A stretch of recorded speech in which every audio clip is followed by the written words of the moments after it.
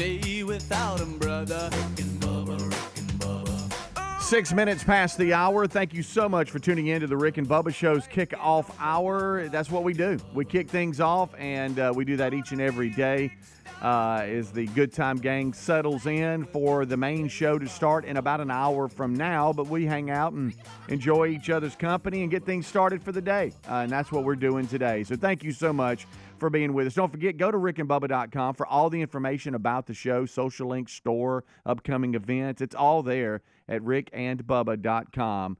So check it out today. All right, let's bring everybody in. Over to my left is Mr. Greg Burgess, and to my right it is one Michael Helms. What's up, boys? What up? Okay, he's about to sneeze, he said, so I'm going to take that mic off. That'd be a good way to get started. As he's getting prepared Oh, and here we sneezing, last night I did not get to see Major League Baseball's home run derby. I saw two batters. And I didn't see. I was just out running around. Just didn't. I didn't get. Even though I knew it was going to be on, and I knew I wanted to watch it because I like the home run derby. I just couldn't. I couldn't pull it off. And then I started getting text messages, and I just want everybody to know. I know about the anthem. I know about the anthem. Good buddy of mine. Oh my gosh. My buddy Max sent me a text and said, "Hey man, how about that anthem?" How about that anthem? I will tell you this, and I mean this. I don't know what to do about it. I had to stop 30 because everybody started sending me links. All my buddies were like, "Please tell me you're watching the anthem." Oh my gosh, I pulled a Speedy. I had to stop. All these things. Then I checked my email, and you, the audience, is just peppering me with links of, "Have you seen this?" Oh my gosh. I mean, quick. Yes, and I just want to let you know. She didn't even finish the last note, and people are already posting it. I have seen Ingrid and the 4-time Grammy nominee country singer sing Major League Baseball All-Star Home Run Derby National Anthem, and I had to stop it at 37 seconds. Then I was begged by my friends. Oh, no. She tries to really bring it home. You have to go to the end. So I got it, and I actually drug it to the end to watch the finale. But I couldn't sit through the whole thing. Guys, was she having a medical event me or and anything? you had talked before. I don't know. I'd never heard of her. But my wife, Lisa, had. And she goes, "No, she's got a song I really like." And she played the recording, and it sounded good. I don't know what was going on here because she obviously, what the song I heard, I know you can help in the studio, blah, blah, blah, but you still got to kind of be able to sing. Right. But what was going on? The voice I heard on the recording didn't even resemble the one that was sound like a jackass squalling. Yeah, okay, there it is. Yeah. No, I think but, that's a pretty good comparison, unfortunately. Was what was going on? If it was she was just trying. You know how we try to be artsy. Was it a skit? Was I trying to be artsy and do my own version? Well, she did a poor job of it. With it. Yeah. Well, just sing it straight up. Just sing it straight up. I got the same emails. I purposefully waited until today because I wasn't around at the start of it. And so I'm looking forward to that. You have not? I have not seen it. I don't want to see it until we do it on the air. That's why I've told myself. But it's really weird because she seems to be a decent singer. I don't know what happened. I want you if Bad is here, okay? Yeah. And this is worse and just awful, a little bit better. It's over here. Okay. Okay. Over here. Oh, you're not ready. You're not ready at all. I can tell you that. No. Oh, say can you see by the dawn? And then it goes downhill from there. That's all we'll tease. Okay. I just want everybody to know. I was going to say, what's the big deal? But but then if I tell you I stopped it at 37 seconds because I couldn't take it anymore, my left eye started twitching. Then it went downhill from there. But what's weird about it? Was there something going on, a feedback in her ear or something? I don't know, but when Carl Lewis tried to sing, hey, he's a sprinter, he's not a singer. I was going to say, this person is Grammy nominated 4 times. I'd never heard of her, but Lisa played me the song. I thought, well, you would think that person could sing. Right. That's just bizarre. Well, I'm looking forward to it. We have that show. Now. We won't disrespect America and start the show with it like we normally do, because that's an honoring time. Right? Because we'll play the Army anthem like normal. But and you see players out there trying not to laugh. We'll have to break it down. Now the jokes are coming in about different things. I think it's a little too soon for some of them, but I see where there's lots of commentary. And when I say too soon, because they're talking about Trump and the assassination attempt on Yeah. him. And the fact that his ear was not the only one bleeding after hearing that. The stuff a little early for that. It was. I get it. I get it now. But I understand what you're saying, and I just don't know what to do about it. But I just wanted to start this hour letting everyone know, we got it. Yeah. We know, and we'll break it down. And it'll have its own segment. Immediately started posting it. Immediately. I mean, she ain't even, like I said, she was still holding the last note. Yeah. The home run derby itself looked cool. Yeah. The way the Texas, I love that stadium. Yeah. Good crowd as always. It came down to the last swing. Hernandez ended up winning it. What's his name for the Dodgers? Yeah. I can't pronounce his first name. Teoscar. Yeah. Hernandez. And he had talked about always wanting to be in that. And to be honest with you, almost didn't even make the finals, and really probably shouldn't. What's the guy named from the Phillies? Really had him beat. And then kind of went cold there last year. Brahms the one that got tickled during the national anthem. Too. He lowers his head, and you can see him try not to laugh. Oh, gracious alive, y'all. It came down to between the guy from Kansas City and whoever won it. And I'm listening on the way in. I only saw Pete Alonso bat, and it didn't go well. I'll be honest, I think his pitcher was not helping at all. Yeah, he owns it. Normally. And then the guy that came up after him that plays for the Guardians, which was ridiculous. Sure. But he got to jacking him. Sure he did. He got on but so the Bobby Witt Jr. was the second. Right. And he hit one at the end that is either going to tie it or win it. And I was listening on the way in, and it fell just short. Came down the last swing. Yeah, well, it was a swing off in the semis to get to that, and 3 swings. They each got 3 swings, and the guy that won it ended up moving on to the finals. But it was really good. Always, the home run derby is always a sellout. I mean, it's great entertainment. Was who's the guy that's won it the last? Pete Alonso. That's what he was talking about. That's who you're talking about. Okay. He didn't. He only hit like 8. Yeah. Maybe. Yeah. He's won it a lot. Other than him and Bobby Witt, and I knew kind of about Hernandez. I didn't know any of the other guys. Yeah. Yeah. It's it was good. It was entertaining. And definitely better than the national anthem. I'm going to ask a stupid question. I should know it. Here we go.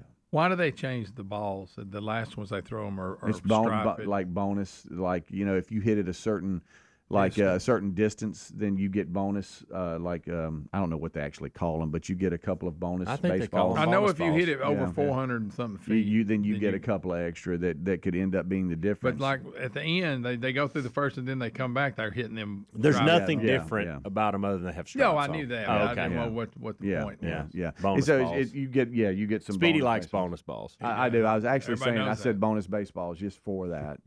But no, I just want to let all the friends that some I haven't heard from in a long time all of a sudden started. Here goes Do you my wish phone. they wouldn't contact you on stuff like that? Well, no, I think no, I appreciate it. I actually started laughing because some of the commentary they were giving me.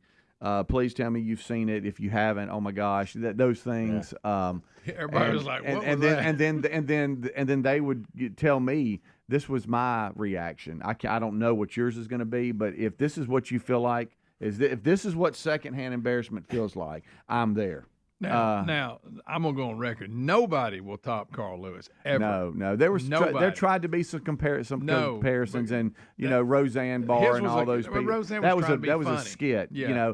This one, just let it stand by itself. Now, Carl thought he owned it. That's the difference. He thought that he could sing, and he thought that everybody was going to be, and y'all had to stop in the middle of it. And I don't know that. I don't know what Ingrid. I don't know what was going on.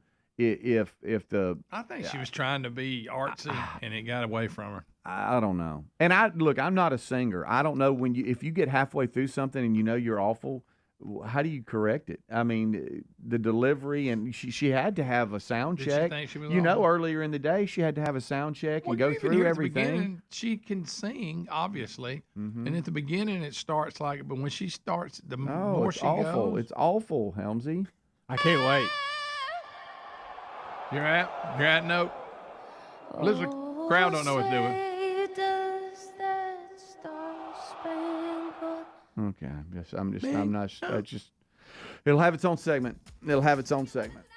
And Helmsy will be fresh because he has said I will purposefully. He has not watched or seen it or heard it. So that's there for you. I wonder when the people, when she walked off, did they give her a charity and go, that was good? I don't know. The handlers and all. I don't know. I have no idea. I have a good line, but I'm going to go to break. We'll be right back. Rick and Bubba, Rick and Bubba. You've heard us talk about Raycon before, but there's no better time to check them out than right now. They just launched their upgraded model of the best-selling everyday earbuds. You get the features you know and love, like that optimized gel tip for a custom fit, 3 customizable sound styles, and active noise cancellation, ergonomic design, and multi-point connectivity that lets you pair with 2 devices at once. And get 15% off plus free shipping at buyraycon.com/bigbox. That's B-I-G, V as in voice, O-X. Or find the link at rickandbubba.com. Can't pay the IRS, receiving threatening letters, it's about to get worse. The IRS is hiring an army of agents targeting hardworking Americans like you. You need Tax Network USA. Tax Network USA has brilliant strategies to solve your IRS problems quickly and in your favor. They've resolved over $1 billion in tax debts and offer a best-in-class guarantee. Schedule your free consultation and call 1-800-245-6000. That's 1-800-245-6000 or go to tnusa.com/bigbox. Have you heard of cancer-fighting foods? The American Cancer Society discovered diets rich in fruits and veggies may actually lower your risk of cancer. You should considering doing what I do, and that's add Field of Greens to your daily health regimen. Each fruit and veggie in Field of Greens was doctor-selected for studied health benefits. Get 15% off and free rush shipping at fieldofgreens.com and use the new promo code BIGBOX. That's B-I-G, V as in voice, O-X, to get your discount. This month, as we reflect on the birth of our nation, it's important to remember the freedoms our forefathers fought for. AMAC is actively fighting to protect our freedoms. AMAC is the Association of Mature Citizens, and it's more than just a senior discount organization. You'll enjoy money-saving benefits with free Social Security and Medicare advice, travel deals. Hurry up and get this deal 1 year for $1. I said it right. 1 year for just $1. Go to amac.us/bigbox. That's B as in boy, I-G, V as in voice, O-X. Well, summer's here and everybody's got a favorite outdoor activity. Maybe it's golf, bike riding, boating, tennis. Ask 100 people, you get 100 answers. But if everyday aches and pains are keeping you on the sidelines, check out Relief Factor. Relief Factor is a 100% drug-free daily supplement that helps your body fight pain naturally. Give it a try at relieffactor.com or call 1-800-4-RELIEF. That's the number 4, and save on your first order. Or head to rickandbubba.com for a link. Fight pain naturally. Fight pain with Relief Factor. Debt keeps you tossing and turning at night. You can't get away from it. Insanely high interest credit cards and loans make it nearly impossible to pay off your debt. There's a new way out of the debt trap, Pivotal Debt Solutions. Pivotal Debt Solutions can cut or even eliminate interest. They can find programs to write off your balances. They find every solution possible to end your debt. Before you do anything, contact Pivotal Debt Solutions first. Talk to them for free. Find out how fast they can help you get out of debt. Just visit zapmydebt.com. That's zapmydebt.com. Oh, look, honey, the ants are back. Wow. We leave one itsy-bitsy speck of food out, and they appear out of nowhere. Yeah, it's pretty hard to believe we used to try to get rid of these guys. Now they're just part of the family. To be honest, I liked our family the way it was before they came. I guess it's time to call Cooks. You don't have to live with pests. Get proven protection from Cook's Pest Control. Call or go online for a free quote. Cook's Pest Control. Helix Sleep mattresses are terrific, and the Helix lineup has 20 unique mattresses. To find the one right for you, take the Helix Sleep Quiz and find out in less than 2 minutes. Once you pick your mattress, Helix knows there's no better way to test it out than by sleeping on it. So they offer a 100-day free trial, and they've got over 12,000 five-star reviews. Head to helixsleep.com/bigbox. That's B-I-G and V as in voice, O-X. helixsleep.com/bigbox to save up to 30% off your mattress order. Our friends at TheraBreath have some good news if you have bad breath. Try TheraBreath Fresh Breath Oral Rinse. TheraBreath is dentist formulated by Dr. Katz himself. TheraBreath doesn't mask bad breath like those burning alcohol mouthwashes that can actually irritate sensitive mouths. It's alcohol-free and free of gluten with no added dyes or colors. Find TheraBreath in all your favorite retail and drug stores. Look for the bright orange cap or online at TheraBreath.com. You can find a direct link at rickandbubba.com under the sponsors. TheraBreath breath, confidence in every capful. You asked, and the folks at MyPillow have listened. They're finally bringing you their most requested offer. Get the queen-size premium MyPillow for only $19.98. MyPillows are made with a patented adjustable feel that will work for your needs regardless of sleep position. They help keep your neck aligned. That's not all. Get their 6-piece kitchen towel set and famous MyPillow bed sheets for as low as $25. Go to mypillow.com/bigbox. That's BIGV as in voice OX. Use the code BIGBOX at rickandbubba.com.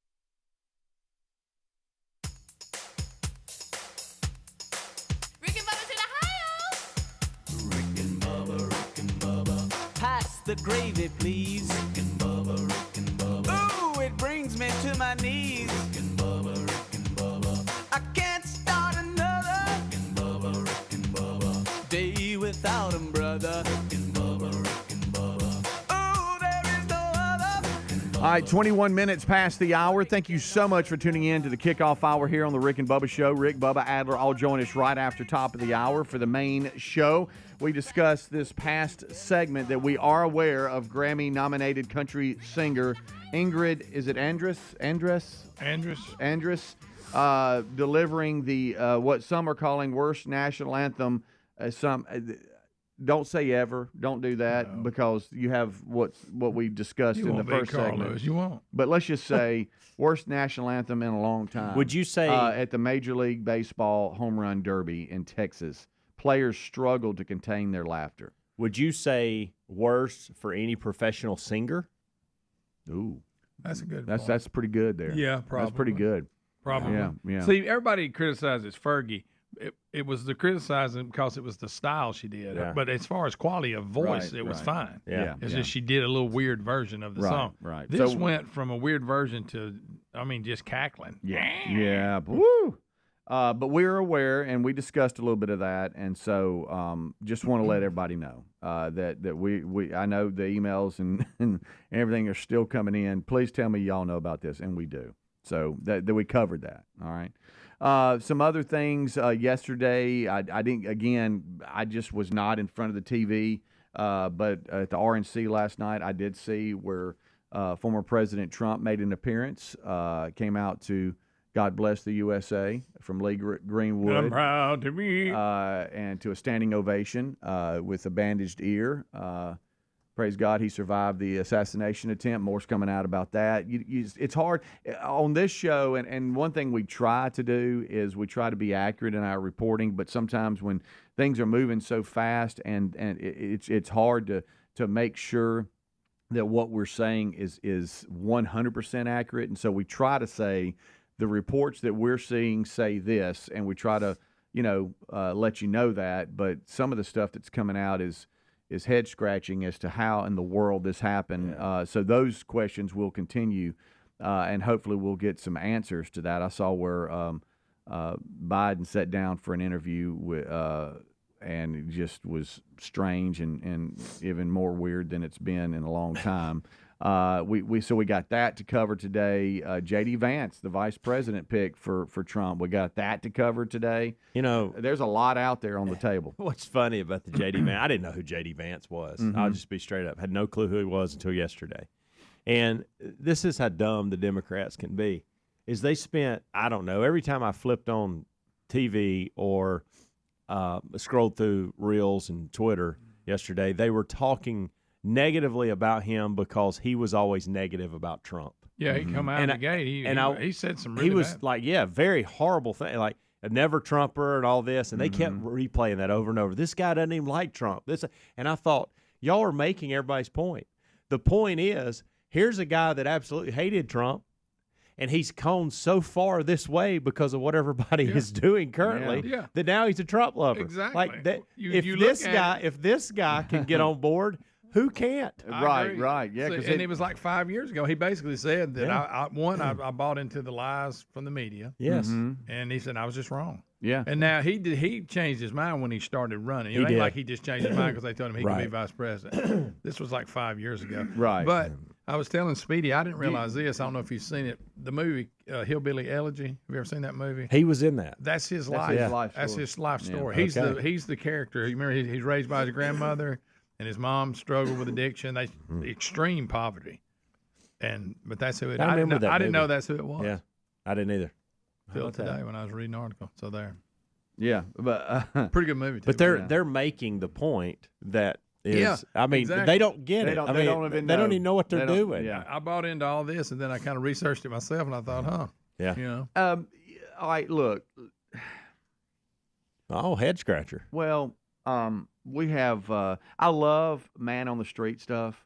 When people go to the street with a microphone and start asking people questions. oh, absolutely. And we've got about 2 minutes of gold today. There's some accounts on X and stuff that do a pretty good job of covering some of the liberal, Trump's and was it?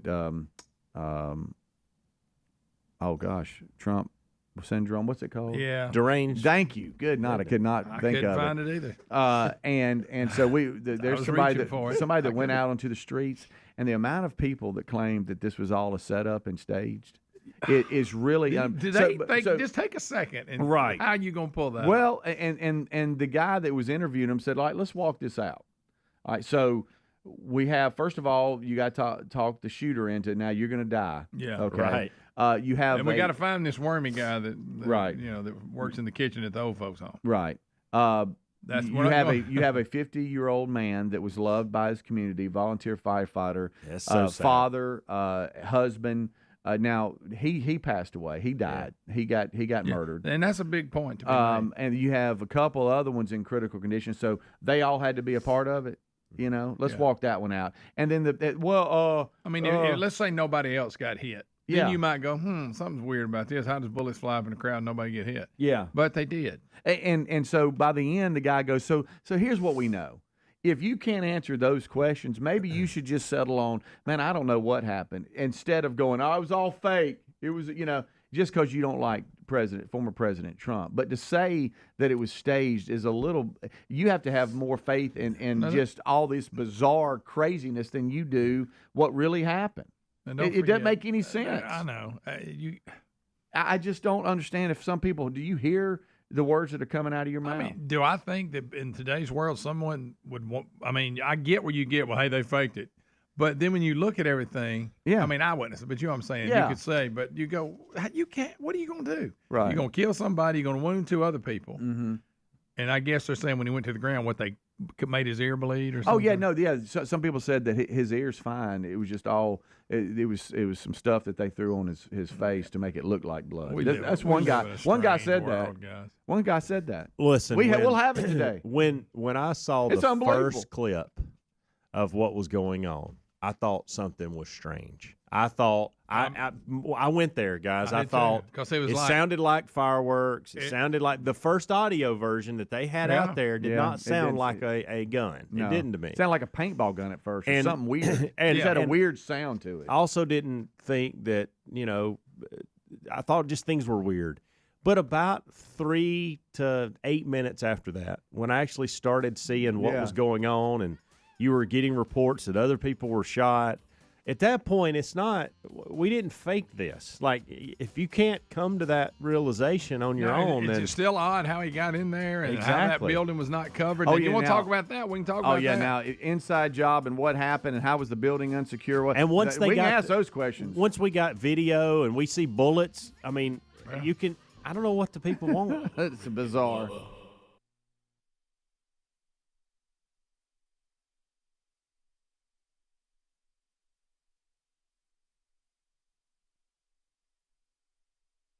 Can't pay the IRS? Haven't filed in a while? Receiving threatening letters? Yeah, it's about to get worse. The IRS is hiring an army of agents targeting hardworking Americans just like you. You need warriors on your side. You need Tax Network USA. And at tnusa.com/bigbox, Tax Network USA has brilliant strategies to solve your IRS problems quickly and in your favor. For instance, they discovered a limited time special offer that the IRS is willing to waive $1 billion in penalties. Find out if you qualify before before it's too late. And never call the IRS alone. Let Tax Network USA and their attorneys handle it. They have preferred direct lines to the IRS. They know which agents to use, which ones to stay away from. They've resolved over $1 billion in tax debts and offer a best-in-class guarantee. Schedule your free consultation now. 1-800-245-6000 or go to tnusa.com/bigbox. BIGV as in voice, OX. Oh, look, honey, the ants are back.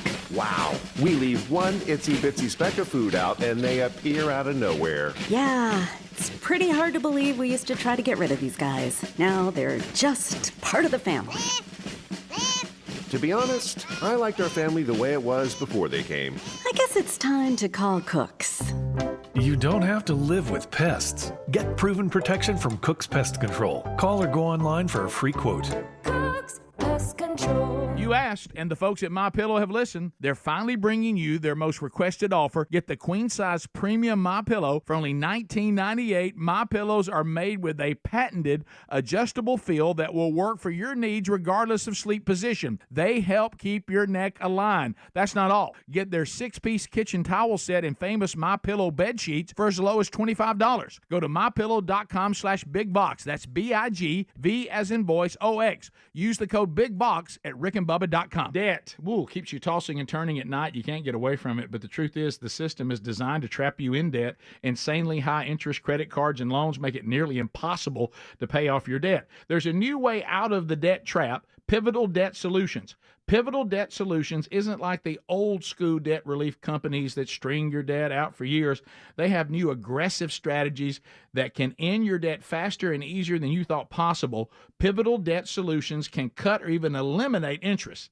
They find programs to write off your balances so you owe less. Pivotal Debt Solutions can stop those threatening phone calls without bankruptcy and without a loan. The bottom line, they find every solution possible to end your debt permanently. Before you do anything, contact Pivotal Debt Solutions first. Talk to them for free. Find out how fast they can help you get out of debt. Just visit zapmydebt.com. That's zapmydebt.com, zapmydebt.com, or rickandbubba.com under the sponsors button. Well, summer's here, and everybody's got a favorite outdoor activity. It might be golf, bike riding, boating, bird watching, tennis. Ask 100 people, you get 100 answers. If everyday aches and pains are keeping you on the sidelines, I have one answer: Relief Factor. Relief Factor is a 100% drug-free daily supplement that helps your body fight pain naturally. Developed by doctors, Relief Factor uses a unique formula of natural ingredients. It doesn't just mask pain. It helps reduce or even eliminate it. Wherever you are, and if you're hurting in your back or your neck or your joints or your muscles, in 3 weeks or less, you'll start to feel the difference all day, every day. So whatever you do, whether it's swimming, pickleball, hanging out in the garden, Relief Factor can help you feel good again and let you enjoy all your favorite outdoor activities all summer long. Give it a try by going to ReliefFactor.com, or you can call 1-800-4RELIEF. That's the number 4, and save on your first order, or head to rickandbubba.com for a link. Fight pain naturally with Relief Factor. Do it today. Debt, keeps you tossing and turning at night. You can't get away from it. But the truth is, the system is designed to trap you in debt. Insanely high interest credit cards and loans make it nearly impossible to pay off your debt. There's a new way out of the debt trap. Pivotal Debt Solutions. Pivotal Debt Solutions isn't like the old school debt relief companies that string your debt out for years. They have new aggressive strategies that can end your debt faster and easier than you thought possible. Pivotal Debt Solutions can cut or even eliminate interest. They find programs to write off your balances so you owe less. Pivotal Debt Solutions can stop those threatening phone calls without bankruptcy and without a loan. The bottom line, they find every solution possible to end your debt permanently. Before you do anything, contact Pivotal Debt Solutions first. Talk to them for free. Find out how fast they can help you get out of debt. Just visit zapmydebt.com. That's zapmydebt.com, zapmydebt.com, or rickandbubba.com under the sponsors button. Rick and Bubba's in Ohio. Rick and Bubba. Pass the gravy, please. Rick and Bubba. Ooh, it brings me to my knees. Rick and Bubba. I can't start another Rick and Bubba day without him, brother. Rick and Bubba. Ooh, there is no other Rick and Bubba. Wake working on their blubber. Rick and Bubba. Gonna be It's 25 minutes until top of the hour. Thank you so much for tuning in to the Rick and Bubba Show. The number is 866-WE-BE-BIG. It's the kickoff hour, and we're off and running.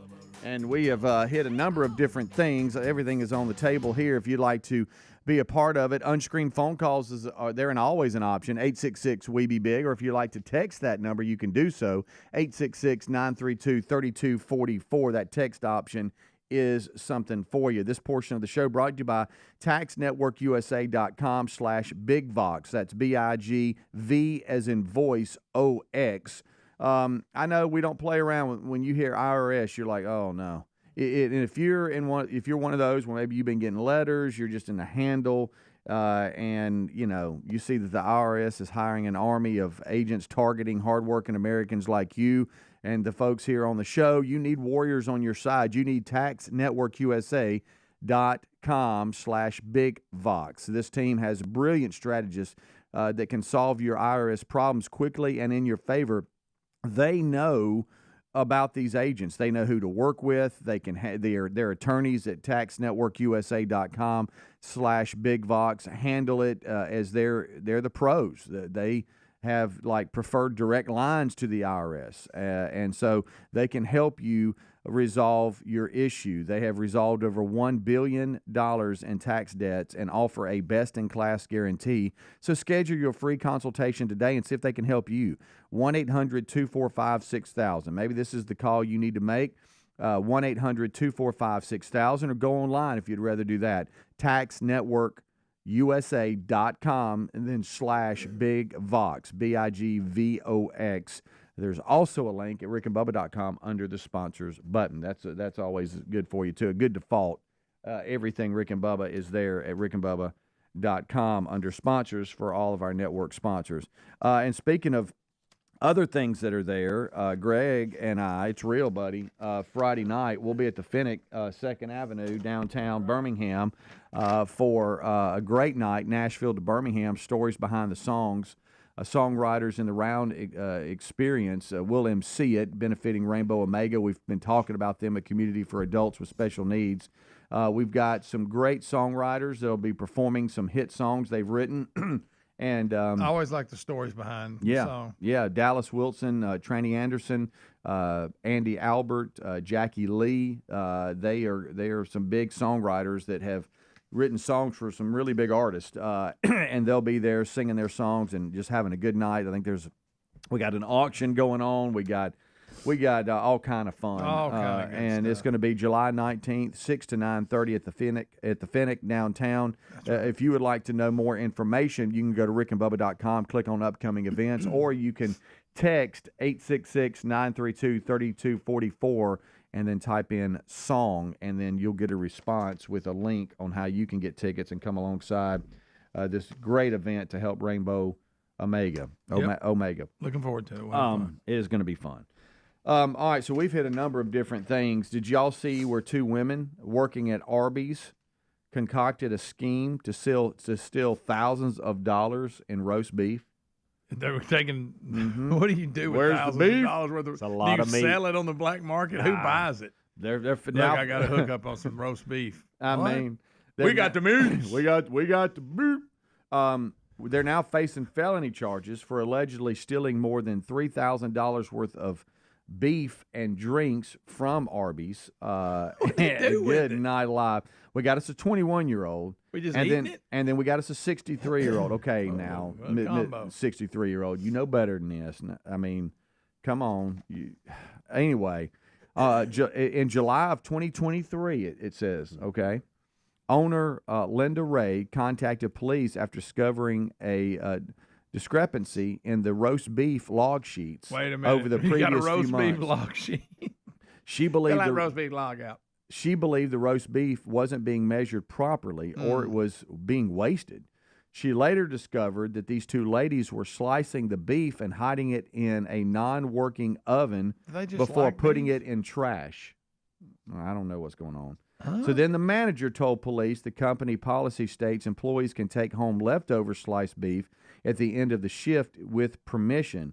During one shift, he watched these two ladies slice a large amount of beef that was then thrown out at the end of the night. Thrown However, one of the ladies seemed eager to take out the trash, she explained. So they were trying to act like, hey, we're going to take out the trash, but really meat, y'all. Right. Beef, roast beef. What are they doing with it? After she would take out the trash, Feeding their he family. searched and realized that the extra roast beef was gone. They'd be tired of it. Investigators say the two had been taking bagged roast beef from the garbage bags at the end of their shift for months, resulting in a loss of right at $3,000 in roast beef. They've been eating a lot of beef. They also discovered that through surveillance video, the pair had taken 143 drinks, 16 food items, and 49 other things. The total amount, about $3,495. You know what they told them, don't you?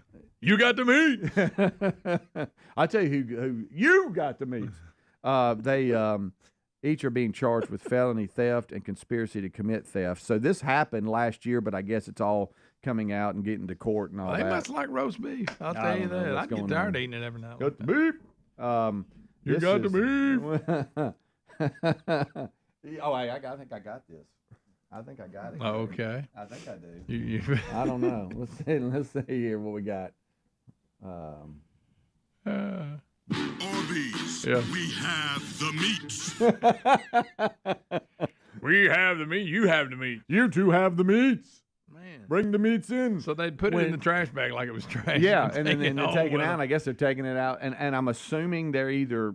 Their family's like, here comes that roast Well, beef. here goes that. again." Boy, I am so sick of roast beef. I'm tired of it. Either that or they're going out and selling it. I don't know. Little stand on the side Maybe of the road. so. Like, maybe like a lemonade stand. Yeah. I don't know.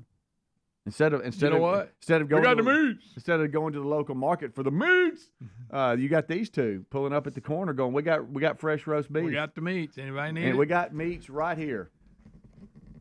Well, they didn't steal no buns. No, well, they said there was a lot of other food items that were stolen. Yeah. And if you Hope they think, didn't steal that brisket. and if you think That's about it, pretty so good. you did all of that, and you stole about $3,400 worth Yeah, of stuff. after and that. now you're facing 2 felonies. That's right. When if you just ask the manager, "Hey, do you mind if we?" if we got They the probably meats? would have let you do it. Can Because we have the meats? Can we take the meats? Arby's. Arby's. Wow. I don't understand some criminals. No, and so that's the seen guy that that's you have in- on your record where you stole meat. and the guy that does the voice for them. He's the Oh, guy that's a that's good one, isn't he's the guy that's in Mission Impossible, right? Oh, I don't know. Who's in Mission? I've Hey, never he's seen it. he's the actor that he's the tech guy or whatever that stays back. Oh, really? I think I don't know. I've never watched a Mission Impossible. you that is weird. It is weird. I haven't either. I don't know why. Yeah. Yeah. All right. So There's a I'm lot gonna of go stuff like that. I don't- Arby's. We've Is it got Rames? the Rames? Roms? meats. Oh, Ving person. Rhames. Ving Rhames. Ain't that his name? Yeah. This guy here. See him? He always has a hat Rames. on. Yeah. That's He's him. in all kinds of movies. He's Yeah. in Con Air, Yeah. the classic. Buddy, you'll go to Con Air in a Oh, second. yeah. Huh? Does everything go back to Con Air? Kind of. Nicolas Cage in a mullet. Yeah. Have you seen some of the new Nicolas Cage stuff on Netflix? And My everything? goodness, he's got He's a a big- movie every week. He's a busy man. Are y'all watching it though? Have you seen? I I've haven't. watched some of them. Have you seen the one where he plays himself in it? And he goes to that guy's house. Yeah, the guy hired him or something. Yeah. He's I haven't actually seen. playing himself. I haven't seen the whole thing. I hadn't either. I've just seen parts of it. There was one. What was the one? It was a guy's. The guy's name is the title in it. Oh, I can't think of it. The title of the movie is it's the guy's first name, his character, and he has this crew, and they go around poisoning trees so they can. What? I mean, it's legal, but he's like got a contract. Joe, maybe it's Joe. Okay. What Joe? It's really. I think it is. No, I think we'll it's have Joe. to look at that. But I have seen a number of options to watch his movies, and some I'm like, is this new? Oh, there's millions. Millions? All right, we'll take a break. We'll be right back. It's about 15 minutes until top of the hour. Rick and Bubba join us right after top of the hour. What's the name of it? Joe. Oh, so you had it right, Joe. Yep. All right. And you watched it or no? Oh yeah, I watched. And It's okay. It's kind of depressing. Oh, that's nice. Bubba, Rick and Bubba.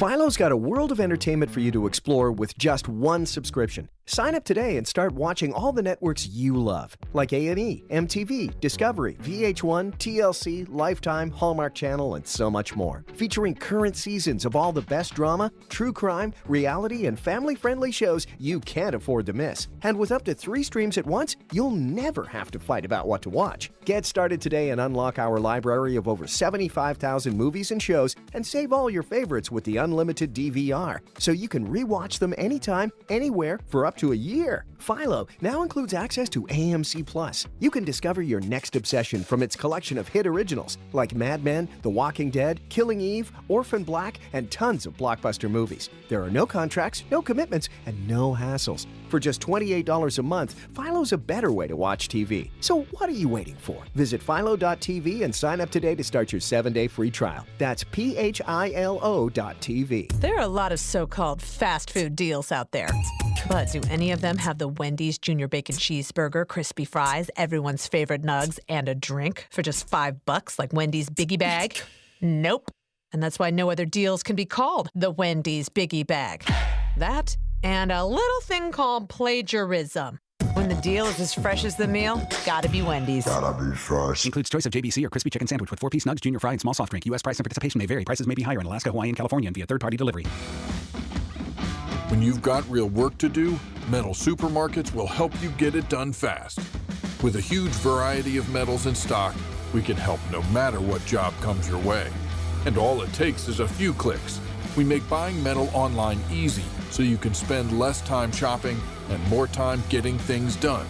Metal Supermarkets, the convenience stores for metal. Place an order online today at metalsupermarkets.com. I'm Kareem Abdul-Jabbar. I learned about atrial fibrillation the hard way. My symptoms would come and go: shortness of breath, fatigue. I kept going. Then I got so lightheaded, I couldn't. My doctor said I have AFib, so I'm about 5 times more likely to have a stroke. Other symptoms, irregular heartbeat, heart racing, chest pain can come and go, but the risk of stroke stays. If you have symptoms, tell a doctor. Visit notimetowait.com. Sponsored by Bristol-Myers Squibb and Pfizer. Oh no, stomach issues again? Stomach issues? Who are you? Your pancreas. I could be the real reason for your diarrhea, gas, bloating, stomach pain, or loose oily stools. I thought it was my stomach. People often do, but any of these symptoms could mean having a condition called exocrine pancreatic insufficiency, or EPI. With EPI, the pancreas doesn't release enough enzymes to break down food, but EPI is manageable. Use the symptom checker on identifyepi.com and speak with your doctor. That's identifyepi.com. Sponsored by AbbVie. Well, summer's here, and everybody's got a favorite outdoor activity. It might be golf, bike riding, boating, bird watching, tennis. Ask 100 people, you get 100 answers. If everyday aches and pains are keeping you on the sidelines, I have one answer: Relief Factor. Relief Factor is a 100% drug-free daily supplement that helps your body fight pain naturally. Developed by doctors, Relief Factor uses a unique formula of natural ingredients. It doesn't just mask pain. It helps reduce or even eliminate it. Wherever you are, and if you're hurting in your back or your neck or your joints or your muscles, in 3 weeks or less, you'll start to feel the difference all day, every day. So whatever you do, whether it's swimming, pickleball, hanging out in the garden, Relief Factor can help you feel good again and let you enjoy all your favorite outdoor activities all summer long. Give it a try by going to ReliefFactor.com, or you can call 1-800-4RELIEF. That's the number 4, and save on your first order, or head to rickandbubba.com for a link. Fight pain naturally with Relief Factor. Do it today. Now, you may have heard me talk about Raycon's everyday earbuds before and thought, wait, the same sound auto quality I expect from the big guys, but at half the price? Sounds pretty good, but if you haven't pulled the trigger on a pair of Raycons, now's the time to check them out, because they just launched their upgraded model of the best-selling everyday earbuds, which means you get the features that you know and you love, like the optimized gel tips for that cozy custom fit, 3 customizable sound styles, but now you also get active noise cancellation, ergonomic design, and multi-point connectivity that lets you pair with 2 devices at once. Raycon's new everyday earbuds are available in a variety of vibrant new colors to complement any and all skin tones. Seriously, if you've been wanting to check out Raycon's, there has never been a better time than right now with a 30-day happiness guarantee. What are you waiting on? Get 15% off plus free shipping at buyraycon.com/bigvox. That's buyraycon.com/bigvox. BIGVOX. Rick and Bubba's in Ohio. Pass the gravy, please. Rick and Bubba, Rick and Bubba. Ooh, it brings me to my knees. Rick and Bubba, Rick and Bubba. I can't start another. Rick and Bubba, Rick and Bubba. Day without 'em, brother. Rick and Bubba, Rick and 10 minutes until top of the hour. Thank you so much for tuning in to the Rick and Bubba Show. Just a little happy. I know we've had some heavy news out there recently, the last couple of days. Do you realize it's only about 6 weeks until kickoff of college football? That's crazy. That makes no sense. Mm-hmm. And it was It'll weird. be an interesting season. Yeah. It's just going to look weird, y'all. It's just going to look weird. It is, and it's just going to be something to adjust to. And we've had it in the past, but not to this extent, because we're based out of. We're an SEC country, but all conferences are going to look different. I mean, you got West Coast conferences in the ACC and the Big Ten. It's just weird. Geographically, it's going to be My strange. goodness. I mean, think about this. Y'all remember Deion Sanders is the coach at Colorado, and now they're in the Big 12. You realize that, right? Yep. It's just everything looks weird now. But we'll get used to it. We'll get used to it.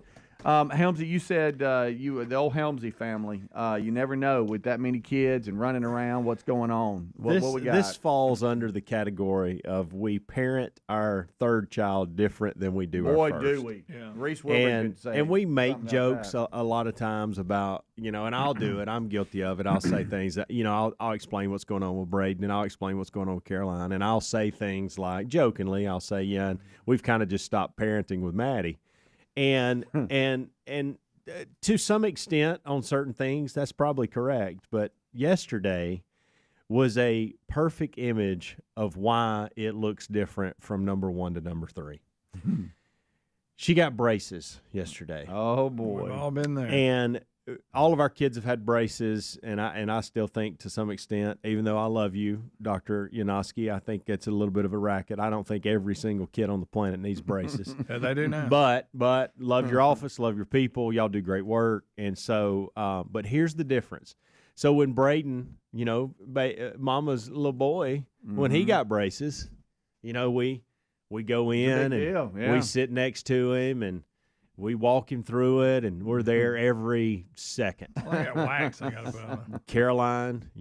Caroline comes in, gets braces. I'm probably sitting there. I picture me sitting there holding her hand, because it's probably not going to hurt, sweetie, but it's going to be uncomfortable. Right. And I want to be Especially here till you get used to every step of the way as you go through this process. Yesterday, we dropped Maddie off at the front door and said, we'll pick you up when it's over. No way. Serious business. She had to call us.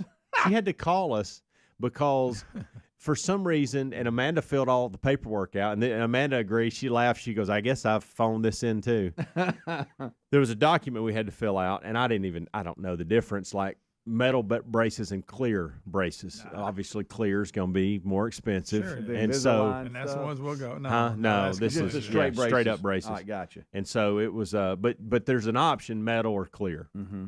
And I think I'm getting that right. Hey, metal mouth. Hey. And so Maddie had to, when they said, okay, we're putting, we're not there. Okay, we're not there. It's not we're in the lobby waiting. We're not there. We're not there at all. It's like we dropped her off at school. Wow. And they let me go ask your parents. And at one point, Maddie's like, I don't think I'm supposed to be getting metal braces. I think I'm supposed to be getting the cleared ones. And it's like, well, the sheet is marked metal. And Maddie's like, well, you're going to have to call my parents because I'm not getting metal braces. Like, I'm getting clear. And if I'm getting metal, I'm leaving. I mean, she's just handling this whole thing by herself. The whole thing. Which means she's going to be she calls Amanda, and she goes, hey, they're trying to put metal braces on me, and I thought we were doing clear. And she goes, we were doing clear. And Maddie was like, well, Mom, you marked the metal box. You checked that box.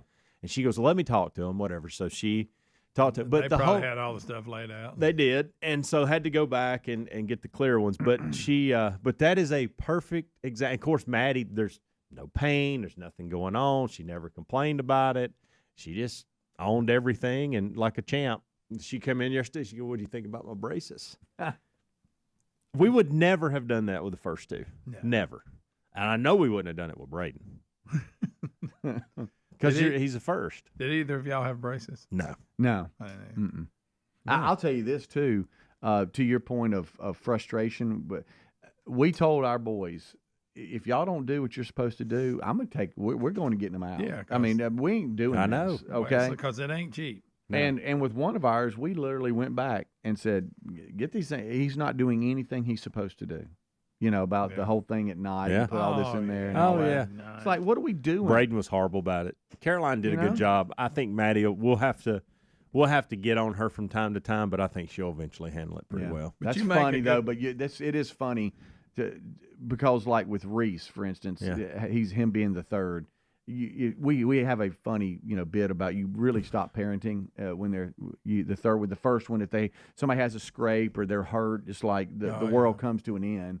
The third one, it's like, hey man, get up, you're all right, that kind of thing. And it's funny that y'all just dropped her off, and said, hey, get in there and get it and done. Was laughing about it. We were just like, hey, Maddie, have a great afternoon. Yeah.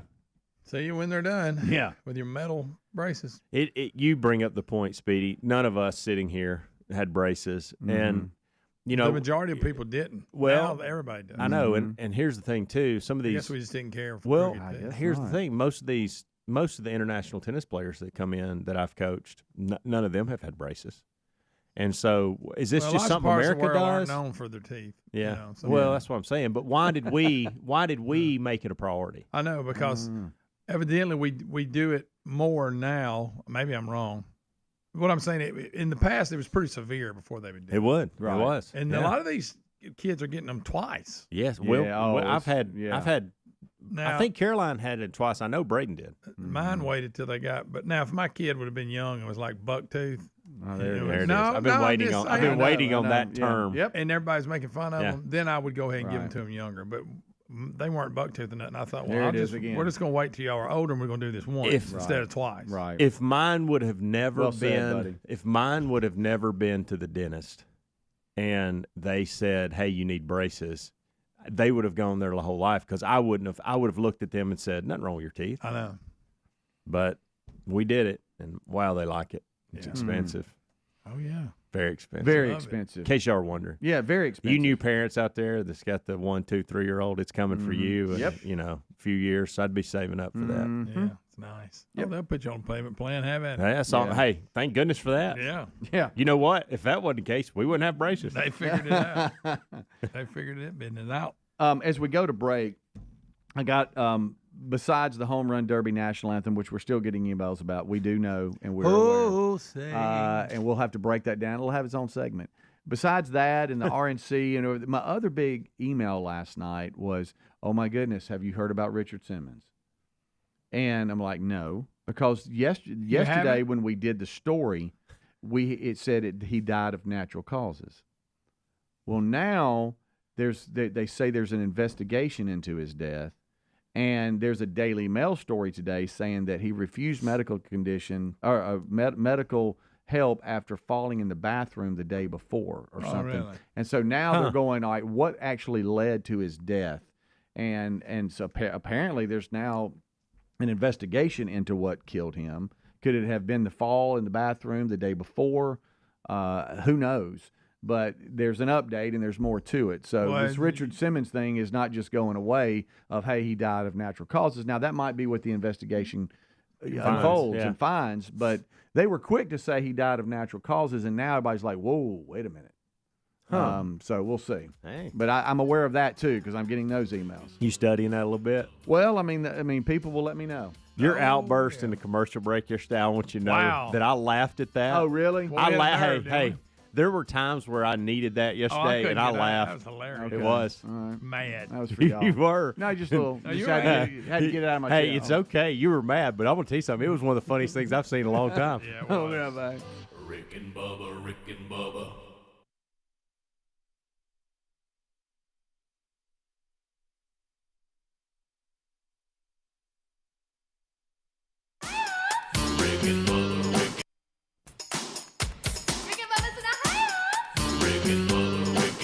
On Turner South. Welcome to the program. We'll update you on the latest information, which, as always, is a little sketchy at wartime on what's going on with our continued war against terror and the current war with Iraq. We'll update you on any...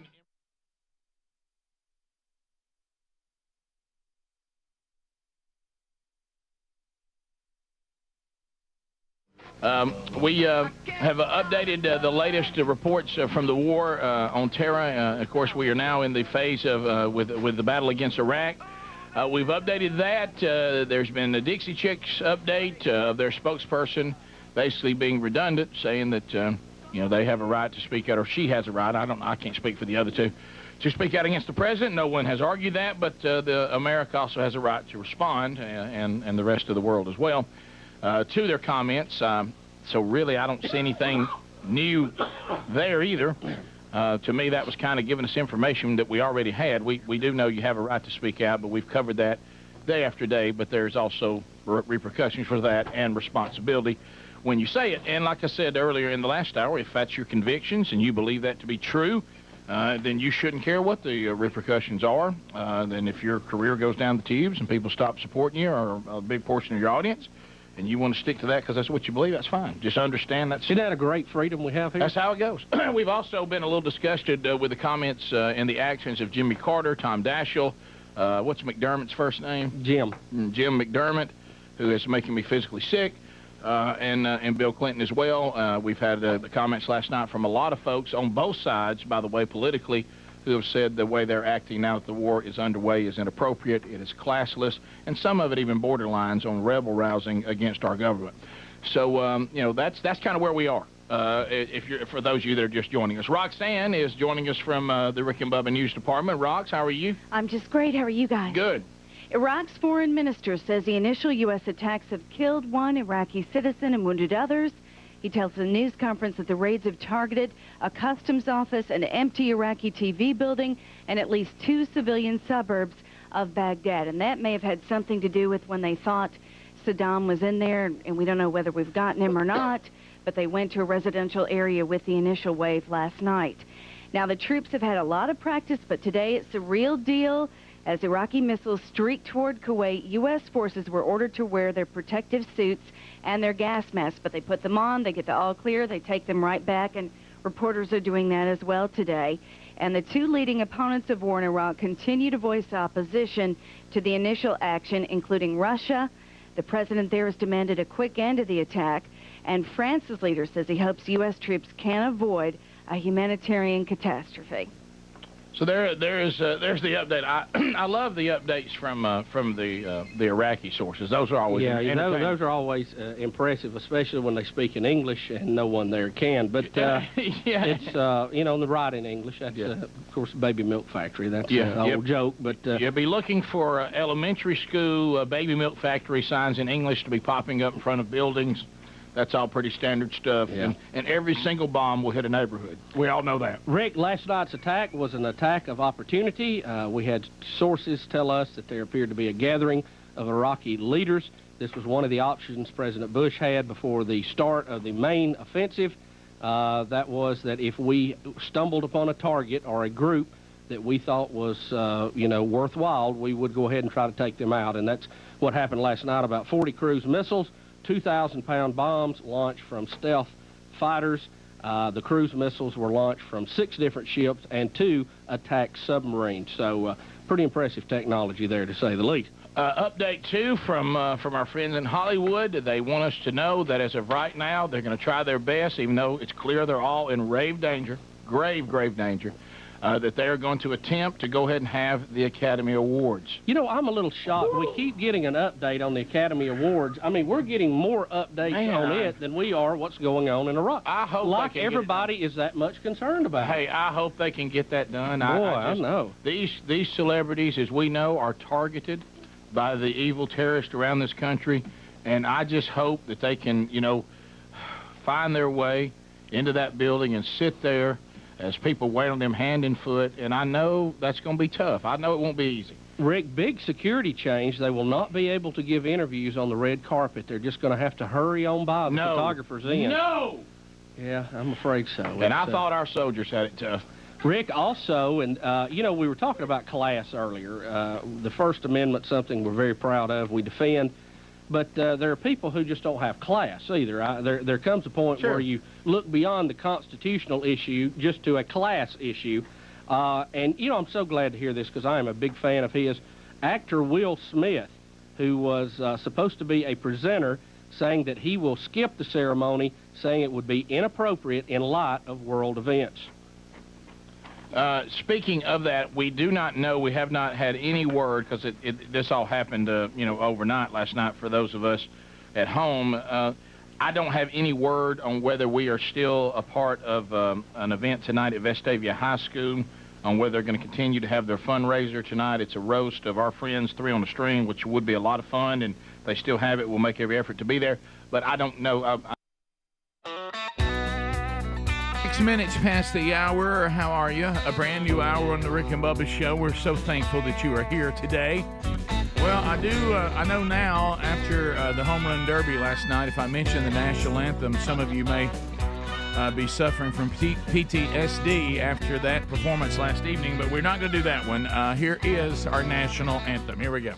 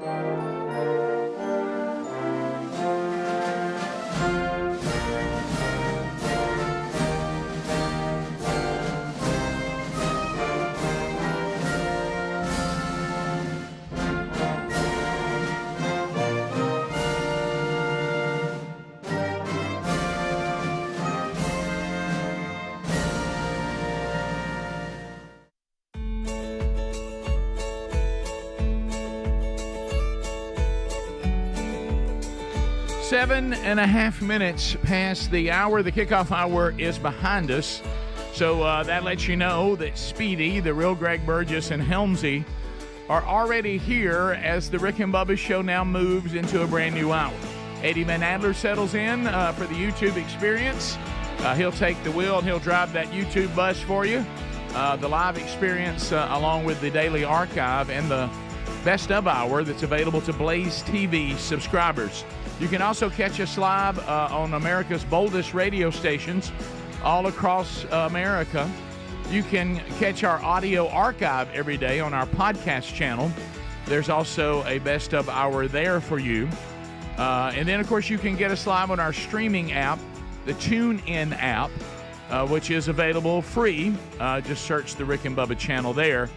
You got Rick and Bubba 24/7, including the live shows. So the table is set. We're missing one, the silver-tongued one, the man with a golden voice, Professional Lunch Eaters Man of the Year, the inventor of pizza and a cup, Shakespeare's worst nightmare, and the master of the King's English. Ladies and gentlemen, put your hands together for Bill Bubba Bussey!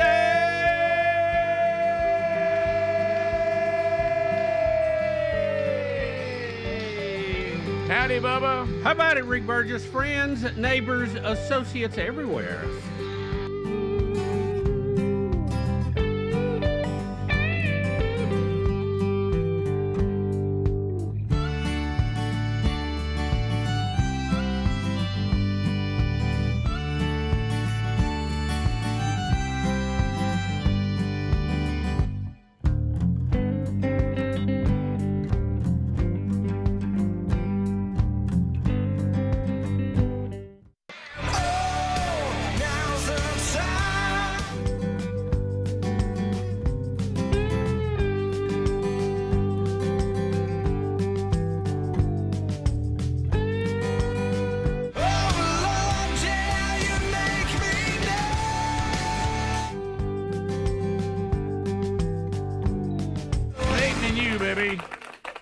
Bubba, how do? How about it? A lot going on in the world, a lot more details coming out about the failed assassination attempt this weekend. Ugly. We'll get you that. We know more about the perimeters. We know more about where everybody was, and the fact that Secret Service saw him 3 times before this, even photographed him the second time, thought he was acting suspicious. Well, he was. He was so suspicious he tried to kill the president. Yeah. And actually ended up killing people. Maybe instead of taking a picture, go up and confront him. Well, that's what the officer was trying to do. We'll kind of break down the timeline on that. We know more information today. We have this horrendous national anthem. Oh, my gosh. I got so many texts about it last night. I did too. Immediately. I bet it was emailed to me more than anything in a long time. Yeah. So Speedy, we're all attending to him. He said he made 37 seconds, I think, Bubba. Speedy, Yeah, 37 seconds. It. And then was talked into just go to the ending. She really tries to bring it home. Yeah. So now, some people are throwing it up there. It is not Carl Lewis. Nobody is Carl Lewis. It is not Roseanne Barr, which was actually a terrible attempt at comedy. Yeah, that was her trying to be funny. But Carl was trying to sing. He thought he could sing. Carl is the walking dog. You ain't going to top that. He had to stop in the middle of it and start over and go, uh-oh. Yeah, that's the worst one ever as far as attempting to actually really sing it. Andy Blanks, a lot of you worried about him. He said that he would not press play. He did not see it. I did try to talk to him last night. He was sent it, and he just sent back. I think it's funny how all you people enjoy this kind of stuff. I will not be participating. A question was asked, though, Rick, by Helmsy in the kickoff hour. Could this possibly be one of the worst performances of the national anthem by a professional singer? Now that's a good point, Helms. Like I say, now you put it over in that category. Yeah, because Roseanne wouldn't qualify for and that. Carl Lewis. I don't know why we thought he could sing. I think he had an album out, by the way. Okay, all right. Well, but he wasn't 4-time nominee. No, guys, I've heard her music. Nominee. Yeah, I didn't know until Lisa played me some last night. On her recorded music, she sounds good. Okay. Well, I don't know what happened. A lot of people on the recorded Yeah, music. but I'm talking about so did Milli Vanilli. Thank you. Might be a little Thank you, flat, Bubba. Rig, but not this far off. No, it seemed like there was something. I even thought something might have been happening, and we need to show some sensitivity. But anyway, so we'll play that today. As Bubba said, we know even more about the attempted assassination. It gets rougher. I saw where the head of the Secret Service says it is their responsibility, but she's not stepping down, even though the person says, well, doesn't the buck stop with you? And so anyway, somebody step her down. That's out there.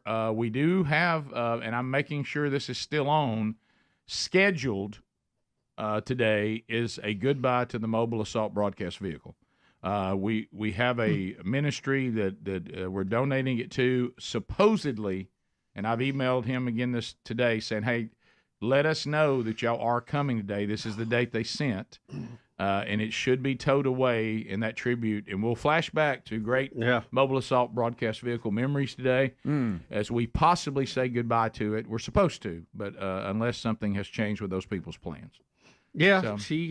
She saw limited action, but she gave it all while she was out there. Well, she got off to a roaring start with a horrible misspell on her rap, which was hilarious, by the way. So that double check your spelling on the word assault. Assault has you got to boy. Don't leave out a letter. I can't. It doesn't say. Well, it wasn't that long ago, Greg. But I remember looking out this window and it was brought here behind a wrecker. Yeah, that wasn't that long ago. Oh yeah, it hasn't been in action in a long time. But she's still part of Rick and Bubba history and a very big part. There was somebody emailing today that said they wish we would Speedy take his phone and walk through it one time, because some of them said they've never seen it. They've never seen the inside of it. They never saw the actual studio. Oh, yeah. Let me tell you something. The studio itself was fantastic. Yeah. This is the beauty of having an engineer who cares about it. It was a great idea. Yeah. Well, it served its purpose. It worked well. Oh, real well. The problem was that TV came along about the same time, and they didn't really care for us sitting in a little box with a window open. Right. And they wanted to get us out on stage, which brought a whole another set of problems. Yeah. But it even served in a different role, even then, bringing the equipment there. And yeah. Right. She hauled with the best of them. And a great billboard, fantastic billboard. Yeah. So she has a place in Rick and Bubba history, and she served in a very important role for a period. Yeah, a lot of broadcasts were done out of her, and side of the hill, almost died one time with the poisoning from the generator. I forgot about that. The day it rained so hard. I forgot all about that. Yeah, that's a bad feeling. I'll tell you that. Yeah, some of you have never even seen it, so Speedy will maybe give us a look at it as it says goodbye. But we'll see if that happens. That'll be a lighter part of the show today. We will get into, like you say, all the stuff with the Republican National Convention started last night. Trump was seen there with the ear bandaged, and then all the stuff that Bubba said. The more we're finding out about the fumble of this situation by security, the worse it gets. So we'll jump into all that today. Your phone calls on things you want to bring up too. 866-WE-BE-BIG. A lot of you texting already today, too, because you can use that as a text number as well. Your normal data rates apply there, but you are welcome, and it's a great source of information for us, too. We'll be right back. Rick and Bubba, Rick and Bubba. I know some of you are wondering whether that event is on who have tickets to it. We have not heard, but it's still early, so I doubt they've even made that decision yet or are able to get that information to us. But we'll keep you posted. And if anybody involved in that event knows whether it is still on or not tonight, let us know. Please let us know. Rick, also coming up 8 o'clock Central Time, 9 o'clock Eastern, retired General Ken Strafer will join us. He is in Washington and going to give us the very latest information he can share with us. Folks have been standing by. Let's go to the phones. Who's been on the longest? Let's go with Greg in Clarksville, Tennessee. Hey, what's up, Craig? Greg. Did I answer the phone? Greg in Clarksville. Greg? Also, viewers are saying nice pink shirt. This is actually a peach shirt. I wore this shirt this morning. I'm actually going to be later in the program playing the role of a sissy war protester. It's a skit. Yeah, he's in costume. It's a skit we have planned. In a minute, Speedy, Bubba, and D will beat me up. Okay, let's go to the phones. And Kyle in Mobile, Alabama. Kyle, how you doing? Pretty good. How you? Great. Welcome to the show, Kyle. Thanks. Hey, man, I appreciate you guys. You do a great job. Thank you. Hey, this Dixie Chicks thing, it's just appalling. I can't believe it. I'm even at the point where I almost don't want to buy anything on the Sony label. Well, I wouldn't punish other acts for what one act has done, but, that's your call, whatever. Well, you're right. That may be a little extreme, but I know, the United States is a pretty forgiving nation, and you're probably right that later on down the road. All they have to do is give people anything for them to hang on to. People will rush back to them because we like to be entertained, and we don't want entertainers to hassle us by something that makes us upset because we want to listen to their music and let them entertain us. Like I said earlier, it's like going to the park. You see the guy with the grinder and the little monkeys running around, and all of a sudden you find out he's against the president, and it kind of makes you mad, but you still kind of dig the monkey going to get the change. Because if just for one moment the guy would look and say, look, it ain't the monkey's fault, you'd be back in. Sure. So that's kind of, that's all I'm saying. Not for you. You're done with them? Well, yeah, I'm done with them, but I more so than that, I hope that people, you can forgive and forget the Dixie Chicks, and that may happen down the road, but I hope that down the road people don't forget the Jimmy Carters and the Tom Dashells. I hope they remember that, because like you guys said, it's a greater impact. Well, Dixie Chicks. We've even called on Habitat for Humanity to say, let's find another spokesperson. I mean, maybe Franklin Graham or Billy Graham's daughter would be some good choices. Sinbad. Tom Selleck. Tom Selleck would be a good choice. And if Jimmy Carter would just hush up, we're going to give him, there's going to be a lot of things to rebuild in Iraq, and if he'll just hang on, and we can liberate these people and kill this evil dictator and the people around him, he can run in there and build houses for them. Just hold what you got, Jimmy, okay? Thank you, Kyle. Thanks, guys. Let's go to Debbie in North Carolina, watching on Turner South. Debbie, how you doing? Hey, how are you? We're welcome, good. Debbie.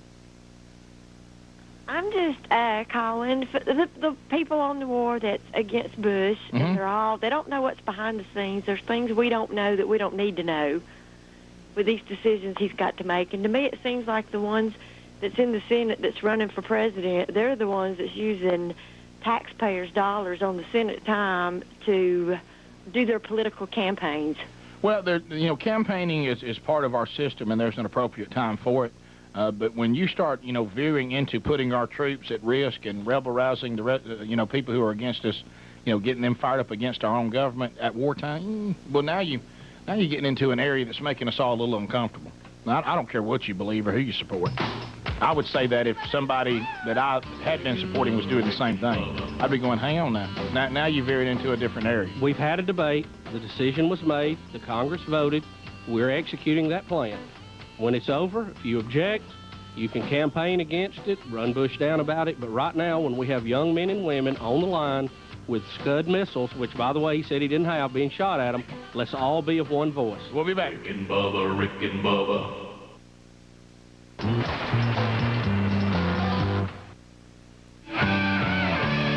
18 minutes past the Rick and Bubba show. As we're back, 877 We Be Big. Bubba will be... And I do have to thank the folks at Turner South who got the jump on this.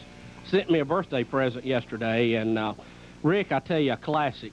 We had a conversation about rock polishers not too long ago. Yes. And how I always wanted one as a kid, just a passing comment.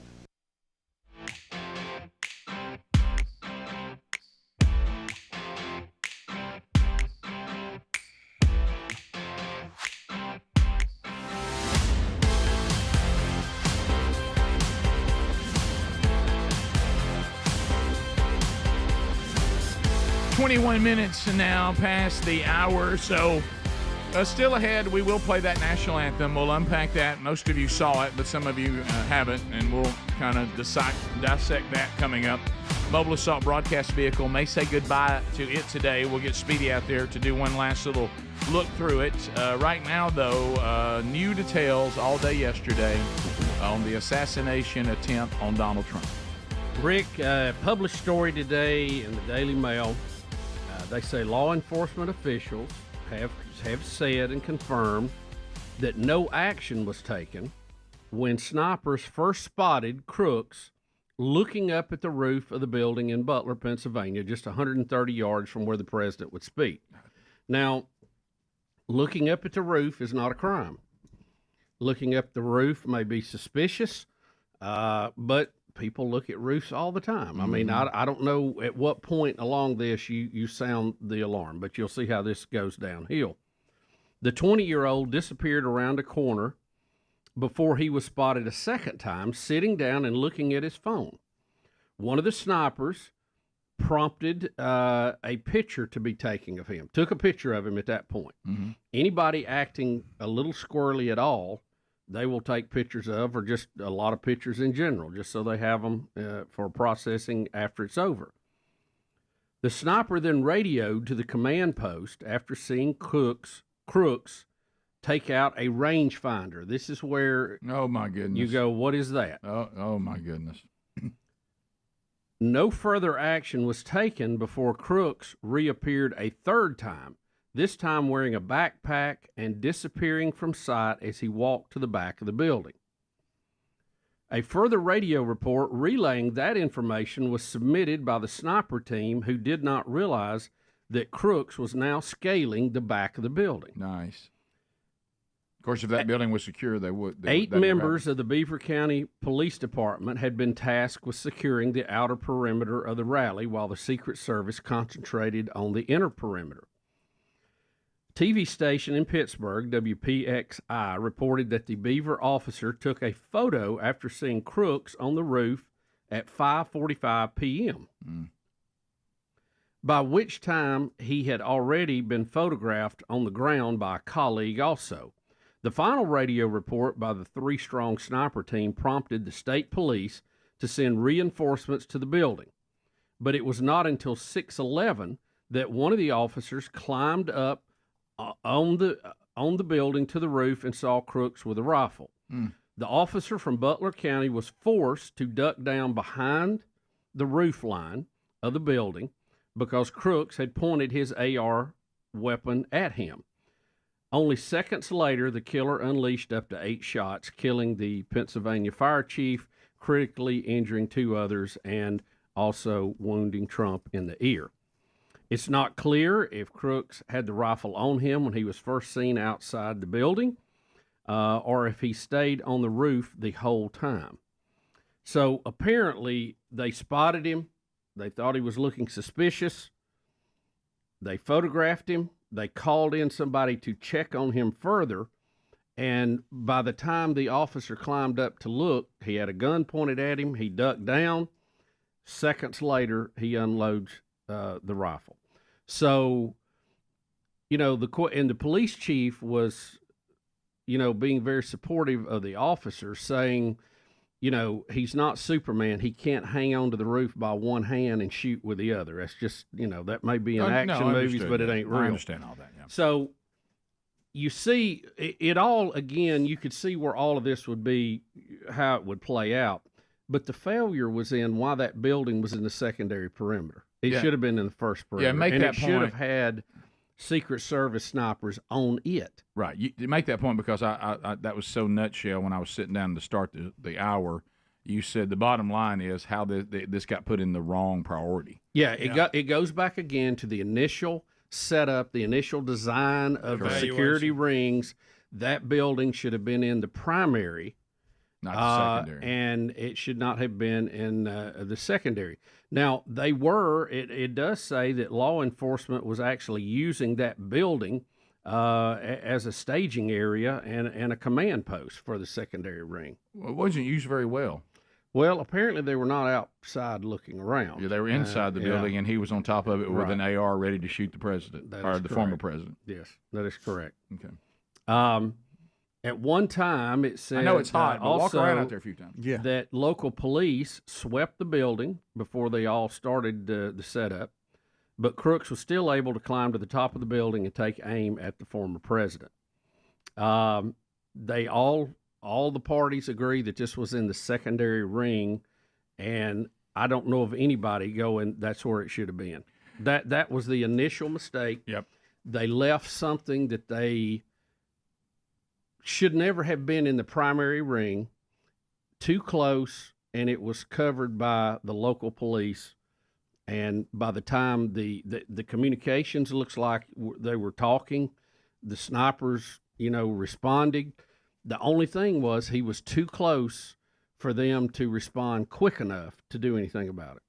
Well, yeah. So it goes back to the initial drawing. The failures there. And, of course, why were those drawings done the way they were? How can that something so elementary be so poorly done? And I know when we start playing the audio clips today and videos, you'll see that is asked of the current head of the Secret Service, and you'll hear something odd. You'll hear somebody take responsibility for a major, major mistake, but then not really wanting to be held accountable for it. Well, as far as because honestly, that's to me that's a fireable offense, right? Well, yeah, it has to be. Yeah. Rick, you've heard the term "I'm going to sign off on something." Well, everybody signs off on stuff, right? Okay, somebody had to do that drawing and put their name on it. That person is responsible.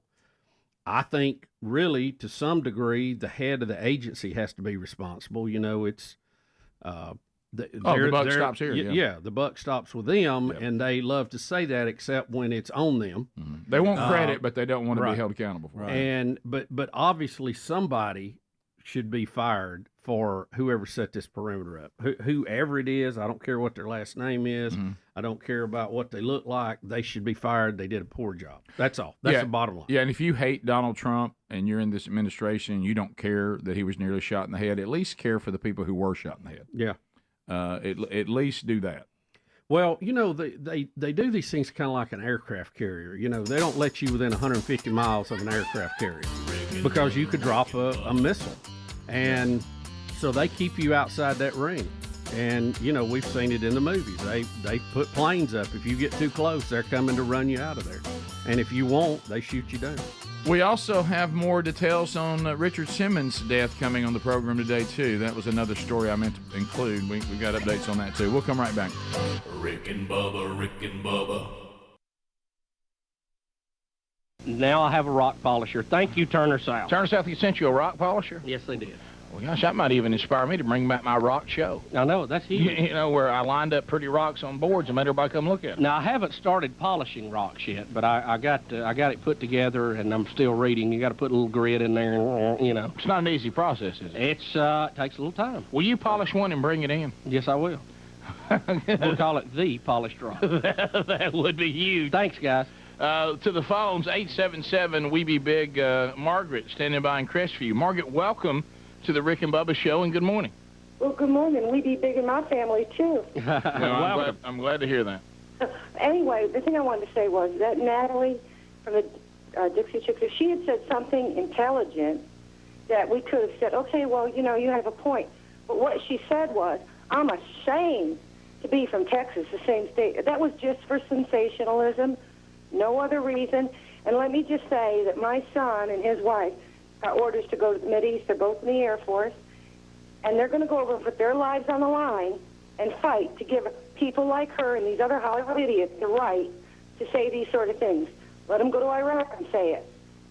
Yeah, you know, that's the point. I think what's got them in the most trouble is not that they were speaking out against war, because a lot of, you know, we're all against war. Yeah, and a lot of killing of innocent people. That's what we're trying to prevent. Yeah, and the entertainment business, that's one thing. But she went as far as to say she was ashamed of that he was from her state, and that kind of, I think that got poor choice of phrasing there. Yeah, just it was a also our bad website. A ton of you have wanted the two most requested pictures: the Dixie Chicks with Saddam, which is a doctored picture. So hey, don't freak out. It's just been making its round on the internet. It's pretty dang funny. Yes. The other one is not doctored. It is a historical picture of Hitler and some of his henchmen posing with the Eiffel Tower in the background, and also a lot of requests for that. Those of you that have joined us, France has said if he uses chemical weapons on us, that they may join into the fight, and we've said no thanks. Appreciate you, but that's good. No need to babysit somebody when we got a job to do. Yes, you don't want to have to keep babysitting and somebody be baggage for you. How funny is that? Huh? Gwen, Aiken, South Carolina. Gwen, how you doing? Without a shot, by the way. I'm doing great. I'm doing great. In defense of my beloved president, whom I love and respect and support, especially in this time of crisis. Yes. I know that this has been a hard decision for him. Yes. And I also believe that this is a well-thought-out decision. Well, nobody can say he hasn't, given every possible chance for this not to happen. Now, the people who keep screaming we're rushing to war, I would have an issue with that, that Saddam has had 12 years. And then numerous other chances, including an offer to, if he will go into exile, just a few days ago. So. But I have a problem with that also. And the problem is this. I can't understand why, after we had eliminated bin Laden from Afghanistan, we allowed the Soviet-backed Arabs to take over that region. And the only destabilizing force in the Middle East was Saddam Hussein. And he was the one who's been fighting against the other Arabs. But it was for the intents of nation building. Gwen, Gwen, hang on. I'm losing you here a little bit. Still struggling a little bit on antibiotics. Now, in Afghanistan, we did what now? We removed bin Laden, yes, who had formerly been an American ally who, for some reason, turned against America. I have no idea what that was all about. Or he was an American ally? Yes, bin Laden was? Yes, bin Laden was in 1990s. All through the 1990s, he was an American ally. He was the one, in fact, that we left in power in Afghanistan after the revolt with the Soviets, whose side we took. I couldn't understand why Clinton fought on the side of the Soviets in Bosnia. It seems like every time the Soviets I thought bin Laden was from Saudi Arabia. Yes, he was. He's exiled. Yeah, but you're saying he fought with the freedom fighters in Afghanistan against the Russians, and we helped to arm them. All of a sudden, but he wasn't in charge. All of a sudden, he supposedly came over and bombed the World Trade Center. I still believe the Soviets are behind this. I believe the Soviets are behind the whole thing with Saddam Hussein. They had been his biggest ally. They had been supplying goods and services and arms to him, but all of a sudden, when he started to nation build and turn against the Soviets, we ended up in the midst of it. And remember that it was the Kurds Can you hear me? Yes. Mm-hmm. Remember that it was the Coming in Kurds loud and clear. that used to fly into the United States and hijack our planes during the 1990s.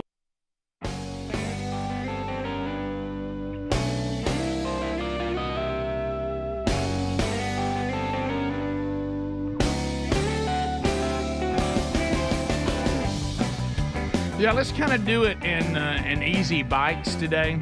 So let's just go phone calls early on about what update Bubba just gave us that all came out yesterday about the timeline, how the perimeter was set up, what was primary, what was secondary, all those mistakes. I know that Biden, we've got some of those clips coming up, was interviewed by Lester Holt about it. We'll get to that. And somebody interviewed the actual person in charge of the Secret Service, but I didn't recognize who that person was. But Adler's looking for that too. But join us now. Greg's taking phone calls at 866-WE-BE-BIG, and we'll kind of walk through the big topics today in little bites, and we'll let you respond to each one as we go. So now you can respond to this one at 866-WE-BE-BIG. MyPillow.com/BigVox right now. Here's some opportunity. Okay, some things that are still on sale at $25, but there's more. They have brought back the most requested offer ever, and that is the pillow that we all love, made with that patented adjustable feel. We love My Pillow. Now you will get addicted to them. It adjusts to your exact individual needs, regardless of your sleep position, helping your neck stay aligned, and it holds it in shape all night long, so you get the best sleep of your life. They now have a 6-piece kitchen or bath towel set also at $25. Their famous bed sheets are still as low as $25. So if you want to find out more about these, you can move right now. And there's others that are still available. And if you get a $75 order, your shipping is going to be free too. So once you hit $75, shipping is free. Find all of it at mypillow.com/BigVox, or there's a link at rickandbubba.com under the sponsors button. 866-WE-BE-BIG is our number. Chuck will get us started. Chuck, welcome to the Rick and Bubba Show. How are you? I'm doing well, men of God. How are you? We're great. Good. Awesome. I was just telling Greg, I have a brother that lives up in Butler, PA, and he wasn't there at the festivities at the time, but he said that what's being reported there is that Jill Biden was also in Butler the same day.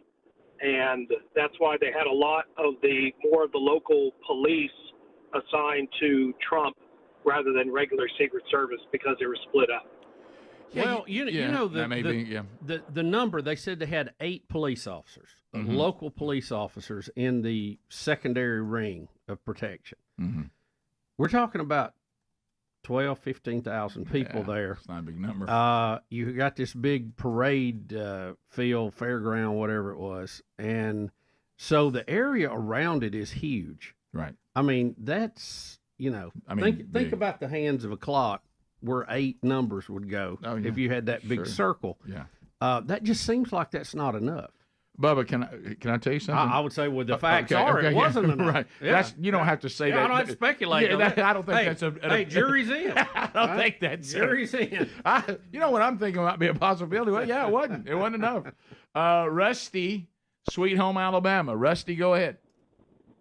Hey, I may have missed this in the earlier part of your conversation today or yesterday, and if I did, I apologize. But sure. I don't want to get into conspiracy theory. But could you guys, or would you guys, give a personal opinion or your thoughts on, is this just a failure on Secret Service and law enforcement's part, or is this a tool in maybe a bigger plan from inside or somewhere else? Well, thank you. Yeah, we those rumors are around. I think it gets to the point where we can kind of weed everything out and say, well, and Bubba, you've made this point many times. A lot of times when you'll get people to do what we call the Jack Nicholson from A Few Good Men, where they start screaming, "You're darn right, I ordered the code red." Is they're so prideful that they hate that you're saying that they're incompetent. Right. So finally they say, "I'm not incompetent. You're darn right, I planned it. This is exactly the way I wanted it to go." Right. But you're down to those two choices.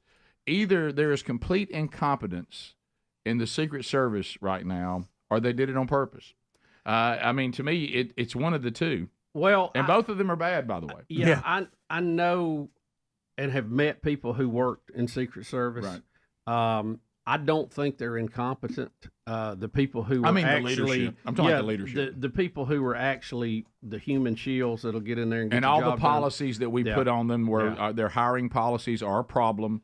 Who's leading it right now is a problem, or they tried to do something on purpose, and I don't want to think that. No, I don't think they did it on purpose. Yeah. I think someone messed up by not having this building in the primary coverage area. Right. I don't know why that it was not in there. I don't know if it was just a observational mistake. I'm sure there's checks and balances in that system too. I don't know if they just didn't have enough people to cover it. I'm sure we'll find out. But that building should have been covered by snipers of the Secret Service, not local law enforcement wandering around out there, waiting on a radio call. Yeah, and no offense to them, but no, I'm not. That's just poor planning. You didn't have the right people in the right or place, enough of them. And whoever did that planning should be held responsible for this. Period. But here's the one thing I keep hearing. Not the electric chair, but they should be fired. Yeah, I don't have the expertise on this, but I've watched multiple people who their credentials say they do. Yeah. And what they're saying, not us, because I don't have those credentials, what they're saying, I do have logic. Yeah. But they say this is elementary. That's the part I can't get past. Right. They're not saying this was some kind of deep decision you had to make. Any deer hunter would have known that is a bad spot. Well, they said that is always, that distance is always primary. So the question that you're asking, and rightfully, and everybody's asking, if it's elementary that's primary, why wasn't it considered primary? If it's elementary that the state of things that this candidate needs extra Social Security and you won't send it to him, even though they keep requesting it, why is that? Are you incompetent or do you have an axe to grind? And so somebody has to be held accountable. The people who have the expertise say if you're the person planning this, your planning wasn't just kind of off. It didn't even meet the simplicity of what's primary and secondary. This wasn't even a hard decision. No. And you didn't make it right. No, this was a major fumble. And to me, that person has to be held accountable. Yes, absolutely. Yeah. Absolutely. Yeah, I agree 100%. And really, too, if they see something suspicious, it should have been called in immediately to the liaison that is there with the Secret Service that's coordinating between local law enforcement and the Secret Service, and let them know they're investigating something. And worst case, Trump pulled off the stage until they get an all clear. Just get him off the stage for a couple of minutes and figure out what's going on. So what you're describing happened. It was called in. They told the officer in that area, or two of them, to go check this out. I'm sure they see things. The Secret Service told them that? Yeah. I mean, that's what I read a minute ago. They dispatched an officer, or two actually, to go and check this guy that they saw intermittently on top of this building. Makes no sense. It took there was about a 5 to 7 minute response time for that. And because there's only 8 of them. Yeah, and I mean, the guy had to walk over there. He had to go up the ladder. He points the gun at him. He comes down the ladder. At that point, he's calling, "We got a guy with a gun." The guy starts shooting. Yeah, I don't blame the officers were put in a position they should have never been in. Yeah. Right. And they shouldn't be in a primary area. I know we called it secondary, which is what put them there. Right. But it should have never been called secondary. Even if it's a secondary position, okay, Yeah, more the than ring 8. around it. That's the only buildings in the area. The back of that building should have been guarded. There should have been somebody standing there. If there was access to the roof, a ladder, whatever, Of course. or an easy hop up, somebody should have been standing right there, maybe 2 of them the whole time. It was just a failure of the overall security setup. And it, as you said, Rick, it's elementary. Anybody who is a deer hunter could see that was a terrible setup. I don't have to have security training to know that. No. JR, you're on the show. Go ahead. Morning, my buddies. How y'all doing today? We're good. We're good. Okay, I'm the one that texted in yesterday morning. I was going to get my wife to record the view. Oh, boy. For all of us. Yeah. I got home last night, tried to watch it. Damn near threw up just turning it on. Anyway, Joey Behart kind of looked like a Saturday night drunk standing in front of a bottle of liquor that couldn't get a sip. I mean, she looked like a time bomb. It wanted to explode. And Hoopty Goldberg, I guess she called in sick yesterday. They said she had COVID. and I'm assuming that she couldn't keep her big mouth shut. That's the reason she didn't come to work. But anyway, it was a flop. I got about 10 minutes, had to go throw up, then cut it off. Yeah, I watched a little bit of Did it, you? Rick, and the general gist of it all was that nobody is condoning violence. Sure, of course. But Trump is as responsible as anybody for the temperature of our course. political, I knew that was coming, discussion. And it kind of then transferred into, even though this was an evil gunman who tried to assassinate him, he is not going to silence our First Amendment rights to criticize Trump. And that's how they left it. Okay. All right. Well, they certainly have a right to criticize him. Yep. But I wouldn't get upset when people who oppose your political views criticize. You can't have it both ways. Either everybody can say what they want to say, no matter how, edgy it may be, and how you might get somebody upset, or, you can't just say you can do it, but they can't do it. One of those. We'll be right back. Rick and Bubba, Rick and Bubba.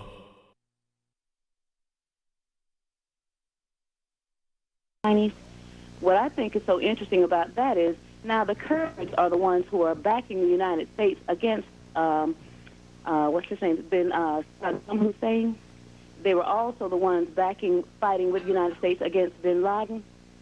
And they were also the ones who, if you remember Jimmy Carter and what caused his administration to fall, they were the ones with Hezbollah and the rest of them who were also taking our men hostage during that crisis. It seems to me like we've got some Machiavellian politics hiding in here. Gwen, it's not sounding right. Gwen, you're not married to a guy named Tommy, are you, by chance? No, just checking. Yeah. I guess at the end of the day, do you think we should be removing Saddam Hussein or not? At the end of the day, if we can't find someone who's not Soviet-backed to put over that region, I think we need to leave him right where he is.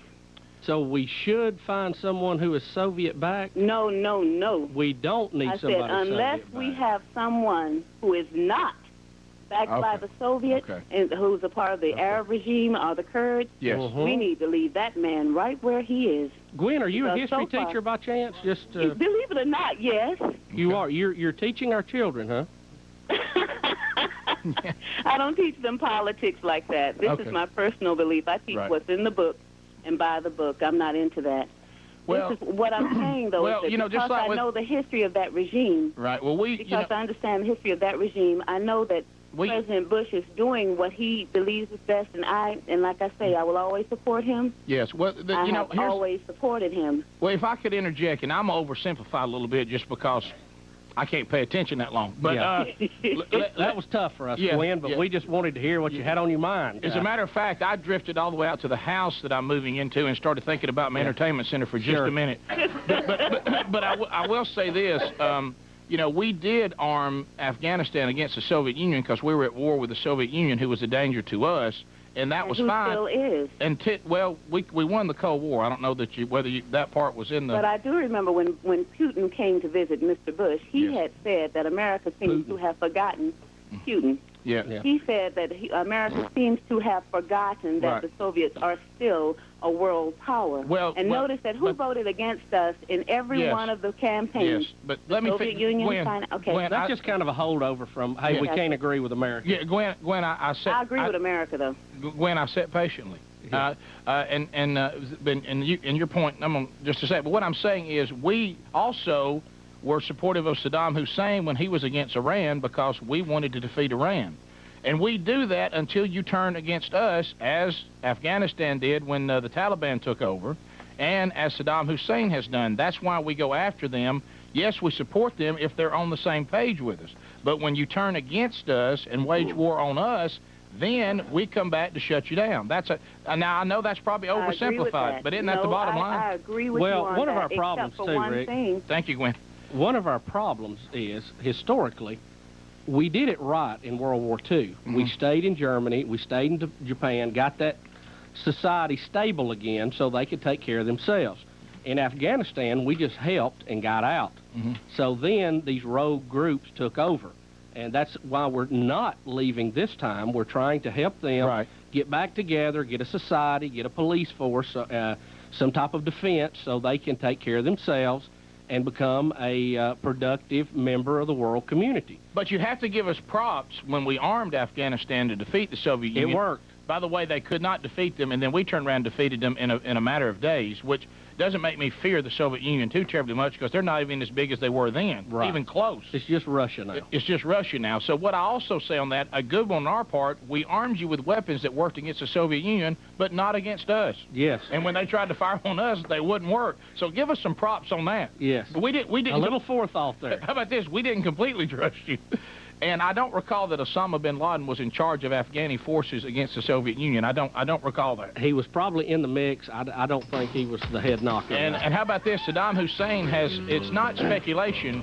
He himself said that he was part of the attack on America. That's not up for debate. He said it on his own tape, remember? Right. So remember him laughing about it at the dinner party? Right. But in the mud hut? Do we need to be careful about who we put in charge after we remove Saddam Hussein, Gwen? Yes, you are absolutely right on that. We'll be back. 28 minutes past. Rick and Bubba, Rick.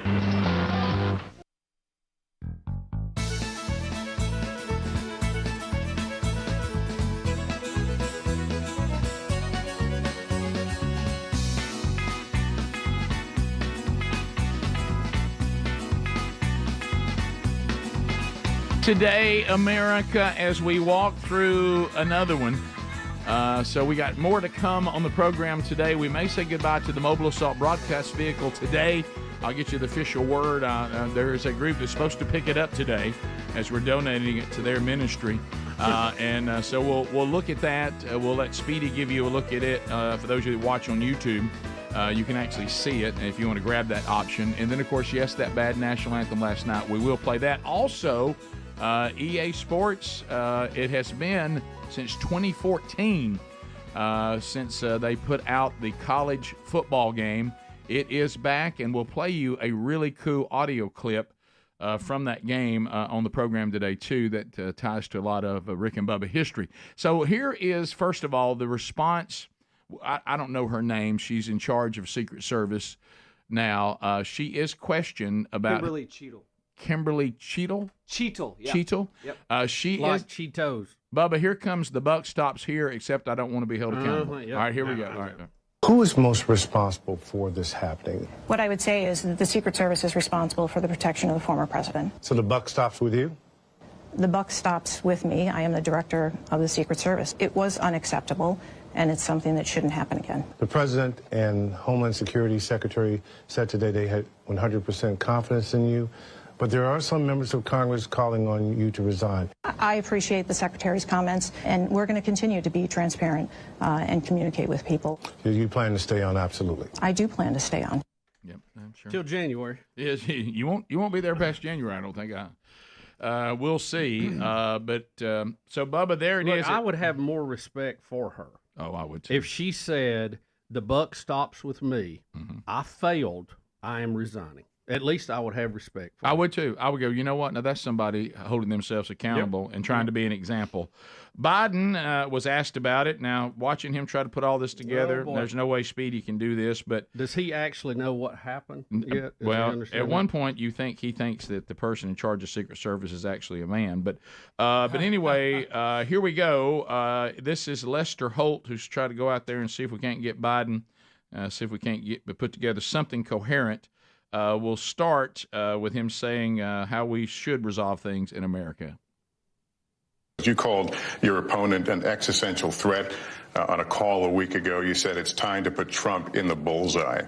There's some dispute about the context, but I think you appreciate that I didn't say words crosshairs. I was talking about focus on. Look, the truth of the matter was, what I guess I was talking about at the time was there was very little focus on Trump's agenda. Yeah, the term is bullseye.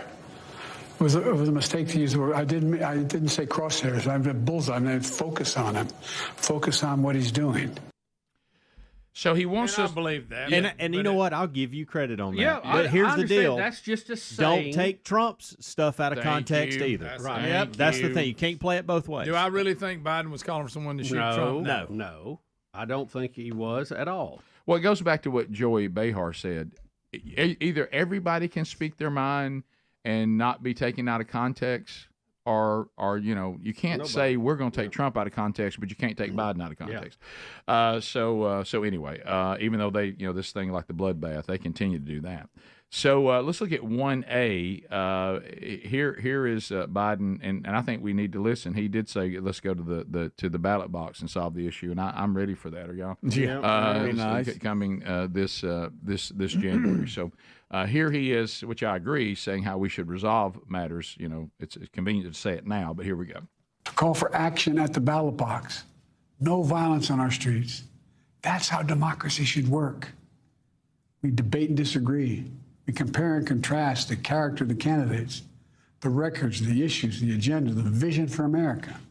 But in America, we resolve our differences at the battle box. Oh, boy. Oh, my goodness. That's how we do it, at the battle box, not with bullets. Is he in battle box? Hey, let me tell you something. Battle bots? Here's what frustrates me about that, okay, is right above his head, if you look close enough, you can actually see the teleprompter right above his head through the reflection of the window. Oh, right, which is a terrible And so setup. we all know that it wasn't battle box, it was up there. No. Okay? Ballot box. Yeah. Ballot box. Yeah. All right. So let's go to C. Let's skip B. Let's go to C because Biden almost says that we need to make America great again, and he catches himself. Well, he's in the battle box. Right. He's in the battle box. So. My goodness. Yeah. So here we go. How we go forward from here. Thankfully, former Trump is not seriously injured. I spoke with him last night. I'm grateful. He's doing well, and Jill and I keep him and his family in our prayers. I bet. All right, that was former Trump. Sorry about that. I got one more clip to go. That's me. Former Trump. Yeah, former Trump. And I think he tried to say injured, but here we go. Whatever he said. I think this is the clip. Hold Yeah, on. sure, no problem. We're blessed to live in the greatest country on earth, and I believe that with every soul, every power of my being. So tonight, I'm asking every American to. What? What did he say? Guys, don't forget, he's reading on a screen right in front of him. How many souls does he have inside that's speaking here? Do we know? Multiple. He's a two-spirit. He's two-spirit. We're blessed to live in the greatest country on earth, and I believe that with every soul, every power of my being. So tonight, I'm asking every American to recommit to make America. What if you think about it, what's made America so special? Here in America, everyone must be treated with dignity and respect. Wow, what a calming voice. He backed himself in the corner and almost said, "Make America great again." I think about it. Y'all, what a disaster! You've got a 15-minute speech, and you can't get half your words out. You're reading off a teleprompter. All right. Oh, shoot. I mean... Now here he is. Start over, President. Shoot. Yeah, here he is in 2B. 2B is this? He is now going to blame President's supporters while trying to bring calm to the country. So this is and now again, any point he's going to make in 2B, any point he wants to make, it's just a struggle. But he just can't quite get that plane on the runway. This is back to his interview with Lester Holt, courtesy of NBC. Here we go. I've never seen a circumstance where you ride through certain rural areas of the country and people have signs there, big Trump signs with middle signs saying F Biden, and the little kid standing there putting up his middle finger. I mean, that's the kind of stuff that is just inflammatory and a kind of viciousness. It's a very different thing than say, look, I really disagree with Trump's the way he takes care of taxes. Well, he just indicted himself. Yeah, he did. He's the one that doesn't say that. Right. That I don't like the way Trump does this. He's the one that calls him a threat to democracy. Compares him to Hitler. Yes, exactly. Come and the whole Hitler comparison thing really boils down to the question that we've kind of like, as a society, asked occasionally. If you could travel back in time, would you go kill Hitler? And the answer is yes. So if you compare Trump to Hitler, then yes, Trump is killable. Trump is worthy of killing. I said that earlier to the guys in here. I said, I at least commend these people for telling the truth, because if they called him Hitler, they would want Hitler dead. Yes. So at least they're sticking to their guns, no pun intended. I just disagree with his tax reform. No. Y'all have been calling him a threat to democracy, a dictator, and comparing him to Hitler for And a also, decade now. the threat to should be to the republic, but he also say the threat to democracy. Rick and Bubba.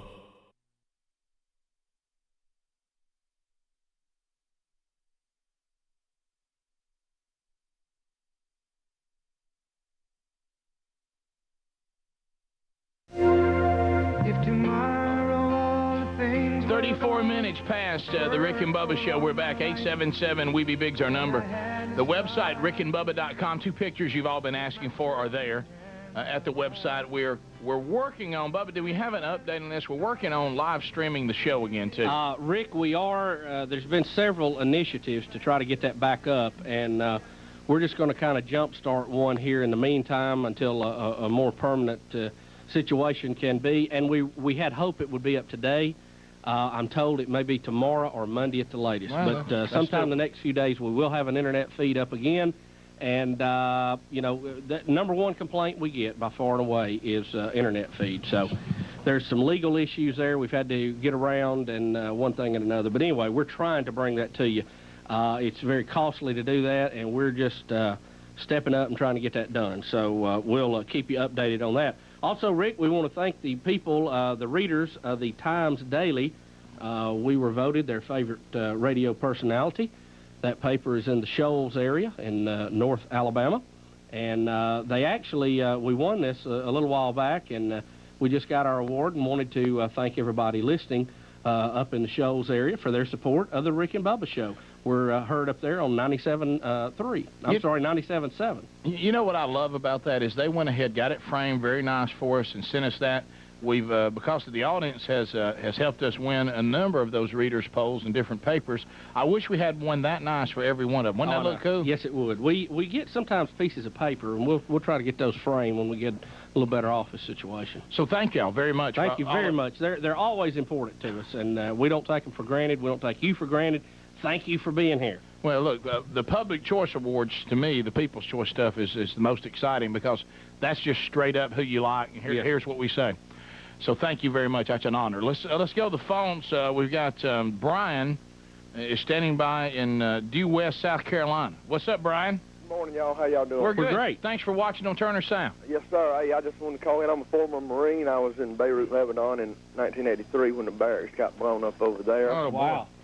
And I can tell you, y'all were talking about yesterday about things to send in care packages over there to them. One of the best things that they can use, and we had in Beirut too, is like baby wipes, the wet ones. Yeah. They can use them to clean themselves up and their gear because they need them badly to clean their rifles up and get the sand out of them and the sand off of them because they don't get to take hot showers every morning like we do.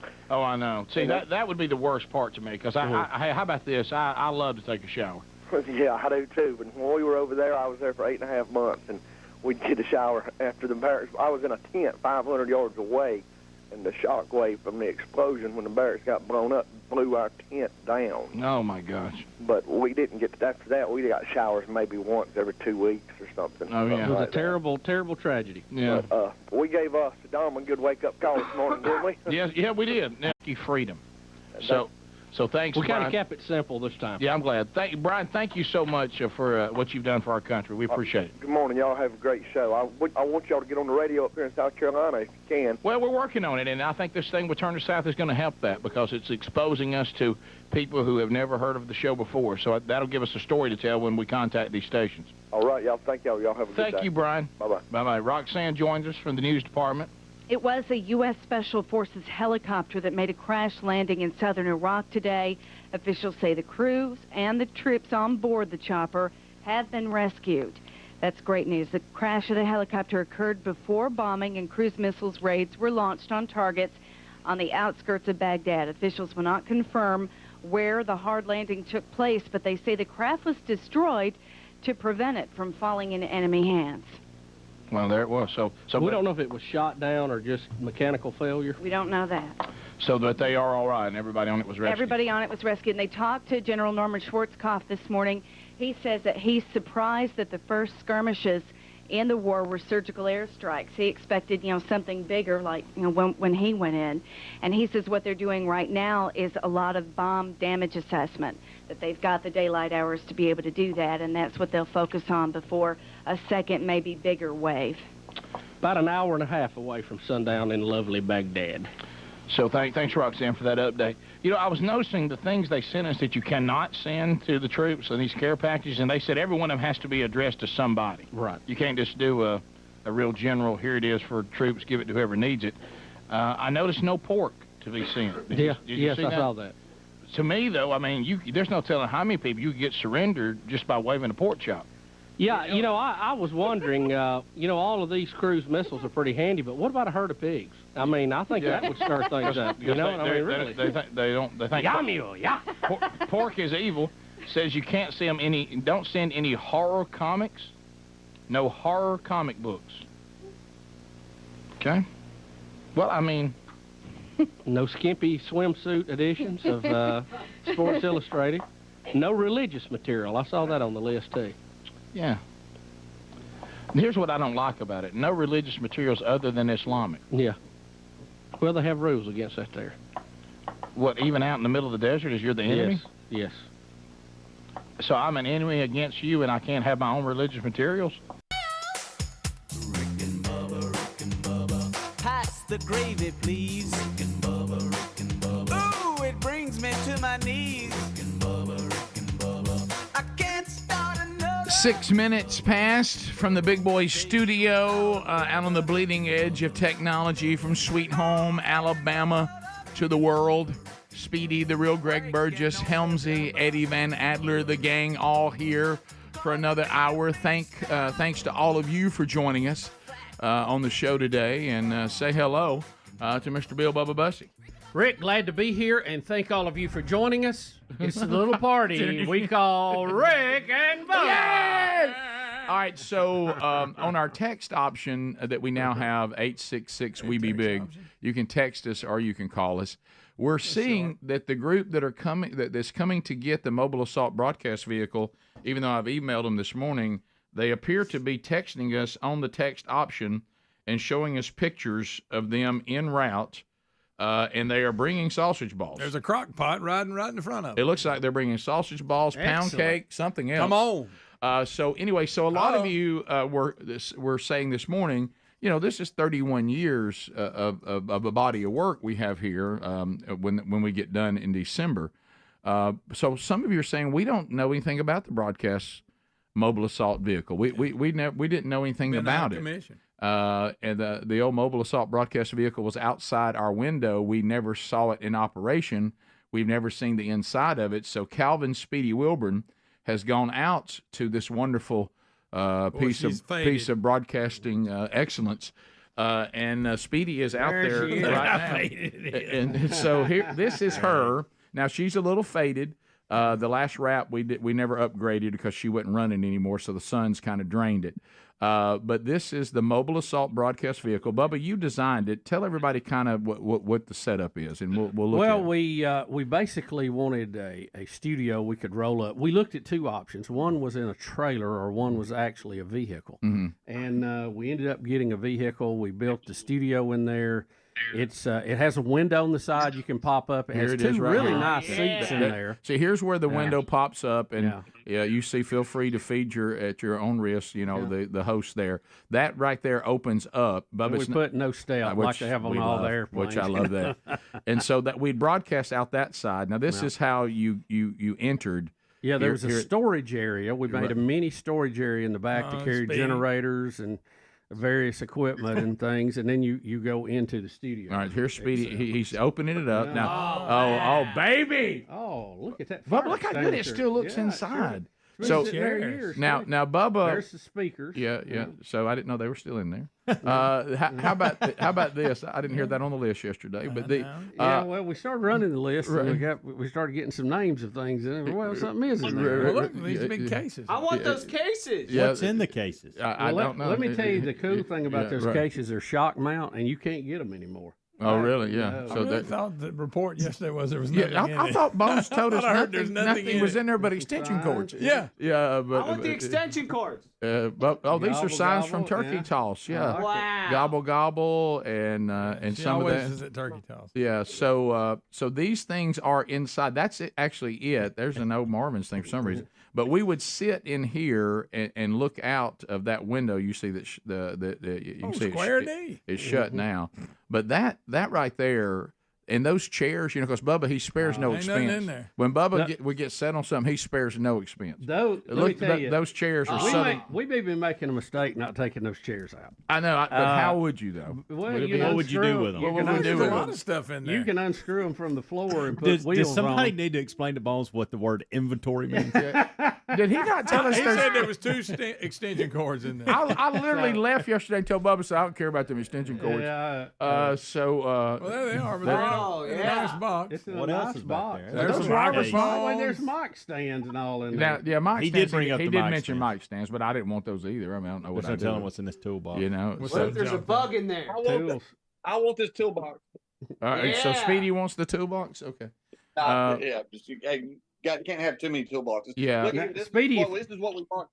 This is what we marked off the distance for the turkey throws. Oh, well, we got a mic. Look, we got about 100-foot mic cable in there. There's $500 worth of stuff in there. Yeah, Speedy, get that out. That's empty. Those speaker Look at all wires. that. Tables. Yeah. So if anybody, we might want to get the mic stands out. Yeah. Speedy, look inside the filing cabinet because we kept a lot of stuff in it too. It was like a little mini storage area, and they locked. That's why we had it in Bones there. didn't even mention the filing cabinet. What did Bones do? What in the world? Look, there's all kinds That of looks parts like and tackle. stuff.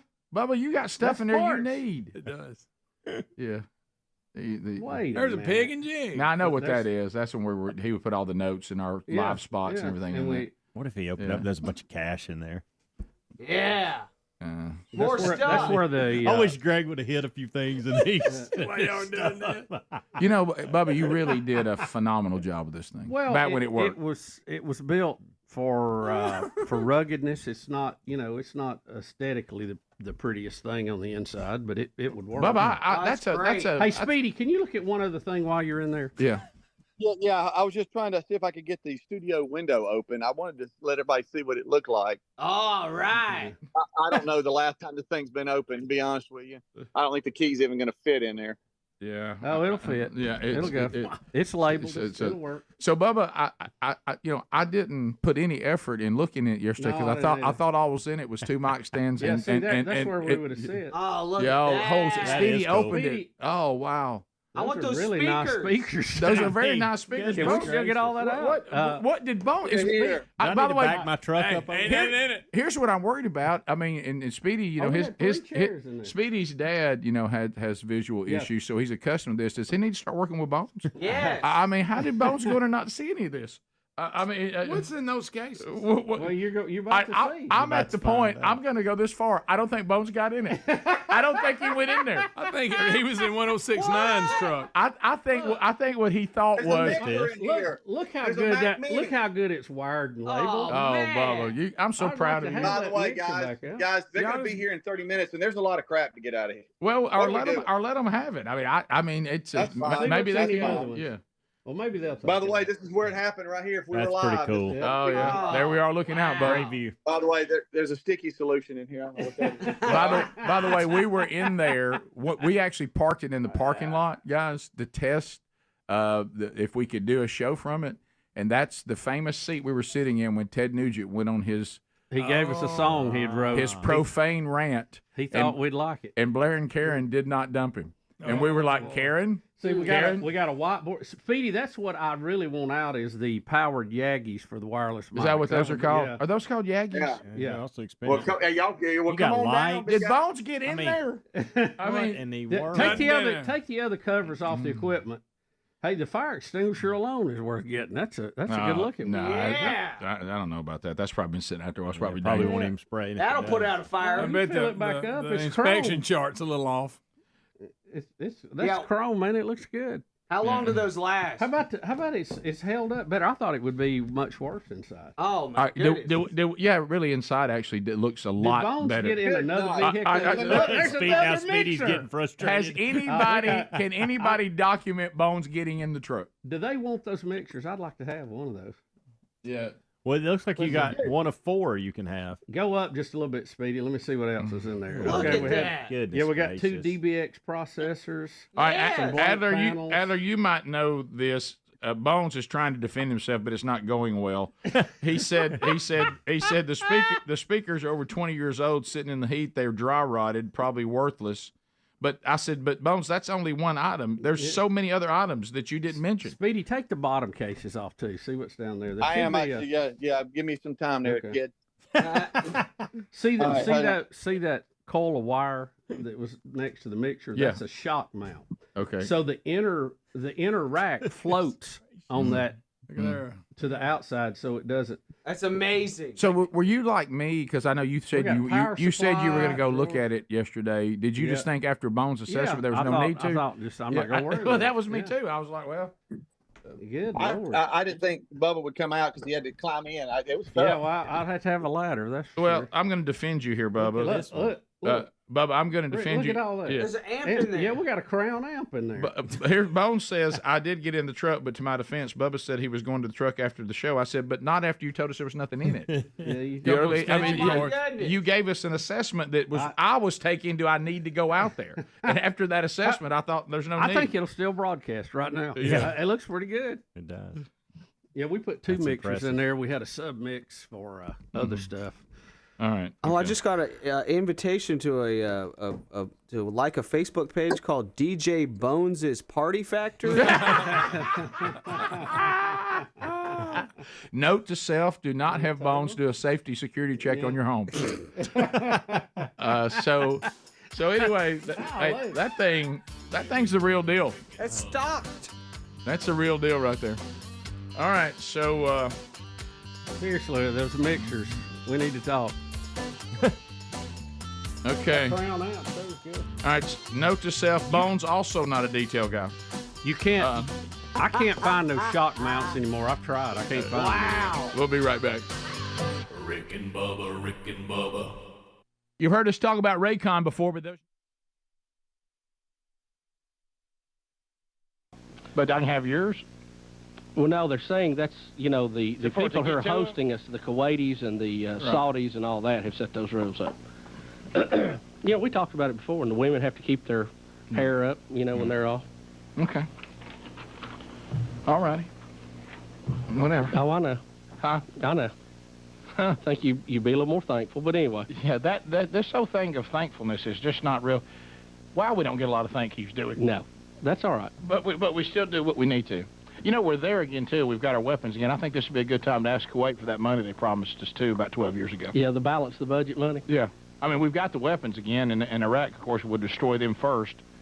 This would be a good time to ask for that money again. Just good timing. You know what I mean? Go, hey, King. Hey there, royal family. Bring that checkbook. When y'all thought you all were going to die and you promised us the check, why don't we pick it up this round? With interest. Yeah, we've bought a lot of oil from you since then. You probably got even more money. We'll take some. Thank you. Thank you very much. Or just say, hey, we're here again. Think we'll take this oil this time. Okay? Because we all know this war's about oil. Yes. Hey, no blood for oil. Not in my name, Bubba. Precious. Even though we could take over Kuwaiti's oil like that. Yes. And could have taken over all of Baghdad's like that. All of Iraq's last time and didn't. But this is about oil, baby. No, hey. I know. Incredible. How dare them put sand over our oil? you people are so. Sometimes some of you just, if you just had some common sense in your protest, it would mean the world to me. Just something we can hang on to instead of you're an idiot. And then what I love is we better not go take oil from anybody else, but we better not drill in Alaska either. Y'all make it tough on us. We'll be back. Rick and Bubba, We're back. It is 13 minutes to the top of the hour. Rick and Bubba Show, 877 We Be Big Is It.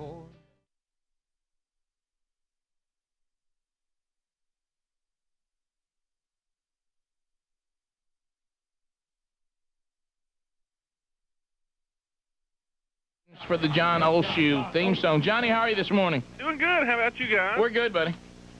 Guess it's game on, huh? Yeah, we were just discussing, and some of that's still going on. It still is, and you work in this business somewhat, it's still somewhat amusing to watch our news coverage. Oh, yeah. When they thought, well, this is it, we're on. So they've got everybody like, we will now be broadcasting continuously. and they realized it was a precise strike that was kind of a hit, come back, assess deal. Right. They had 4 lines of information. and they kept looking at each other going, all right, we're staying on the air. Y'all going to stay on? All right, let's go back to regular programming until we get new information. No, nobody else is going. We're going to hold what we got. And all you basically had were people in various parts of Iraq giving you the same information. Yeah. Okay, coming to us. Through their gas mask. And what I love is that they went through it. There was a precise strike. We thought we were going after, operatives. We still don't know what the success of that was. We know we knocked out some key targets and all this. This is not the official start as far as the onslaught of the bombing raids. And then they would think, okay, it's new information. Oh, we got Ted Koppel with a platoon. Okay, let's go to him. Yeah, from what we're gathering, we're just getting information. This was a precise strike to go in, and he repeats the exact same information. This is not the shock and awe that we were hearing about. Yeah. This is a precise strike. Yeah, and then you well, we know that. Okay. And they keep telling us that. Well, is it okay sometimes to say, we're going to go back to regular programming. When we get new information, we will interrupt immediately? Well, it's so funny. Brett Hume with Fox News, he finally said it. He's the only one that said it. He said, okay, well, I think this story's over. He said basically it was a strike of opportunity. It was a very CIA. They knew where the top 5 leaders were hanging out. They've been tracking all the top 5 leaders for like 4 or 5 weeks. And this was an opportunity where they felt like they could either take out one of the top 5 or maybe they were all meeting together. And so this story's over. It's so funny. Did he call it? Yes. I like that. Let me ask this. How long does a breaking news banner get to stay up there? I mean, when does it? Don't you think that it's not breaking news anymore? Maybe after an hour. Can I say that some of the news sources are guilty of the news team that cried breaking news? Because now they all want to be first. Well, I've noticed now that they leave breaking news, special reports up all the time. I mean, I'm talking about even before the war started. Right. How about breaking news and special report is now, I think, the name of a show. Yeah. Because it's up. Rick and Bubba's in Ohio. Rick and Bubba. Pass the gravy, please. Rick and Bubba. Ooh, it brings me to my knees. 21 minutes past the hour. The Rick and Bubba show.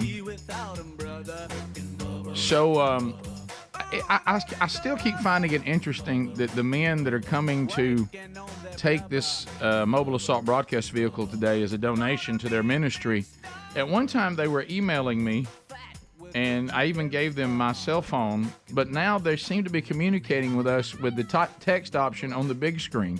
But there's no way for me to text y'all back. This is just it's a one-way message. Now they're asking where do we come in and bring the food. I mean, I can't respond to that. Speedy is in the parking lot right now, guys. If you're coming to that parking lot, the address I sent you. Are they here? Yeah. He says I guess they're close because they said they'd be here in about 10 minutes. We had a little fun with Speedy in the break. But I can't. We were having fun with Speedy that he needed to grab all that stuff and bring it in real quick. real quick. Yeah, real quick, and he is loving that. A lot of the audience also are asking, was Bones in charge of the security setup for the Trump rally? That's bad. Said he didn't see any threat here. Yeah, everything looks good. Everything looks great. There ain't a building nowhere. Right. Didn't see one building. So. I honestly don't know what to do. I don't know what to say about how much more stuff's in there than I was led to believe there was. That's funny. I mean, literally, Bubba can tell you he is my witness. I was sitting right here, and I said, "Hey, man, I got to get out of here pretty quick today. I don't want anything in there. It's just extension cords." Well, I had planned on it when Bones said he did say mic stands. He did say mic stands and extension. But I didn't want either one of those. I thought we have mic stands here. I don't need any mic stands, and I thought maybe they could use them. My deal is what I'm trying to do, and I know you're the same thing, especially now more than ever. We're trying to do the move and all this, but I don't want anything else that's just going to be clutter. Yeah. If I can't think to myself, this is what I would do with that, like Monday, I don't want it. Yeah. I have no more room for anything else. And some of you are saying, I don't need things that are just sitting around that I'm not going to use. Then it's going to look like every room Adler's ever taken over. So yes. Hey, we can put some. No, we can't. I could just hear Adler once again thinking of all those things he's going to sit in one of these rooms and never use. Mm-hmm. So I was occasionally use. But anyway, but then people are saying get those signs and put them on the Wheel of Meat prizes. The only problem is those are not small signs. No, they're not. I don't know how you get it back in your car. Well, look, put them in here. If they If pick you want them, yeah. fine. Not Yeah, right. So we'll do that. We'll get those signs out today. These guys will probably help us get a few things out that we might want. But some of it, I hope can be that can be used by the ministry. If maybe they can use some of those things. So we'll see. Yeah. But we'll find out from them. But I'm still a little gray on why they're communicating with us through the one-way text option that we can see. I guess they can hear me talking on the air, but I can't go into details on how to get in the building on the air. I mean, so I think Speedy may have them commandeered outside, and he'll get them in. So the fact that Speedy's in that, and we're about to move into the actual departure, and let's be honest, eat the food they're bringing. Yes. Why don't we pause the national anthem, because we can't let Speedy not be in here for that. Yeah, I agree. Right. Oh, I agree. Yeah. It'll affect him. Yeah. I still have not heard it, by the way. Oh. I want to be. I made the Let me tell you, decision my not to friend, open any The email longer or it link goes, the worse it gets. because I wanted to see. Yeah, let me tell you, my friend, On the air. UGLY, that anthem ain't got no alibi. and at one point, let me tell you where the anthem falls from when I actually heard it, because people were all over us yesterday, right after she sang, is that it falls somewhere into is this a joke? Oh, wow, that bad. Or is she serious? Is this a bit?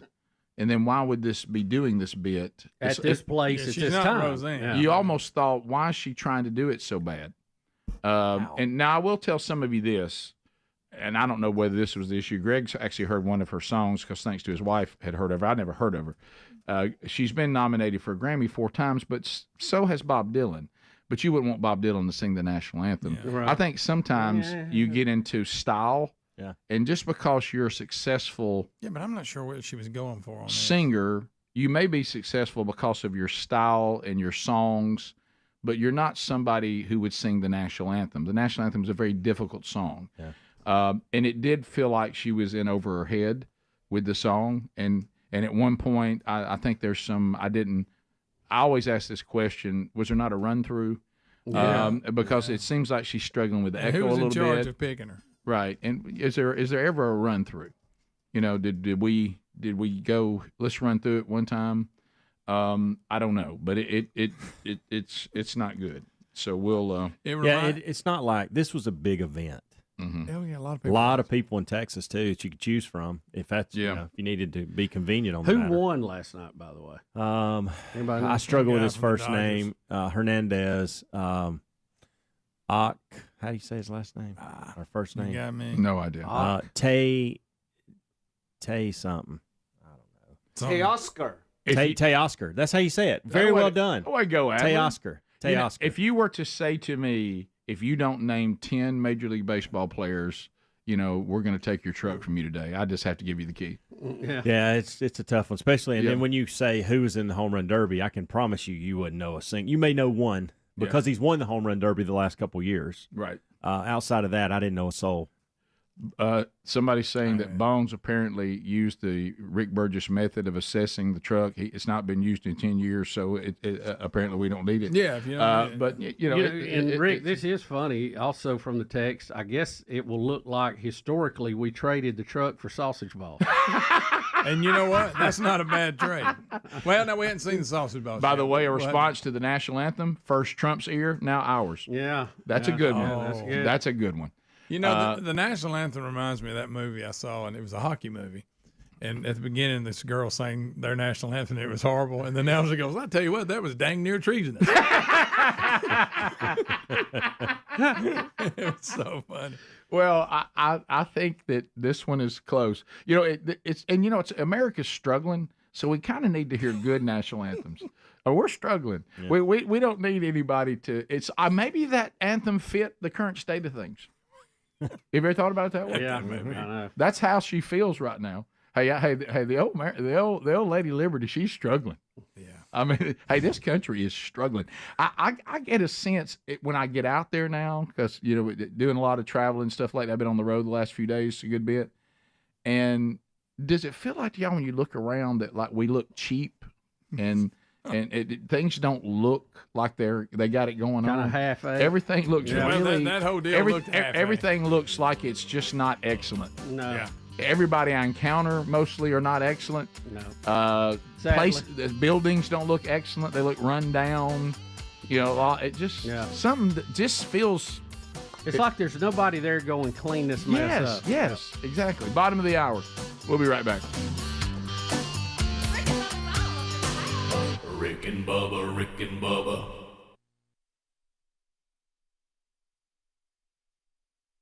Up there all the time, so I don't even freak out. Right. It'd be like y'all putting up severe weather alert and putting it at the bottom of the page all the time. 365 days a year. Well, it's like this morning I woke up before I left to come here. It's early, 4 o'clock Central, and so I turn on the television, and the first thing I see is, like John said, breaking news, and then under that, the little title said, President Bush addressed the nation last night. And I went, well, that's not breaking. Yeah, I saw that. I knew that. You know, it's like that happened 10 hours ago. Come on now. And then I love when it goes to the point where the reporters start, here's what would have happened if this were the official. Right. You know, now where I'm standing now, you hear birds, but if this had been what we thought it was, man, I'd be hearing all kinds of stuff right now. And I'd have some shots to show you instead of this one building that all 8 of us are showing you. Right. You know, that same building that, by the way, has somewhat of a phallic look to it. I didn't want to get into that. Yeah. There came a point where I went, can we scan to something else? Yeah. I felt like I'm looking at that controversial cover of The Little Mermaid.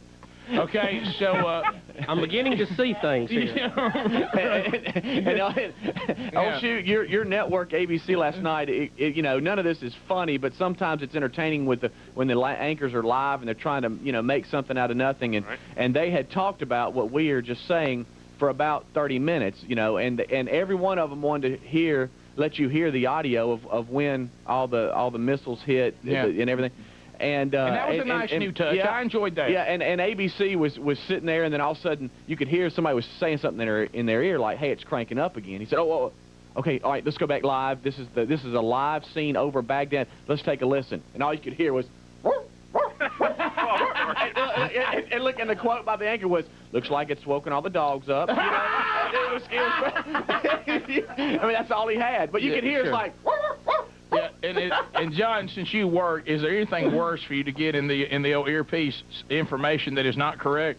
Oh yeah, that's a good feeling, isn't it? Or the other thing, you get like half of what they said because you were talking and they're trying to talk to you at the same time, and so you get the, and he said that they were going there. What? Yeah. Well, Brett Hume and Shepard Smith last night, I could tell they were getting disgusted by the fact that people were talking in their ear, and then like halfway through them talking, it's like you could tell that finally they just took it out of their ear and laid it down like, "Hey, look, you're gonna have to deal with me. I am talking. I just need to get through this report." Yeah. And you remember that famous? Was it the last Gulf War? Was it the millennium? I don't remember the time that Peter Jennings says, "Okay, I'm going to be quiet and I'm going to sit here until y'all decide what y'all want me to do." Yeah. You remember that? Yes. And look, he just sat there. Okay, all right, so we're going to so and so. Okay. Yeah. Peter's got a temper on him, doesn't he? Yeah, he'll bit your fit. Yeah. And Shepard last night said when they were looking for the audio of the explosions of them hitting these opportunity sites and all this kind of stuff, he finally said, "All right, producers, do you have that ready? Okay, let's roll it, please." Yeah. And sometimes, I guess, to keep it from being bad information or you looking foolish, that's really the best way to go. Yeah, it really is. It's because the audience just wants you to tell them straight up. They know that you're live, and they know that information's coming in. It's okay just to admit it. Yeah. We have that argument all the time. Do you make it look raw, or do you try to make it look polished? And our theory has always been, just go raw. Yeah, I mean, if there's something going on, you saw it when James was doing that tornado coverage. Yeah. I guess it was 2 years ago. We didn't have a tower cam operator, or he was drunk or something. And James just said, "Let's get a tower cam operator back there who knows what he's doing." Yeah, I saw that. Hey, John, just in a nutshell, is the rain over for the southeast? Pretty much. We may have one more round of severe weather there on the eastern side of Alabama into Georgia this afternoon. We'll watch that. But otherwise, looks like a great forecast for the weekend. Temperatures into the 70s.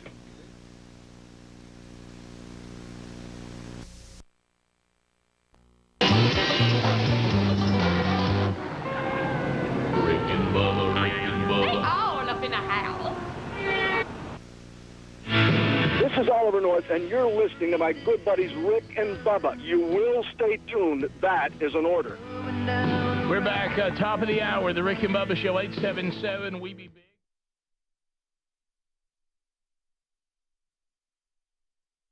End of the show, and we're glad that the General could join us this morning. And you met the General while we were in Orlando, is Yes, that right? on the Rick and Bubba trip. On the Rick and Bubba trip. General, welcome to the program. Thank you, sir. Good morning to you all. And for all those people out there from the South, I want to let you know that the sons and daughters of the South are really representing us well in that land of sand and dust. Well, they always do, don't they? They do. You got that right. Well, is there anything new, or is the information we're getting from the press pretty accurate? Well, as far as I know, and this morning I got a briefing at 11:30 in the Pentagon, so I can update you later this afternoon as well. But it looks like, again, Mr. Saddam Hussein lied to us about all his weapons of mass destruction and other things.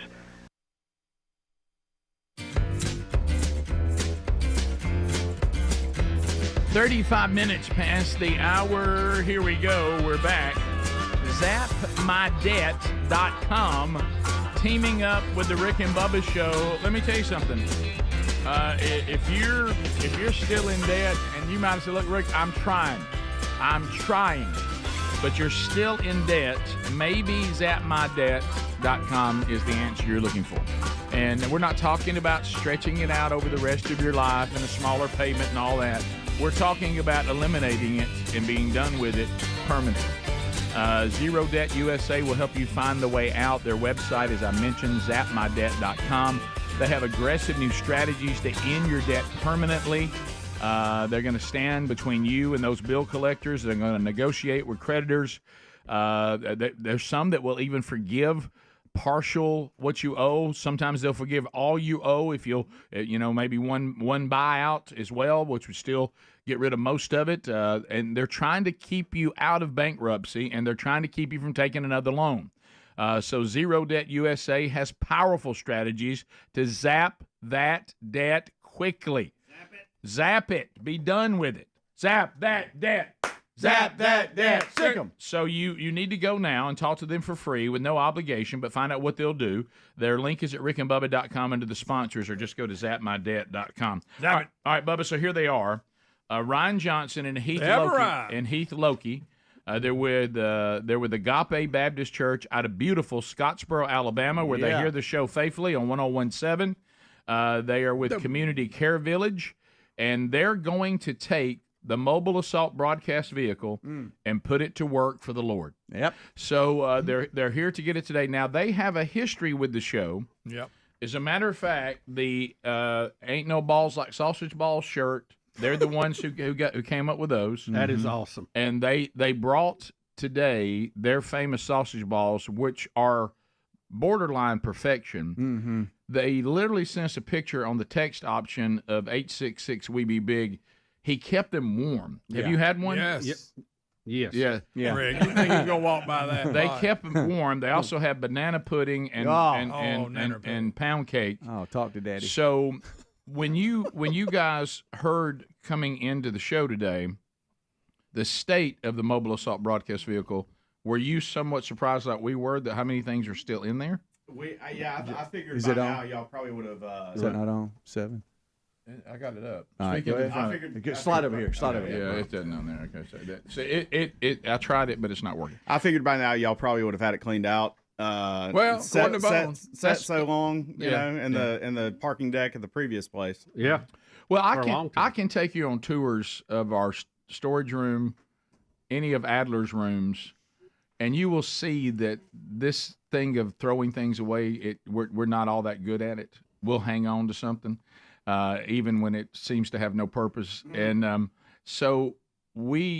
but to our defense, yesterday we sent in a team named Bones that was going to come out and tell us what was in it, and he said there were a couple mic stands and some extension cords. So we thought that was true, and so Bubba and I did not go out there and fool with it because we thought, I'm sure y'all might need some extension cords or maybe some mic stands. But anyway, when we actually went into it today on Zoom, as you guys heard on the way in, there's actually some interesting stuff in there. Some nice stuff in there. What are you guys going to use? Yeah, tell us what you're going to do with it. So we are a nonprofit out of Agape Baptist Church that actually looks to address needs in the community. And so we've got drug rehab program that we're starting up. We've got a senior adult neighborhood. We've got foster closet for foster and adoptive families, community garden, all kinds of stuff happening. But one of the things that somebody gave us this year was a thrift store. And so we're going to actually use the box truck, try to use the box truck feature. We've got somebody committed to fixing the truck, and we're going to try to put it to work in picking up stuff, and then also maybe some Christmas parade appearances. And there you go. That's part of the goal. Yeah. So this is not about us, obviously, but do y'all plan to keep us on the truck? Yeah, absolutely. Oh boy! In fact, when we get it settled where it's going to go, there will be a Google Map pin drop saying this is a landmark now. You know, you got unclaimed baggage. Sure. Right. Right. The most visited tourist attraction in the state of Alabama, and just right down the road, you can see Rick and Bubba history with the mobile assault broadcast. That's a good idea. Okay. All right. That's great. It may it live on forever. But so you know that it's been sitting out there a while. Yes. Very So, much so the tires, I don't know about towing. You're gonna have to take the drive shaft loose. Yeah, you take that loose, but it won't. But also, I'm sure those tires. You hope they make the trip. Yeah, are pretty dry rotted. The good news is it's only 2.5 hours. You know. Okay, so good. Interstate's no big deal. No problem. But again, the tow people deal with this kind of thing. Right. So that now, who's towing it? We got a guy named Patrick Allen coming from Hollywood, Alabama, and I made sure he knew what kind of vehicle he was towing, and so he's going to come and take it to a place that's going to get it worked on, bring it back to life. I was going to get Bones to tow it, but he said it wasn't necessary. So the tires look great. You also said you guys got the shirt that we had with with the sausage balls, which was great, by the way. But you also say you are also guilty of you're the person that pranked Scott Dawson that he'd been nominated for president of the SBC. Yeah, is that Funny correct? Boys. Do you remember this? Yeah, Funny Boys. Do you remember this? Do you remember this? No, I don't. And Dawson's going nuts, going, who nominated me for the SBC? You don't remember Dawson being just right over here for an hour on your show one April morning because somebody had tried to sabotage his ministry and he got an hour of publicity. Yes, I do remember that. He wasn't happy about it. Yeah, he was real happy. So the last thing that I didn't make a website or anything like that. That was all Ryan. That's the last thing I said is you may have gone a little far. It's kind of I told him there was a website. Yeah, it kind of reminds me of the best of bit I heard last week where Speedy's going around pinching everybody. Oh yeah. And Rick slaps him in the back of the head, and there's a discussion on is that a correct level of escalation? Yes. And I told Ryan when all this happened, I was like, it reminds me it's similar. You may have gone just a little far. It might have been a slap in the back of the head. You thought the website was a little much? Yeah. How about I thought that's a good one? Yeah. I didn't plan on Ed Litton announcing that he wasn't running again the day before the website launched. That's perfect. Because you remember I called in and I said, hey, Scott Dawson pranked me with the whole Mark Garnett thing. Oh, He yeah. was coming to man church. Oh, did you hear about that? No, I don't think so. Okay. It was just a little joke about Mark's past that I tried to enter into, and let's just say Mark didn't give me a lot because that was actually really part of his testimony that Scott had joked with me about. Right. So I called in, and y'all were just about to move y'all just moved out of the last studio. And you said, well, we had some old Scott Dawson for governor signs. You could have put them up around Scottsboro. And I said, well, since you don't have that, what could I do? Mm-hmm. And, just like the guy who makes the songs and he gets all the pictures off of Instagram. Yes. Instagram Oh, boy. Mr. McCurdy. Yes. In the wrong hands. And so, just a little registering a went and, putting down there in real small print, it was parody. But real small. But yeah, real small. But then and then the anonymous funny boys. When I recanted with the public statement online, we're not trying to harm Scott. This was a joke. Yeah. And I emailed Helmsy and I said, should I call into the show? And Helmsy's words on over, he said, just down the ball. Basically, just go into victory formation. You already won. Don't pile on. So I figured it was time to come clean. Well, and plus I have no credibility saying that someone was too harsh with Dawson and went too far with the prank. So I'll stay out of this. True. At least 911 wasn't. If I was going to call in and say I just had a little bit too much of Rick and Bubba in me, right? There it is. Scott seems to be a magnet for this kind of thing. Well, he is fun to mess with. He just is. I'm sorry. And he didn't mean to. And you're not afraid he's going to punch you. There is that. Yeah. Because then he'd have to, it wouldn't look good on the ministry. Right. Well, I have to say this, that this is, so Heath got elected as deacon at Agape Baptist Church earlier this Congratulations, buddy. And so I said, Heath, I know, we've got a long Rick and Bubba fandom in our history. I said, so your first task is deacon, and I know it's a long shot. But, Rick and Bubba are going off the air this year. I want you to email them and see if they'll let us have the mobile assault broadcast vehicle. And, hey, he did it. He did it. And got it done. How about Pulled it that? off. Well done. But in all honesty, it's almost like somebody that emails you just when you thought you had to go to the dump and say, hey, you mind if I go to the dump for you? I heard you say you don't want to look a gift horse in the mouth. It's like our mouth, and I was like, oh, we got to keep going. Well, that's great. I love it. So what we'll do now, we'll wait on the tow truck to get here. We'll come back. We got this national anthem. We got to put Speedy through. And then when we get her all hooked up and ready to go, then we'll send him back out there and we'll do our goodbye. Yep. To the mobile assault broadcast vehicle. And she flies off one last time. So thank you guys so much, and I'm glad it's going to be used for great things. And thank you for the delicious food today. So there it is, Ryan Johnson and Heath Loki, Community Care Village, Agape Baptist Church. That's it flows out of that church in Scottsboro, Alabama. The mobile assault broadcast vehicle, Lord willing, today will go to work for them. We'll be right back. More Rick and Bubba coming up right after this. Rick and Bubba, Rick and Bubba. You well heard this morning that there was a UAV, Iraqi UAV in the form of a Cessna 172 that moved from Iraq into the Marine positions there and crashed. So that was one of the lies. He had a weapon that was more than a 50-mile range. He used some of his Scud-type surface-to-surface missiles against us this morning. Thank goodness that the Patriot batteries that are protected, by the way, from the National Guard from the state of Florida were able to defend the friendly forces, the coalition forces that are in place there. So, we're seeing the battlefield prepared. I might add that soldiers of Special Forces soldiers from Fort Bragg and Fort Campbell, Kentucky, took their positions last night around 9:15 Central Standard Time. And we're actually in place this morning as the sun broke over there, and they're in their hide positions looking out there, preparing the battlefield, providing intelligence to General Franks and his staff as we get ready to go to Phase 2, which should occur within 24 to 48 hours. General, let me ask you a question. The Scuds or the surface-to-surface missiles, have we confirmed that it was just high explosive warheads, that there were no chemical or biological agents in those or the Cessna plane? Because we had heard they had refitted, these Cessna planes to basically be poisonous crop dusters. Have we heard, is that confirmed either way, what was on those? No, I don't think, Bill, really they've gone up there and looked at the aircraft. Right now, I think they had it pretty well protected this morning when it went down.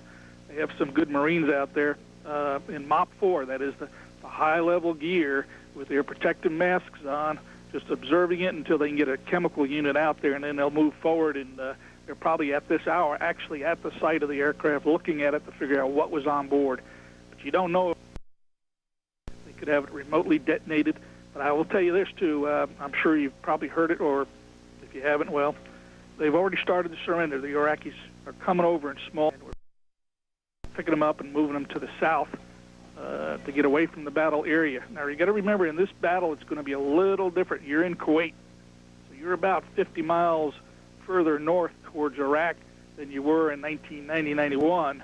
So the battlefield is really condensed. You don't have a lot of area to move around. So there's going to be a different type of stroke to this battlefield as we go out there and we begin our ground operations against it. It's going to have to be very fast, very hard hitting, and it's going to have to be a larger front than we had in 1990-91. What about, we also got a report we had a helicopter go down. Everybody's okay, but they had to crash land this morning. Is there any update on that?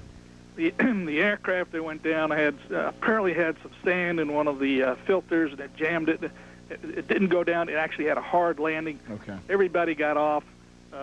It immediately became a target for follow-on aircraft, the F-15s, F-18s out of the Navy there, and F-15s out of the Air Force, to take it out because it had all that sophisticated electronics gear for night vision and communications that we just don't want to get in the hands of the opposition there, the Iraqis. General, we still do we still feel like we're going to see this all-out assault, an effort to shock the Iraqis into a quick surrender? Is that still what we're hearing? I mean, that's Yes. what's been in the press, so I don't know if that's accurate or we're just getting a little fake and we're rolling out on a bootleg. Well, Bubba?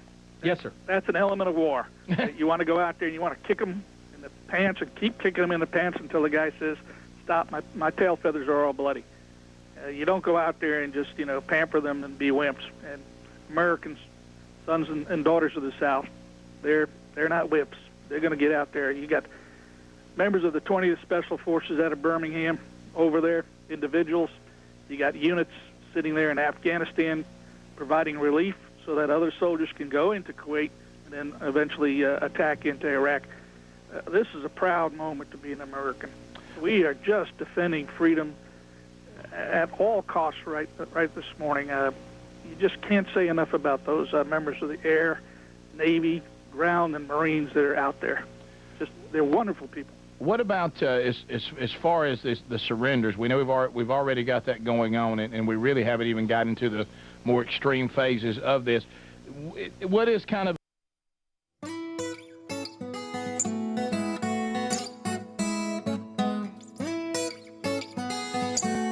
We're back 10 minutes to the top of the hour. Rick and Bubba's show.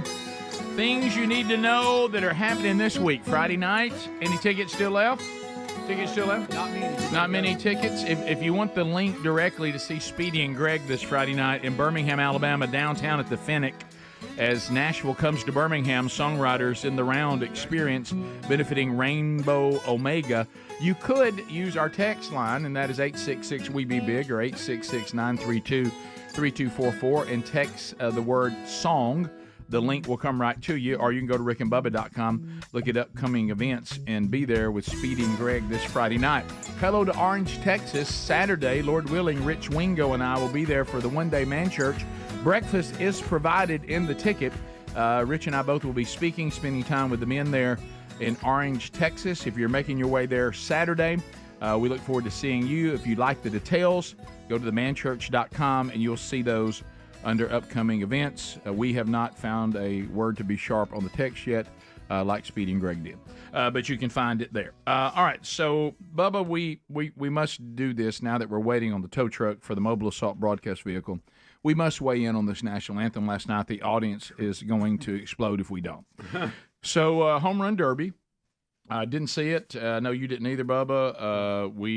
I know Helms. You saw a little of it, Greg, or something. Yeah, I watched a couple of rounds. A couple of guys. Speedy, I know you. Did you see any of it? I saw the I think the last round or two. It was it was at the end, but the national anthem, I was alerted to the fact because of all the text messages that I started receiving from my friends and emails from the audience about please tell me you saw this. If you didn't, how will you make it through it? Sure. And so I looked on YouTube, and I made it 37 seconds, and I had to stop it. And then one of my buddies said, no, she really tries to bring it home at the end.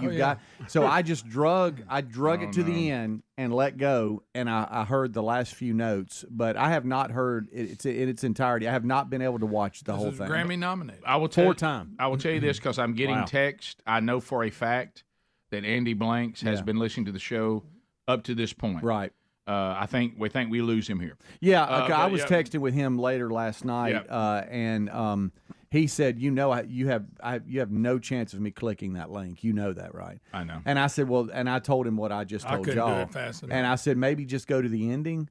My left eye did start twitching a little bit when I was watching it. I just felt my heart rate escalating. Rising, but so I have not watched it. This will be the first time if I can sit through it, watching it in its entirety. What's the artist's name? Four-time Grammy? Ingrid Andress. Okay, all right. 4-time Grammy nominee. Yep. Here we go. Here's last night's national anthem. Oh. Oh, say, can you see by the dawn's early light what so proudly we hailed by the twilight's last gleam? That's the wrong word. Whose broad stripes and That's where I stopped it. bright stars through the perilous fight, o'er the ramparts we watched were so gallantly streaming.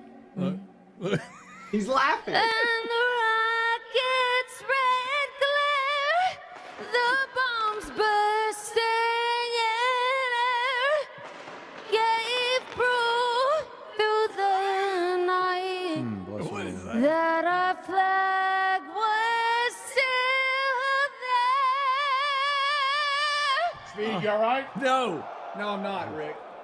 Oh, say does that star-spangled banner yet wave Does she think she's owning it? Down the ball. for the land of the free Oh my. and the home of the brave? All right, Bubba, is that the first time you heard it? Oh, Listen, my she did that on purpose. Is that the first time you've heard it? on Yeah. purpose. Is that a skit? No, Is that she protesting America? right, is that- something? I There's think- no way. This I woman think is what a you're seeing professional there. singer. I think what you're seeing there is recreational drugs. Well, you could be on that. and the effects of auto tune and post production on our pop stars. Okay. Was it worse than you thought it was going to be? You know, when people were saying the worst Good ever, night. you know, I always think of Roseanne Barr. Sure, it's not that But bad. now But that was Roseanne a- Barr is not a Emmy nominated. And she was being And that was a comedy. I mean, that was a bit. Grammy nominated singer. No, Carl Lewis is the walking dog. Still, the funniest bad one is Carl Lewis. Gotta be. No Because doubt. he was serious. And can we please He throw? was serious as he could be. I'm gonna say this for the last time. I think.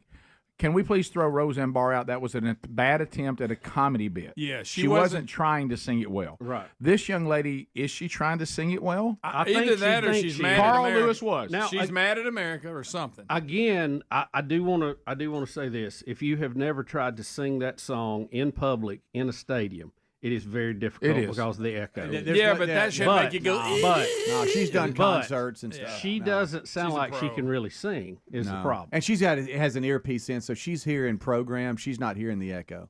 So I mean, there's well, no. you hope that's the case. I'm kind of like, I mean, yo, how well, about no, a I it mean, run? sounded you can like see it sounds like it may have failed. Yeah, right. I'll tell you this right that was now. darn near treasonous. there is no excuse for that. Not at that level. No. And I think and she's I just know reflecting the state of the country. I know for a fact there had. Well, I say that for a fact. I don't know, but there had to be a run through earlier in the day. You would think. There Or did had she to go, be. I There got had it, to- I'm good. There Is had to it- be a mic check that somebody heard that and went, "Really? That's what we're going She with?" started out like she was going to be all right. Yeah. But then it's like, it sounds to me like she's doing it on purpose. Right. That It is not did. the artist that sings "Gobble Gobble." Let's No, be it's clear. not. funny. No. Bubba, you might be on something. Was she under the influence of something? I don't know. Well, look at her. Look but- at how she starts. She's got that look like she's in Stonerville. You The know what first I mean? question I asked is this a skit? She was probably Is she, nervous. Is and she that- pretending or is she really trying? look. I can't tell. No, it got some bizarre Look at the at end. eyes, At look. the end, it got bizarre. Andy Blanks, I'm out. I made it to Can You See? Well, So Not far. Who we got I standing on think the it's stars easy here? to say that The that was the worst Oh, that's just- I version forgot by a somebody's real name. singer. Right, because we can't say Carl Lewis. Even though he had an album, we can't say no, that. No. Carl Lewis is still the worst from a comedy Yeah. standpoint. Roseanne's was just horrible. Yeah, she was just being. This is the trying to be worst by funny. somebody who's a real singer. Grammy nominated singer. 4 times. You know, Fergie's was close in that neighborhood. Yeah, but she didn't sing bad. She just did a bad. No, version she of sang the a song. bad too. arrangement. She The sang first, bad, the too. first 7 seconds, 8 seconds were It's good. okay. Yeah. So Yeah. that Okay. tells me she can sing. Yeah. She was just. And then she started singing. And then I don't know what happened. Get a little after past that. halfway. Well, no, we I don't have think time. she did it on purpose. Then she started singing That's in a career ender. Yeah, then she started singing in cursive. My goodness. That's funny. By the way, I think America deserves this. I think we deserve it. It's a reflection of the country. I think that we've earned that. Has she spoke out about this?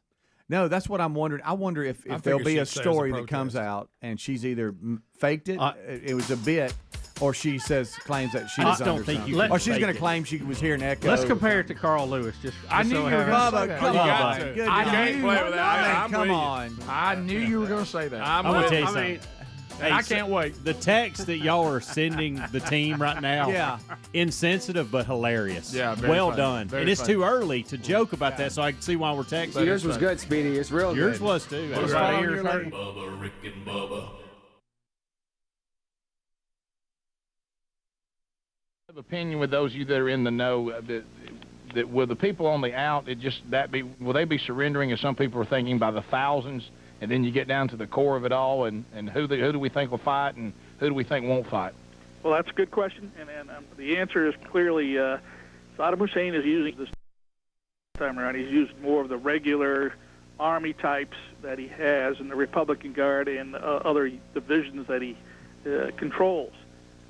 You will probably not, I will predict you will not see the massive surrenderings that you had in 1991, where you had cameramen out there from CNN and a lot of the other popular stations with cameras on their shoulders, and Iraqis thought they were weapons, and they were throwing their hands up saying, "I surrender." Yeah. We did see, though, this is a little humor here, we intercepted a supply of war materials from France to Baghdad yesterday. I guess you heard that. No, we haven't. No, that's the first we've heard of that. Yep. Sets of white sheets. What a good one. Yeah. When I heard France say today, if they see chemical weapons, they may join us. Yeah. Thanks, guys. Just stay at the house. Yeah. You know, I compared that to when your wife asked, would you mind taking the kids with you? And you said, no, what I'm going on right now, they would just be a hindrance. That's what I feel about France. Look, why don't y'all just stay where you are? You're just going to get in the way. That's right. General, let me ask you one more question. I know you're busy, and we really appreciate you spending a few minutes with us. You and your listeners down there at Y94.5 are friends. You can call me anytime. Well, we may do it. If we do not start the massive attack tonight, which I know we're just a few hours away from sundown in Baghdad, why would we be waiting? What exactly are we looking to get into position, or what would be one of the reasons that we don't just go ahead and do it? Well, this is what we call battlefield preparation phase, and you really don't want to send people in when you can send in these Tomahawk missiles. And as you know, it was a proud moment to hear that we launched over 40 Tomahawk missiles from frigates that sailed out of Jacksonville, sailed out of Norfolk, and other southern ports to go ahead and join in. And one of those ships that fired their first Tomahawks last night was the USS Pearl Harbor. And that was done intentionally just to let Saddam Hussein and all his political types and his public relations guys know America doesn't forget those people that come after us. We honor our war dead. We honor our veterans here. And we would rather use a Tomahawk, which is just electronics and high explosives, to go in there than humans right now. We're taking out communication centers. We're taking out potential bunkers that he has over there.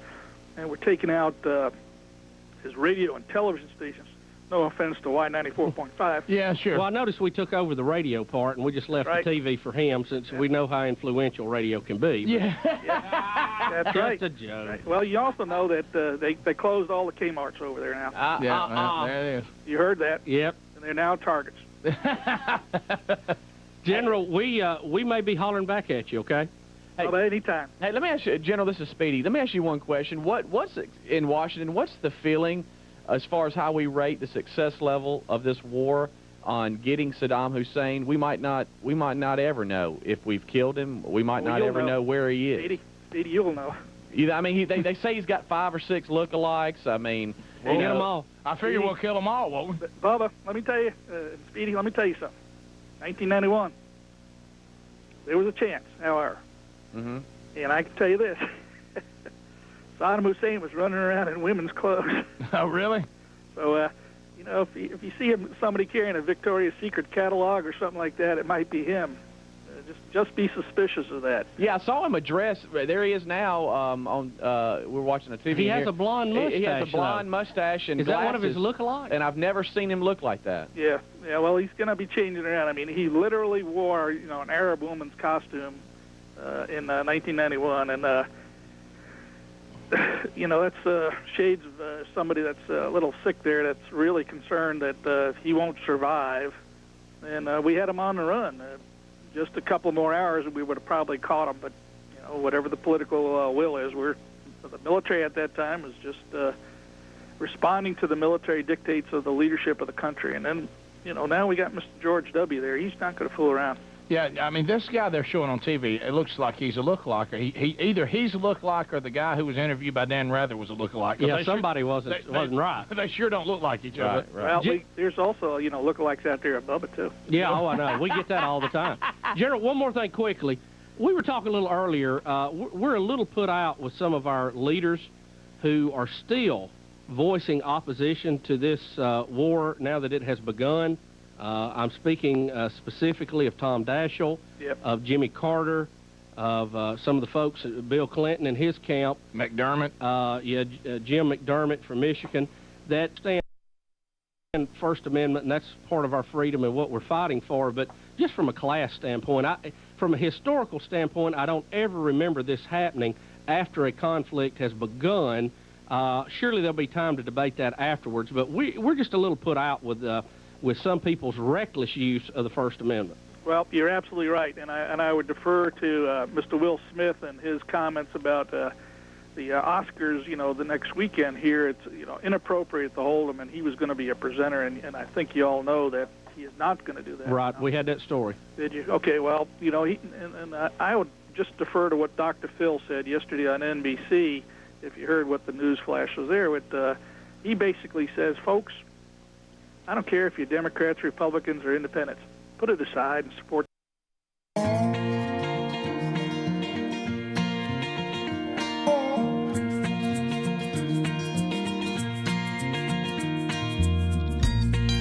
Brand new hour is right. We're here. All right, so as we start this brand new hour, the mobile assault broadcast vehicle is about to depart the parking lot, Lord willing, here in a bit, going into service with the ministry that we just met the guys that are here. They're ready to go. They brought us delicious food. We've heard their story. We will give her the send-off that she deserves. They are getting a few bonus items that are in the truck. Some of you are wanting us to pull these signs out and put them on the wheel of meat. The problem is these are not small signs. No, they're big ones. I don't know how you would get them in your vehicle, but I mean, hey, strap them to the roof if you want them. One of them said gobble gobble. So any that's still to come. We'll get into some of that. So we just played the national anthem. We've also covered the latest updates on the assassination attempt on Trump. We haven't gotten into the Republican National Convention yet.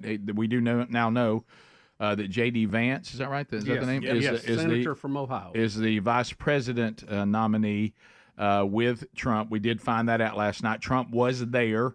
We haven't gotten into that, so we may get into that before we're done. But right now, something extremely serious, and that's when someone trashes the national anthem last night at the Home Run Derby. Watching the text option and the emails. Bubba, look behind you. When the person said that they would rather be licked in the eye by Richard Simmons and be forced to watch never-ending Dean and Company Christmas specials than to hear that again. This email thing is a good thing. The text thing? Did I say email? Email's been around a while. It has, Rick. Thank you, Mac. Rick, this World Wide Web may stick around. You in charge of perimeter now? I meant the text thing. Shut up. Greg, you and Mac Daddy fired up about email. Okay, all right, come on. Hey, Mac Daddy right now is going, you dang right, Greg. That's right. Rick, we gotta, we got to hear the classic gold standard for the national anthem. Yeah, and this is Carl Lewis. We've had some people say, though, that there's moments in here where at least Carl Lewis can sing. Where? But he's not a singer per se. I didn't hear This it. is our national anthem. No, he's a track star. athlete. Yeah. Right, now, he's good at that. Here is Carl Lewis, and we always have to compare sure about Carl. the latest nominee to dethrone Carl Lewis, and let's see if this is going to happen. Is he the track coach at Houston, by the way? I have no All idea. right, go ahead. All right, are we all ready? Oh, pumping the crowd up. Here we go. Too high. Greg, why? What are you doing? Oh, say, can you see? And the rockets, red flag. Oh my God. Uh-oh. I'll make up for it now. Oh, the land of the free. That was Sarge National Anthem. And Charlie Steiner. Yes, gosh. Oh, God rest his soul. Guys, tell me that ain't the worst one ever. You had to stop. Oh, wait a minute now. Hang on, y'all. Yeah, there was some I'll parts. make up for it here. That was an abbreviated part. What was it at the beginning? Yeah, I found the full thing. Y'all want to hear the full thing? Let's hear it. By the way, let me get this. Oh, let me get this one quote off the text. That made Colin Kaepernick look patriotic. Well done. That's a good one. On that new email. Yeah. All right, so here's the whole thing. All right, are we all ready? Oh, here, don't do this. Here we go. Why do this? You're already in trouble.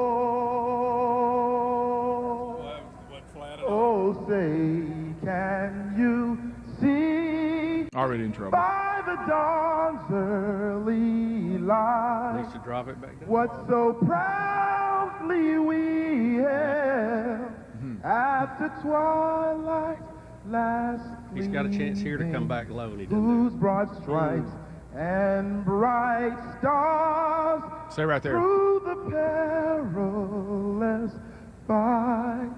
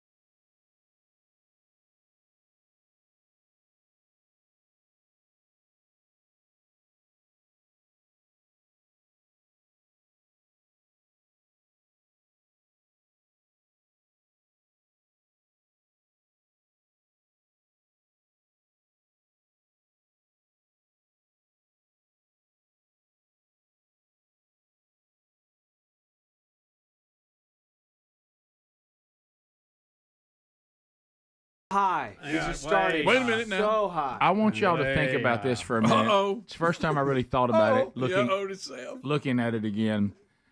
This is horrifying if you were standing in the room at Christmas Eve with family. Yeah. He is standing in an arena for the NBA All-Star game. Yes. On national television. He is. I mean, this arena is packed. Yeah, right. This is happening, and then you think, well, that's nothing compared to how many are watching me on TV right now. You are in a bind in front of a gigantic audience. Did I see Jordan?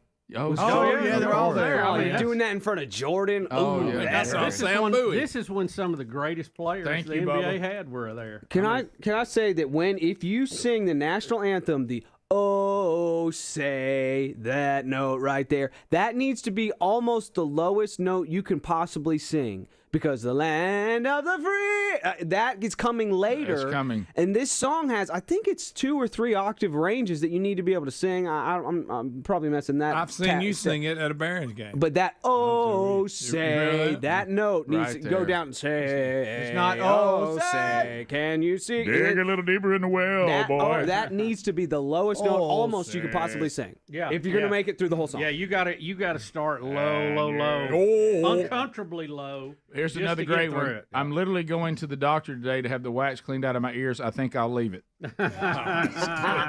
What a great one. Somebody said, I think I'd almost rather hear the Beth Mowens impression. Oh. Almost. I wish she would sing it. He made it worse by commentating. during the song. Uh-oh. Yes. And also, can you imagine if that happened when we had social media? How much fun we'd have with it. All right, do you think? All right, so let me ask the question: is it still worth? So it is. Is it still? Oh, Greg, buddy, what are you doing? That's her name.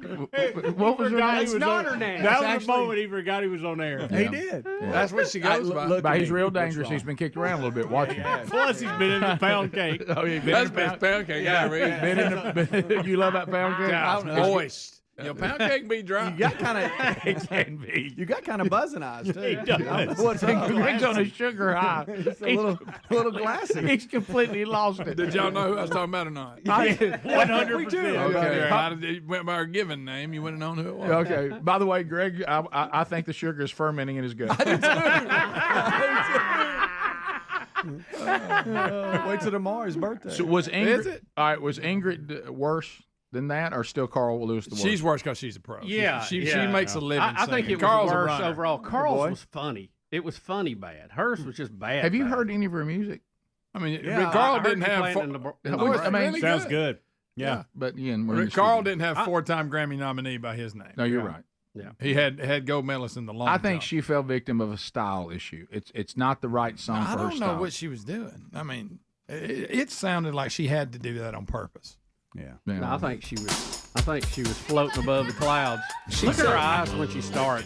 Yeah, you may be She's right. probably nervous, and then What I pour up some gummies to calm her down. I was going to say to calm her down. I think she was really, really nervous. It's a nerve-wracking And then thing. she got too loose in the turn. Right, Yeah. and she took that third gummy and said, "Uh-oh, I'm one tuck over the line, sweet Ingrid, one tuck over the line." Whatever Greg ate.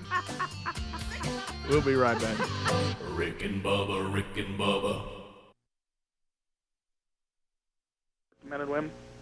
Yeah. Would you do that? There's time for that before and after, but not during. Yeah. I mean, Mr. Daschle is trying to run for president, but this is the wrong time. And how about a terrible decision on his part if he wants to get there? I don't see us electing someone who was downing this effort. Yeah, and on in midstream. Yeah, on another note, if you are going to try to raise a ruckus, be a captivating speaker. Yeah. Don't be boring Not like he. like. I mean, my gosh, Daschle. when he's talking, even people who agree with him go, "Gosh, I don't even know what he's talking about." Yeah, well, he's, Tom Daschle, unfortunately, when he was the majority leader, he did the same thing there, and just that the liberal press carried him forward, and thank goodness we had some people who went out and said to him, hey, we need to change this. Everybody went to the polls and voted in the next party, the Republican Party there, and all of a sudden, he became silent, says, I'm going to support these guys, I'll work with them. I haven't seen it yet, and it's unfortunate, like you're pointing out, that we have people that are still dissenting when the time is to shore up and keep the morale going of the American people. General Strafer, thank you for joining us, and thank you for your service to the country. I know you're still very much involved in Veterans Affairs and some other things as a consultant, and we appreciate what you do for the country. We had Armed Forces Appreciation Day here on the show yesterday, and certainly thought of you, and we appreciate what you're doing. We will call you back as this goes on. Bill and Bubba, you continue your role as great American citizens and keeping the word out to the people of the South. Thank you very much, General. We're going to put you on hold. Speedy wants to holler at you, okay? Roger that. Okay, there he is. And there is Army retired General Ken Strafer, and he'll tell you straight up what's going on, how he feels, which is always important. Unfortunately, thanks, the name of the show is Bill and Bubba, but that's fine. Or he was just referring to me twice. That's fine. Look, he's got a lot going on. I know. Look, my dad's name is Bill. It's close. We'll be back 14 minutes past the hour. We thank him for his information and letting us know what the folks in the South are doing as part of the effort. Rick and Bubba. 19 minutes past the hour, the Rick and Bubba Show. We're back. The website, all kinds of information there. We got a lot of requests to play the Somebody's Praying Me Through song again. Now, look, let me once again, because I know the email last night, a lot of you have gone out and bought the CD from the man who sang the song, Praying Me Through. Let me have that right there. It's I hope he's got Alan Asbury. Now, this CD is available, and he is performing tonight at the Metro Church of God. But I will say this, the song on this CD does not have the testimonials on it. And we told you that yesterday. Some of you didn't get that part of information. You got it, and it's a great song, and I would be glad to have the CD anyway. But those of you that are wanting the copy that has the testimonials on it, there's information on our website at rickandbubba.com. We realized that doxology.com, which is the record company, it was not on there yesterday. I think the guy told us they thought it would be on sometime today. Okay, which that was also information we got yesterday. Right. So the website has the ways that you can be available. Is that the best way to put it? Yes. Go to the website. It will link you to theirs. You need to take it up with them. We were just given this. Other than that, we don't have information. Yeah. rickandbubba.com has all the informational links that you need to find out when the song will be available and how you can get it. Also, the 2 pictures you've been requesting, Saddam with the Dixie Chicks and Hitler in Paris. Also, on upcoming events, 2 things. It shows we were supposed to be at a remote today in Pelham, Alabama at Tire Pros. That has been canceled because of the current situation with the war. And we don't know about our scheduled appearance tonight at a roast at Vestavia Hills High School. No one has given us information on that. They probably are still trying to get together and decide what they're going to do. We'll let you know whether we're going to be there tonight or not. If you have tickets, as far as we know right now, it is still on. So, but if we get information to the otherwise, we'll let you know. And Roxanne, and or to the contrary, I guess is a better way to put it. Yeah. You know how the protesters said they were going to start going nuts once Bush said it was on? They're doing that. Is this going to make me sick? Yeah, it'll upset you. Oh my gosh! Somebody quick! I need a carbonated drink. Another Coke, please. It'll upset you a good bit. It's happening in San Francisco. Thank you. A small group calling itself the Black Bloc Protesters. Black Bloc Protesters engage in violence by trashing buildings. They dress in black. They cover their faces. They claim their violence should be overlooked as it doesn't compare to the bombings in Iraq. See how stupid that is. Bubba, that is even so stupid I can't even give it anything. Can you? No. You know what I'm going to give it this? Of course, the police are gassing them right now, but that's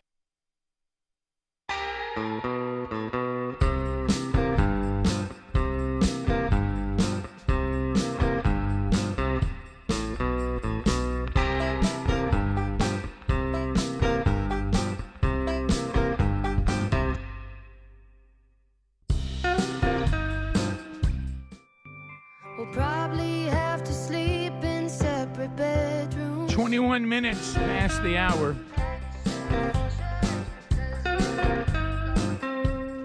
So that's I don't know how you say her name. Ingrid what?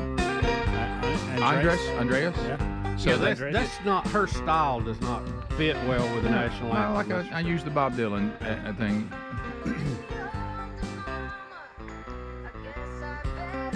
I think she just tried to do too much with it. The first 7 or 8 seconds were perfectly fine. Just stay in that lane. Yeah, just stay It's there. A lot and of you did a great job. She should have brought an acoustic guitar and did some sort of folksy thing. Yeah, And she she'd is a been- folksy type singer.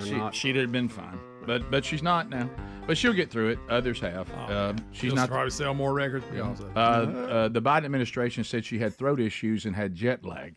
So And was a stutterer as a kid. right? And so anyway, and you see the beauty and how good auto-tune works. Yes, you do. Yes, you do. All right. So last night, the Republican National Convention. Bubba, I'm gonna sing. I know this wasn't at the convention, but it's one of the responses to everything that happened with the near assassination. What was that, Joe? Joe. Sorry, Ben. I just got That's back. what we do now. Anytime anybody gets tongue-tied around the house, says, hey, Joe, what was that? Yeah, me too. Bubba, you have to pardon me. I've only been back for 2 weeks from Europe. I just don't talk plain to begin with. Is it going to break your heart if we play the Jack Black video? Okay, he's come out. He has come that. out with a statement since then. Okay, and I don't know if it's accurate or not, but it looks like it is from all indications. That he says they're stopping the tour, and that he was thrown off guard on stage. That it was somebody in his group that it was said his it. partner, old Bandmate, Kyle Glass. Yeah, and he didn't say it. The fat ball-headed guy. And he said that he was as just surprised as everybody else. It was his birthday, and he said, "What's your birthday wish?" Yeah, and he said that he can't continue the tour and is stopping the tour. Oh, really? Well, they're getting blowback on it, obviously. All right. Yeah, let's hear what he said. Then we got to see Trump's entrance. Yeah. So night. Jack Black did not say. No, that. I thought it was the other guy from Tenacious D. Yeah. Okay. Yeah. The fat ball-headed guy. I got you. I know exactly what you're talking about. Yeah. Thanks, Jack.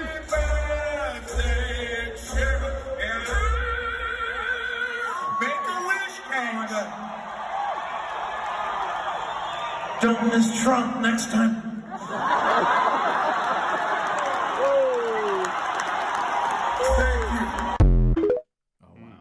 Jack Black did say thank you, though. Yeah, did you see how he stayed? He kind of stayed squatted down like a little bit, like his hands on his knees. Like, did you just say that? But he also kind of set him up for it. Make a wish, and we're all quiet, and he has the mic. I think it was set up. I think Jack Black knew it was coming. You think they're just getting so much blowback that they're just saying, "Hey, we're going to shut things down"? According to the post I saw, he made a statement apologizing and said that he's stopping the tour. Or you think this is more like Henry the Horse? We don't know what Henry the Horse is going to say when he comes in here. That's right, we don't. We set it up, but we never know what's coming out of Henry. Could be. There you go. Henry hadn't been out since this happened, so Trying who to help knows Jack what he'll Black. say Friday. Could be. Rick, when it comes to bands, how do you rank Tenacious D versus Loaded Diaper? I mean, do you have a... I'm going to say this. Surprisingly, the way they look, they're not bad. Oh, I know. I mean, musically. Take this statement out because that's clearly... I thought Loaded Diaper was pretty good. Yeah, that's funny. That's just great. That's funny. That's great. Tenacious D, obviously, yeah, they are good in their own way. First of all, great name for a band. It is. That is a good band name. All right, so here's Trump at the Republican National Convention. Everybody was waiting on this. Here's his entrance last night when the convention kicks off. Here we go. And Lee Greenwood's performing this live, too. Oh, God. Please look at the bandage here. Somebody's look on his face with that bandage. Greg, buddy.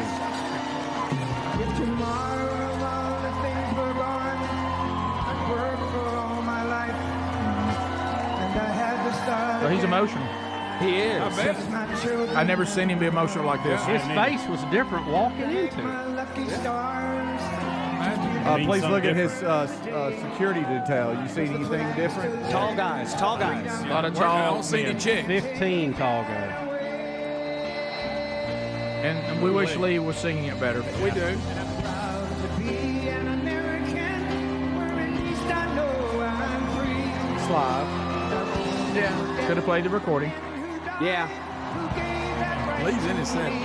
And I gladly stand up next to you and defend her still today. 'Cause there ain't no doubt I love this land. Sing it! Wow, he is emotional. Bless the USA.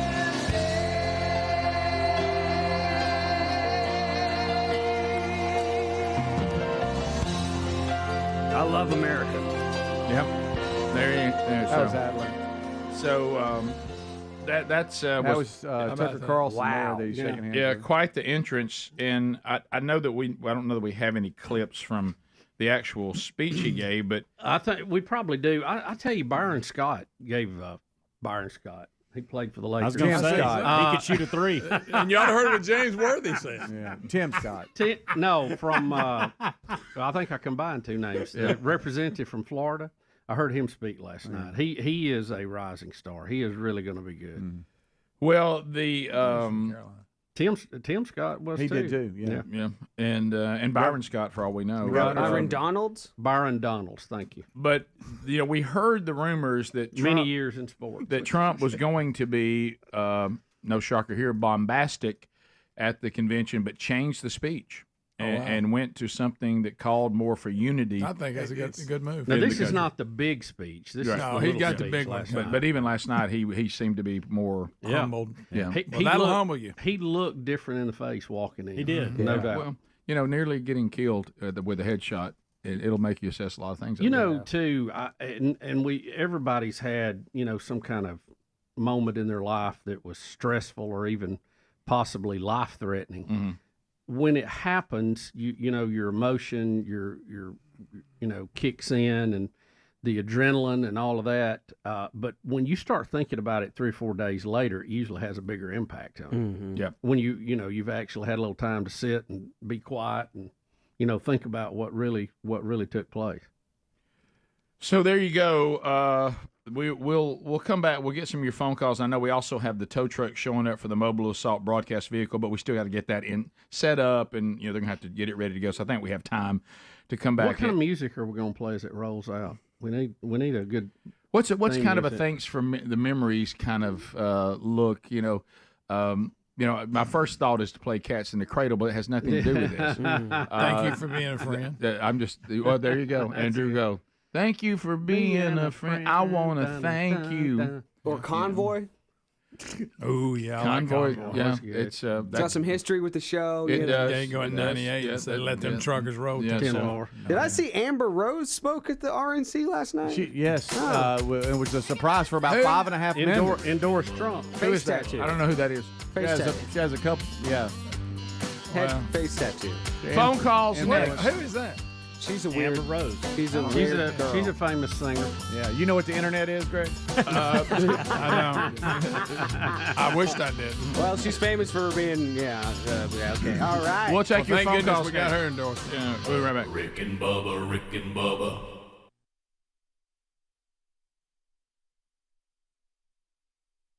As it should be. And how about this? If you're proud of your protest, take your mask off. I don't understand this thing again of, I got a right to express myself. You do as long as you don't break the law. And if you're proud of it, take your mask off. Right? That's how I feel. San Francisco isn't the only place. A group of anti-war demonstrators are gathering in Virginia, preparing to cross into the Georgetown section of Washington, D.C. What they want to do is disrupt traffic today, get in everybody's way so that no one can drive anywhere. Well, they don't need to. I wouldn't get in the way down here in the South. Y'all better keep it above the old Mason-Dixon line. Because I'm going to tell you what, you step out there on 65 and somebody may never even touch the brake. Nope, you'll just be a bump in the road. That's right. Somebody will say, wow, I hope and your black mask. All you'll get in the South is somebody saying, I will go see if my alignment was messed up. Right. Other than that, I'm still rolling. My tires are out of balance. How about this isn't the right time to be dressed all in black with a mask on? Bad Hello? timing. How about this? These are people who wanted to overthrow our government for years. So Hey, how I'm about not this? shocked. Let's say I was even, and they're being funded by, socialist, communist parties. If I was even in this group and I was at the meeting, I would say, I thought we were going to protest, not show the world we're Igmos. Yeah. I don't know that this is the time for us to be doused in black, hoods over our heads, disrupting traffic. Igmos. Yeah. I love that. Yeah, I don't know that you should be dressed in the uniform of the Republican Guard. That's not a good call. Would you? Bill O'Reilly said it best himself. The one reason I'm upset is not only because of what they're doing, and I disagree with them, but they're pulling the attention away from the local authorities that needs to be focused on Amen. terrorism and protecting the ports and protecting these landmarks The bridges around. And instead, we're pulling all them to block off city blocks to where these people can have freedom to do all. And it's just totally disrupting the focus of the local authorities. And I mean, for that's putting our lives in jeopardy. Well, look, they want to be communist. I say we round them up and we drop them in some communist country. Sure, Cuba, they'd love to have you. How about on this? We send them to Cuba. They're going good. Y'all head on out. The workers' paradise. Right. No big deal. No We'll give you the ticket. Hey, we'll fly you in there. Y'all want America to be a communist place? There are communist countries. Yeah, Go there. sure. You can have what you want. We don't make people stay here, do we? No. Did something change I didn't know about? We make people stay? Well, Rick, they're idiots. That's why. Yeah. It's just. So now they say breaking the law. Hey, see now you're getting away from a right to say how you feel. Now you're veering off the path a little bit. Come on down here and stand in traffic. We'd love to have you. Well, Rick, it's all an emotional response. None of it has to do with any logic. Well, it has to do with an agenda that they want to overthrow the government. That's the bottom line. And have been that way for many years. Thank you. All right, There's probably, what, 10, 12 of them? Roxanne, thanks for the IGMO update. Thanks. Thank you. San Francisco, but hey, what do you expect? We need to get a theme song. Yeah. We need to get a theme song for IGMO updates. What can we've got, and we play the song and Roxanne sits down and gives us an IGMO update. I mean, because it's going to happen, y'all. This is just the beginning. Yeah, there will be a number of IGMO updates. Sure. In every major city in the U.S., there'll be an IGMO today. Keep in mind that they're able to go protest because they don't have jobs. All right, here's one. You remember that. Let's look for the great song from Beck, I'm a Loser, so why don't you kill me? Oh, hey, by the way, that is brilliant. That is a good one. Right. Beck, I'm a Loser. You're all over that, Rick. Let's find that one. A classic. So why don't you're all over that. So why don't you kill me? The song is coming up. Yeah, next segment. we got to have it now more than ever. Who, Beck? No. Somebody's praying me through, complete with testimonials. How do you get a copy of this recording? There's a link on our website for all information. 26 minutes past. We'll be right back.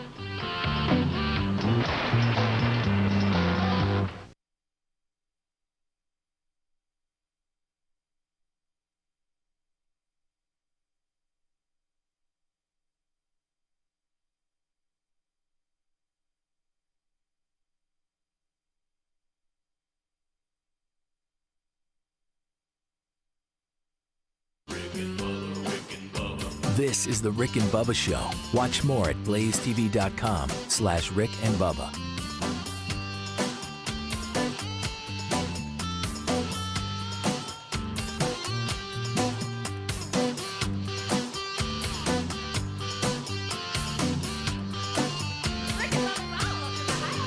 Rick and Bubba, Rick and Bubba.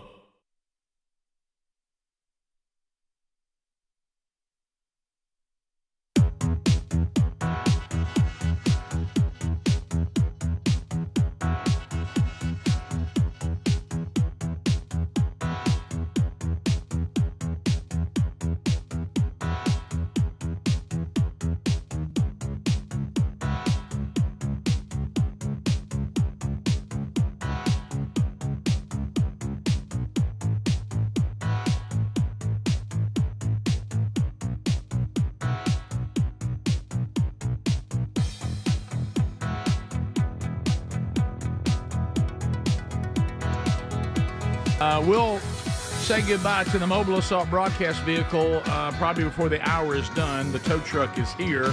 The ministry that is she being donated to, we've already heard from them. They're going to get all that together, and when she's ready to be pulled away, Bubba, we'll do our tribute. Phone calls right now at 866-WE-BE-BIG. As you are dialing, Speedy is taking your phone calls.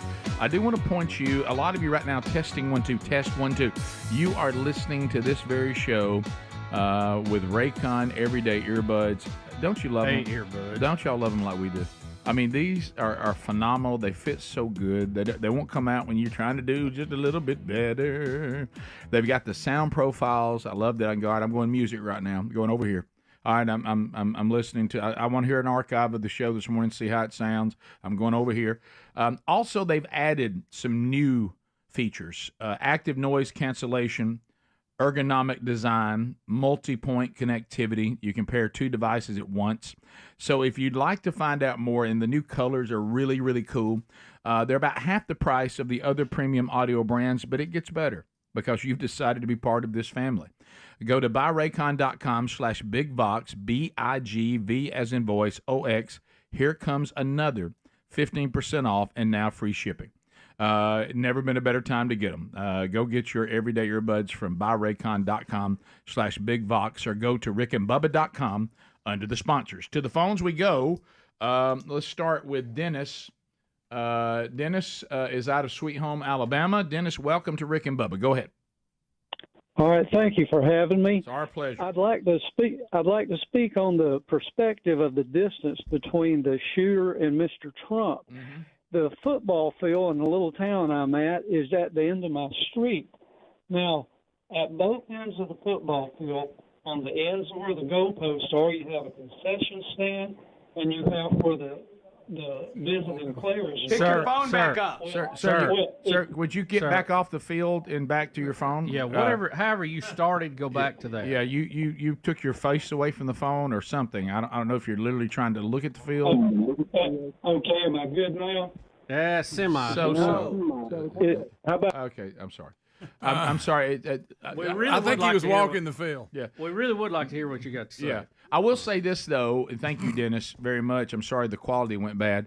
I think we have well established that there was error in not making that building primary and having the Secret Service on top of that building as well.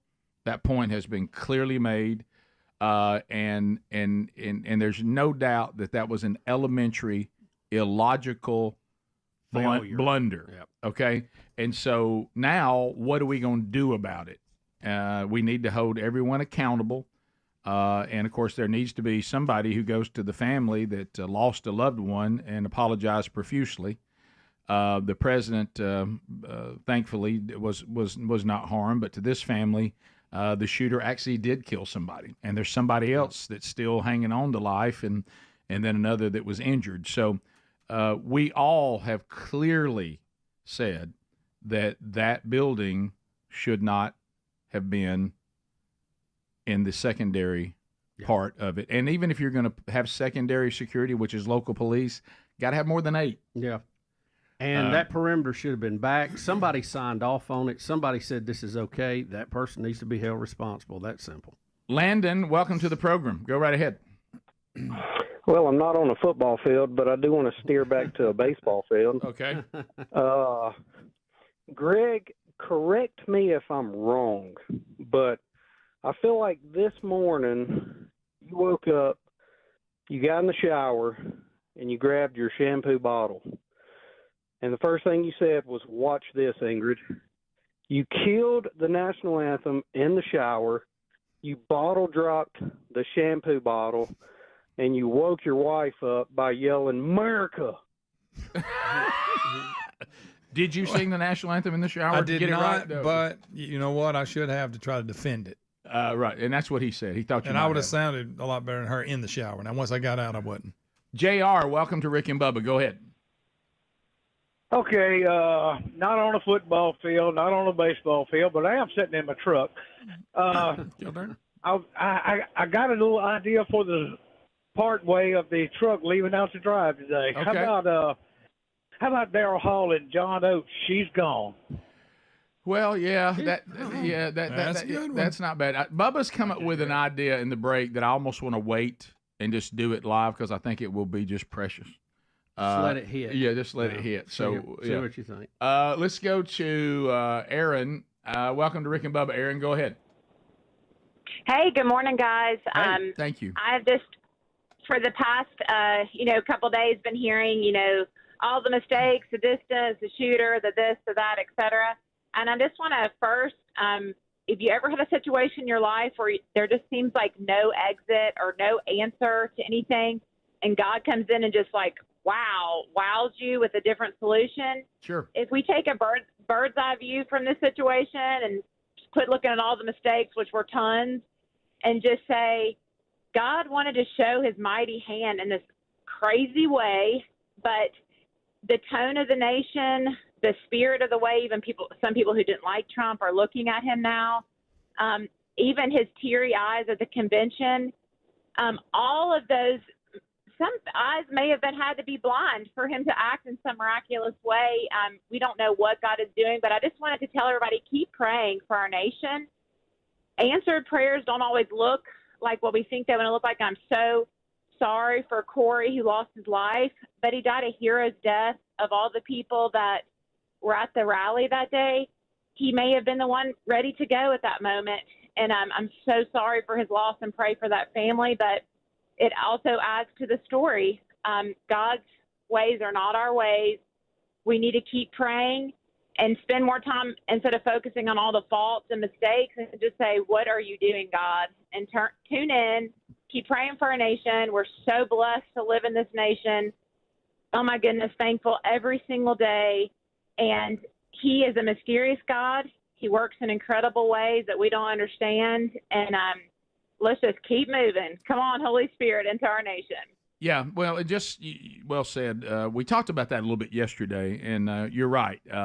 Those of us that believe in a sovereign God, nothing is out of control. It's under his control, and he has spoken clearly, as you've heard us talk about many times, and my wife completely researched exhaustively and unpacked in her book. God is not silent on why he allows bad things that we call bad things to happen, or tragedies or suffering and all these things. And you kind of take all the things he said and go, well, it could be any of these things that he says why he does it. On the other hand, and I understand your point, there is we're still here in this fallen creation, and you're learning earthly things from it.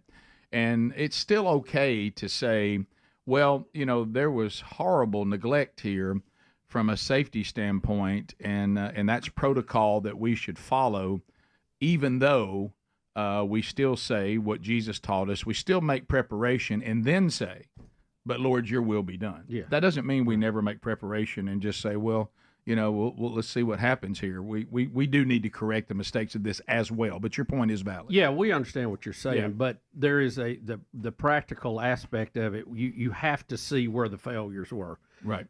When Noah built the ark, they measured before they cut. Right. Twice, I Yeah. guarantee you. Oh, yes. It was very specific on how to do it. Yeah. And I think I need more gopher wood. Yeah, and I will say this, but then let's get to your spiritual message, which is by far the most important. Noah was also urging everyone, you need to get on this thing I'm building before God's wrath kills all of you. Yep. So there's that one too. And he's pretty patient. He gave him 120 years to repent. Yeah. We continue. Let's go to Jeff in Athens. Jeff, welcome to the show. Go ahead.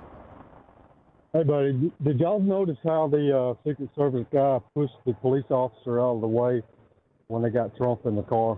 He just shoves him out of the way. I didn't see that, no, but I wouldn't doubt that. Let's go to Susan in Decatur. Susan, go ahead. Good morning. They just showed on Fox the snippet from the Secret Service, the head of the Secret Service, the woman. Oh, yes. And she said the decision was made that the roof on the building was too steep to put someone up there, so they'd made the decision to secure the building from the inside. Well, somebody didn't think so. Evidently, they were incorrect. Yeah, they were incorrect. Yeah. Again, the person in charge, she is ultimately the person who needs to be held accountable. If she made those kind of decisions, they were the wrong Or decision. if she, the people that okayed them and wrote, It's the wrong commissioned them decision. and said, we'll go with that. Yeah. Also, Rick, some breaking news from MSNBC this morning. Really? You know, the Morning Joes were off the air yesterday. Yeah, well, they're yeah. back today and they're not happy. Oh, really? Yep. Yeah, because we talked yesterday, they were not allowed to be on. Yep. And so they're back now. Well, I'll give you the report. Okay, we'll do that. We come back. Stay close. Rick and Bubba, Rick and Bubba.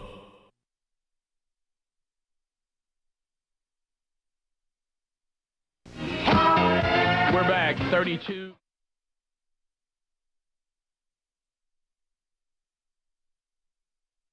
How can you get a copy of this? We don't know. Go to the website. The links to the places that do know are there. So go and see that at Rick and Bubba, spell out the word and.com. So here it is. The song somebody's praying me through is by Alan Asbury.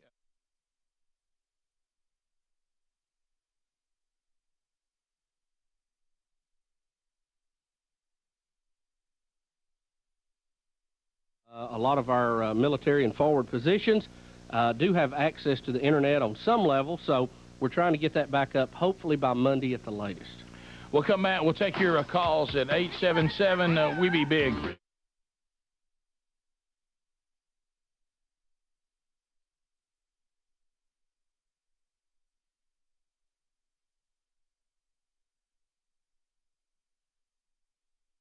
Dr. Bradley, part of the roast tonight. Dr. Bradley, how you doing? Look at the comparison. How are you doing? Look, they're showing That ain't the same guy. No, I told you, when they're showing a comparison of Saddam Hussein on TV of the guy. CNN has got a great split screen on of a recent interview with Saddam and the taped message that aired on Iraqi TV after the attack. How about this? Side by side, that is not the same person. No. Not even close. No. The shape of his face is not even the same. Yeah. So we may have got him last night. Who knows? I don't know. Something. Look, all right. How about this? We do know that the guy they're showing on TV is not him. The guy who delivered the speech is not Saddam Hussein. Yeah, and whatever that means. And I'll credit CNN with analyzing that tape closely because they had him right there. Dr. Bradley, tonight, Vestavia Hills, everything you from what I'm seeing above your head here, it says it's still on. Yes, Rick, we're definitely on tonight. Will we have some TVs where we can watch the update if we begin to rain down tonight? We'll try to provide some TV monitors. That's a good point. Yeah.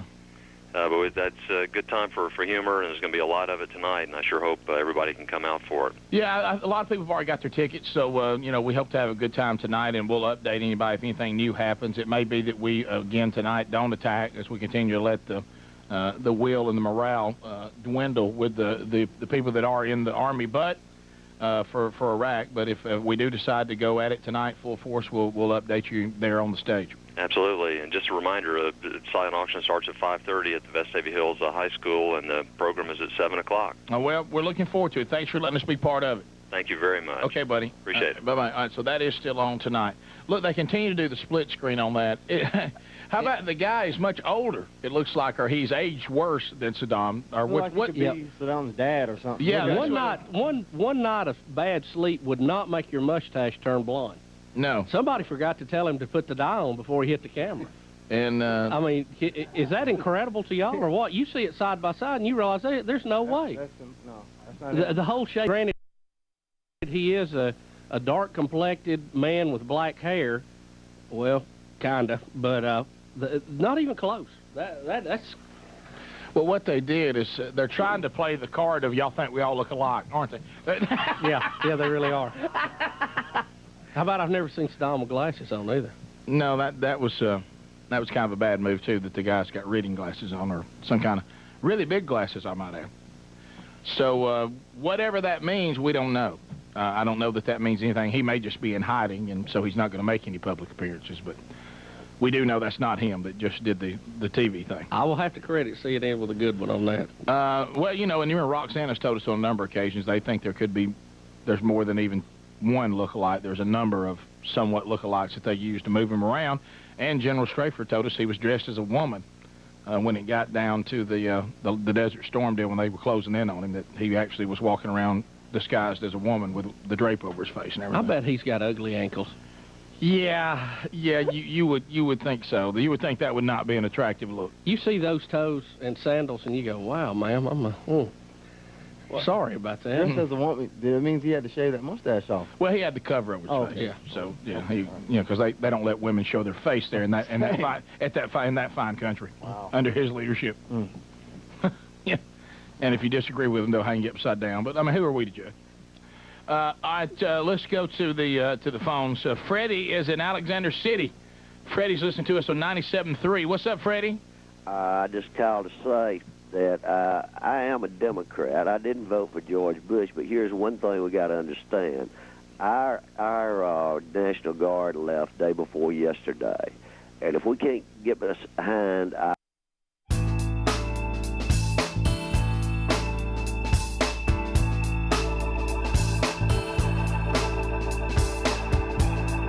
Here we go. 9 minutes to the top of the hour. Thank you for being with us today. We say goodbye to the Mobile Assault Broadcast Vehicle next hour. We've got the send-off just about ready to go, and we'll cover that for you coming up next hour. If you don't get that on the live options, you can grab it on the archives today. So, Bubba, yesterday, Morning Joe was not aired by MSNBC. Today, it has been aired. And you're telling me that our little hosts aren't happy. Well, they got bumped off, Rick. I guess they were afraid they would say something that would incite backlash toward the network, and they shared their thoughts this morning. All right, so here it is, courtesy of Morning Joe and MSNBC, and we got a couple of clips. So, briefly talk to our friends and viewers that watch us every day, and talk about what happened yesterday. We were told, in no uncertain terms, on Sunday evening that there was going to be one news feed across all NBC News channels yesterday. The Today Show would be Lester Holt, other people that you worked with on Sunday, and that was going to be one news feed across all NBC News channels, that we were going to stay as a network in breaking news mode throughout all day yesterday. That did not happen. We don't know why that didn't happen. Our team was not given a good answer as to why that didn't happen, but it didn't happen. We were also told it was going to happen throughout the day. And I guess after there was such a strong blowback about yesterday morning, I guess they changed their plans. And so those plans changed as well. So it didn't. We've talked about it off the air. We'll talk about it on the air because we talk about everything on the air. We were very surprised. We were very disappointed. And if we had known that there wasn't going to be the one news feed from NBC News across all NBC News channels, Willie, we obviously would have been in yesterday morning. And then Willie takes over here. I'm going to skip to the end to their comments about a new host. Oh, whoa. If the computer will play. Yeah. One Mississippi. Two so he's Mississippi. saying they were told, we're not One keeping y'all feed. off. We're going to do one feed and break you. That may be legit. Briefly talk. Why, as this show began and continues 17 years later on being the place where you can go to have the hard conversations Oh, yeah. in a civil way. And so it seemed like now more than ever is a time that we would like to be on, and I think our viewers agree with that. So we continue. We are 5 minutes past the top of the hour. No, and let me just say, next time we're told there's going to be a news feed replacing us, we will be in our We'll be chairs. sitting here. Yeah, and the news feed will be us, or they can get somebody still be else sitting here. to host the show. Big Spicy. Big joke. My mouth's too small for my face. Like Jimmy Neutron is angry. So what? So I guess they realized when they got up or were sitting there watching MSNBC, they're not doing one feed. They just won't let us on. He said we were told they were going to do one feed, then they didn't do one feed. Not one feed. Just you out. Maybe they changed gears after a certain period of time. Come on, Joe. Come on, Joe, calm down. Morning, Joe. Nobody silenced you. Now that the morning show's over, we've changed our mind. Yeah. We're going to go back to. I just love the absurdity of here's where America comes to get the real deal. Really? You want what, about 4 or 5 of us? I mean, there ain't a lot of America going there. Not many. What is their rating? A half? I mean, Joe, it's so funny. He has just changed over the years dramatically. Oh, big time. Yeah. Bubba, we were palling around with him at one point. I know. Just don't act like that didn't happen. I know. That's what I'm saying. He really. He told you, pal. He took a left-hand turn when Blondie came around. Yes, he did. Yep. Yes, he did. And now, and I would y'all agree? I think, like just then, I think the absurd things that he says and her, when those are played on other shows, that's their biggest audience. Don't you? Yeah. Yes. Yeah. Many more people see him now. Many more just saw him right now than they've seen him yesterday or today. Yeah. So, what do you think happened there? Do you think they were kept off because he thought that he'd get on there and say something goofy? Oh, Rick, look, TV management's a lot like radio There's management. TV goobs, radio goobs. You had a TV goob said, "Oh, we're going one feed. You know, we want to get our Today show on, our Lester Holt, our A Team," and that's what they went with. Yeah. And but he said they didn't. Well, they changed gears at a certain point during the day. Yeah. Right. Okay. After they were off. Yeah. I don't know what time it was. Once they were off, it might have been affected somebody else's show, too. I don't got know. you. Okay. Well, they're more of a commentary show, and that's Hey, where you go to get the truth, according to him. I did notice. Unbiased. I did notice. I know y'all did too. If this had been, God forbid, if this had been something, say that Biden had got clipped on the ear, okay, it would have been wall-to-wall coverage, and it would have been a lamenting. Oh yeah. I'll admit this. I was a little shocked that when we came to work and the show was over, and I just meandered, into the break room where there's a TV, how quickly all the major networks were just back to regular programming. Yeah. And I was like, well, that does feel a little, because I don't think they really liked the narrative that much. I think they realized that this was actually emboldening again. So Trump. let's keep it down. And they were like, look, the more we cover this, the bigger this is going to get. Yeah. Can you imagine what the little Hitler video will look like now they put out about this? Oh. That last one was something else. Oh, my goodness. Somebody sent us, oh, my gosh. Oh, my goodness. It was horrible, but it was funny. So, yeah. So we'll see. But Morning Joe, he's not happy. He's mad. He's telling NBC how it is. Hey, we won't be here. Yeah, let me tell you why I think he can say things like that. Can you show me the line of people that are standing by to take that slot on MSNBC? Yeah, really. The only thing worse, they have to recycle some old retreads. The only thing worse about working for MSNBC is to be working for MSNBC real early in the morning. Right. In their worst time. I mean, if you're gonna get up early, do a show like this. Can you imagine? And think about, and he's in this mode now. He can't get away from her. Everywhere he goes, there she is. No. I mean, even at work. Well, the leash is only so long, Rick. I know. They can hide it under the desk. But hey, she won. They always do. Well, yeah. She won. She's got him. She's turned him to the left. I hadn't heard him say roll tide. I don't know when. It's an old story. So anyway. Only in America. Okay, so we'll come back. If you're leaving us, as I said, that's the beauty of the archive options. You can still go grab it because we will come back. She has been an old friend. She has served the Rick and Bubba show well. I don't know how many years she was in action. How many years was she in action of the 31 that we're in right now? Gosh, I don't know. We were still at 94.5. Yeah, so we built her in the late 90s because we were on Turner South 2000, 2003. Is that right? It was done right before Turner South. And Turner South kind of limited what we could do with so it. Turner South was around 2000. Let's say right? 2001, somewhere in there. Yeah, 24 to 25 years maybe of the 31.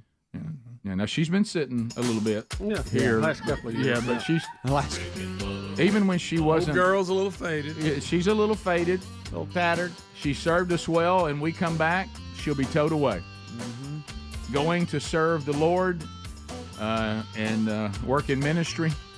They're going to try to get her back running again. It'll take the Lord. It will. It will.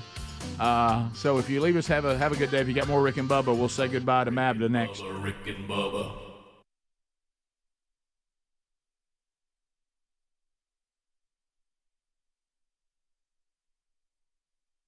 Our brothers and sisters, our sons and daughters that are over there now, you need to leave the country because they're putting their lives on the line as ordered by the Commander-in-Chief. And Bush is my president, too, now, and we got to stand behind these troops. Well, the thing that I think a lot of people lose sight of, when you start going as far as McDermott and Daschle and some of these guys have gone, when you to rebel rouse discontent and dissent against them, you put them at danger. And I think they don't think that through.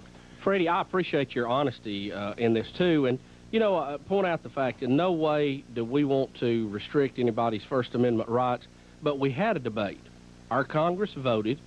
We went through the process as it's set up. The president was given authorization to do this. He had authorization from the world community based on previous UN votes and 1441, which was voted on in November, that said if Saddam Hussein, the burden of proof was on him, if he didn't bring these weapons to be destroyed, that we wasn't going to have an Easter egg hunt, it wasn't going to be peekaboo, that the burden of proof was on him, that he would have dire consequences. Now, anybody in their right mind in the world understood exactly what that meant. We are following through on it just as planned. The president is laid out a battle plan. We have troops to handle it. I appreciate your honesty, Freddie. There was a time to debate this, and there will be a time to debate it afterwards. But when our men and women are in harm's way is not the time. It is a careless and reckless abuse of the First Amendment. And I had a lady email me a minute ago and say, well, what do y'all do? And you're just, hey, we're supporting our troops who are in harm's way is exactly what we're doing. We just happen to agree why the reason they're there. But, there'll be plenty of time for dissension after this is over and the majority of them are back home. We were giving the same support when they were in Bosnia when President Clinton was the president. Yes. Let's go to Kenny in Gadsden. Kenny, how are you? Oh, doing great. Monkey grass. Welcome, sir. Kenny. Thank you very much. I love the show, fellas. Thanks. Hey, how about this? Why don't we send a short and heavy Dixie chick, old Natalie, to Saddam's house wearing Speedy's fishy shirt? He'll surrender for sure then, won't he, fellas? Well, sure, yes. If Speedy could wear that shirt that he had not washed that smelled like fish and be eating his boiled eggs at the same time. Yeah, that'd be perfect. And have Natalie with him, we could run him out, don't y'all think? Oh, yeah. And how about this? Your scud's a dud, fella. Thanks, Kenny. Yeah. Let's go to Stephanie in Sylacauga. Hey, Stephanie, how you doing? I'm doing great. I was the angry American before listening to you guys. Y'all are so funny. Thank you. I would like to say the same thing the last fellow just said. Send them all over there to Saddam's house. Send them. Let's get together. By these protesters and the people that are not supporting our troops, let's get them a one-way ticket out of here. They don't need to be here to welcome these troops home and thank you for our freedom. Thank you for fighting for us. And then, but we didn't stand behind you. We threw the flag on the ground. The girl that turned her back on the flag. What is this? I'm real close to a new Rick and Bubba promotion called Slap a Protester. Yeah, well, I mean one of them good ones you bring from down about San Antonio up to Boston, right up, To me, a protest like David Justice used to do is bad. Well, to me, a protest. If there's a name for it, and I'm gonna pass on it right now. Yeah, if you have a good point, the thing that's bad is when you protest and your point's no good. It doesn't even make sense. Can you imagine these people covering their faces and saying they're going to wreck American towns to cause havoc, to make some kind of bizarre point? What if we just said, well, here, why don't y'all just go over there and live with them, and with Saddam if you want to? You like dictators, and you want something like that, go right ahead. Well, now, the first time you want to cover your head and protest against him, they're going to put you in the grinder. Sure. But that's all right. Well, just keep it in San Francisco. I wouldn't come to our neighborhood. John, we might have a counter protest for you might not like. John in High Point, North Carolina. Hey, John. Hey, buddy. Hey, buddy. Go ahead. Back to the who's who for a moment. I think Interpol has a criminal identification system where they have been able to scan faces and get exact millimeter readings of how far they. We've seen that for the last couple of years on police shows, and they could do a very quick ID on these fellas that are posing as Saddam Hussein. Having said that, I'm not so sure. I don't know how helpful that would be, except that we can tell who this guy isn't, obviously. That guy's not Saddam Hussein. That split screen that CNN just did was so telling. That was really unbelievable. The Defense Department saying they're highly skeptical of the tape, and if CNN is skeptical of it, well, it looks almost obvious. I mean, it looks intentional to me. The guy didn't even get his makeup on good. That's what was embarrassing. Well, I think Saddam Hussein is good at playing games, and I think this may just be another guy. I hope he's dead. Yeah. This doesn't convince me that he is. No, just because somebody's posing as him on Iraqi television doesn't mean he's dead. It may mean he's just hiding.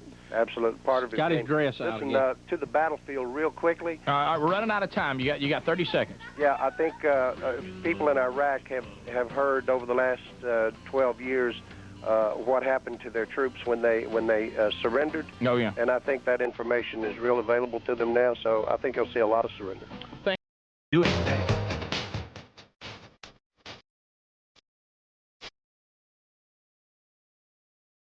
Welcome back to a brand new hour of the Rick and Bubba Show. With Speedy, the real Greg Burgess, Helmsy, Eddie Van Halen, Bill Bubba Bussey, and Rick Burgess. 6 minutes now past the hour, Big Boy Studio. Thank you for being with us. This hour, well, it's special.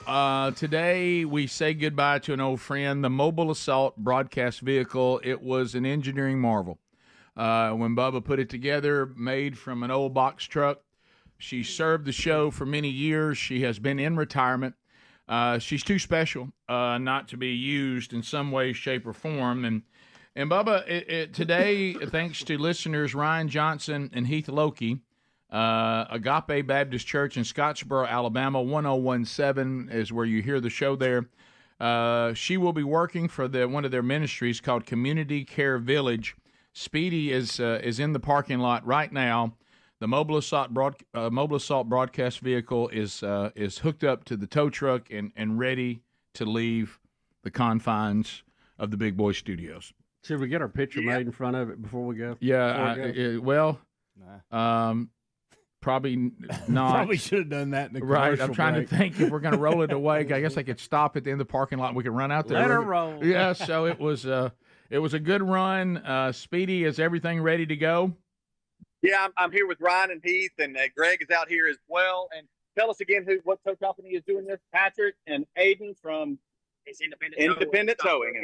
Awesome, buddy. Thank you. I mean, do you realize, by the way, nice look. Thank you. I mean, do you realize the responsibility and the history you're going to be pulling down? Take care. The interstate. Yes, you're probably going to get some honks and some stay-in-its and stuff like that. Just embrace it. Now, guys, I understand that you're going to be playing a song, and there's a certain time when he needs to pull off. Is that correct? Could you give us instructions? Yes. Bubba has selected, I think, beautifully the right song for the Mobile Assault Broadcast Vehicle. We'll be standing. We will not be sitting. We will be standing. And it's going to start out with a little bit of a slow start, and then when the guitar hits, we want to see her start moving. Okay, you'll hear the Speedy, you got time, and you know when to sing. And you'll be very familiar with this song. Okay, that sounds good. Yeah, it's now you understand that this is a rolling billboard here. So so there's going to be a lot of fun. And the guys, Ryan and Heath, y'all opened it up and actually looked inside of it. And you said, y'all weren't kidding. There's a lot of stuff. There's a lot of stuff. There's some great signs. There's the gobble sign. Yeah. Metal. There's some really funny, good look. Looks like Bubba's wearing a CPAP mask. Yeah. There's one of those.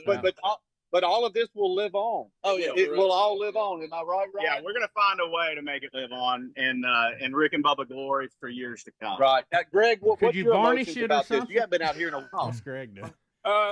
I think it's time for it to go. You think it's time for it? So you have no feelings whatsoever. I'm done with it. Okay. Okay. Thank you for that, Greg. I think that's nice, buddy. Good job. Hey, Speedy, let me first of all apologize to everybody there because if we remember after Bones report, he told us it would actually crank and y'all could just drive it up there. All right, so we're ready. So Patrick, are you ready to take the driver's seat? And your son is here with you. You ready, my man? All right, let's go. Look at this thing right here. This wow, Bubba. Wow, that's Bubba. business. Yeah. Look right here.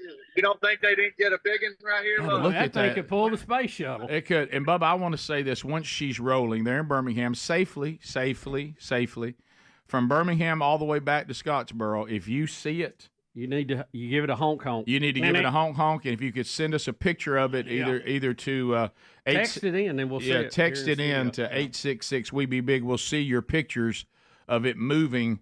Aren't they going to Hollywood? Yeah, going to Hollywood, Alabama with it. You're right. Yeah, you're right. That's right. Okay, so appropriate. So so Speedy, when he's ready. He's ready. All right, so we're ready. He's ready. Yeah.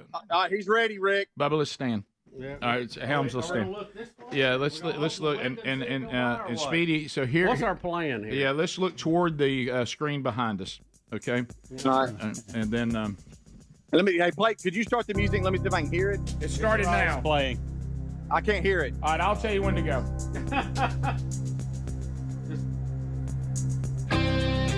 Start her moving.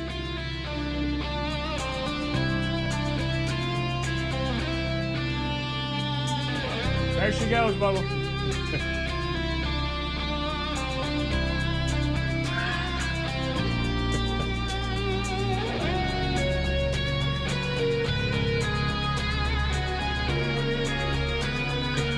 You served us well.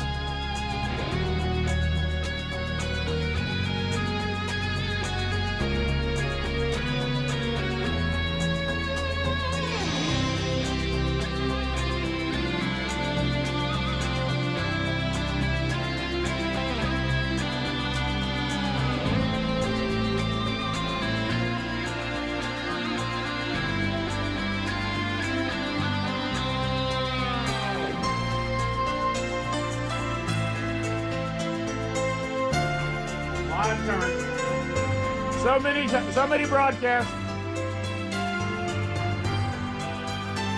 Can't make the turn.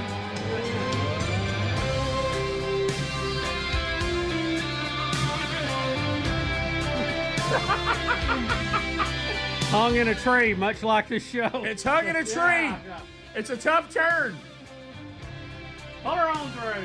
Pull her on through. Bubba, look at that. It's like the reverse feeling of Big Boy arriving.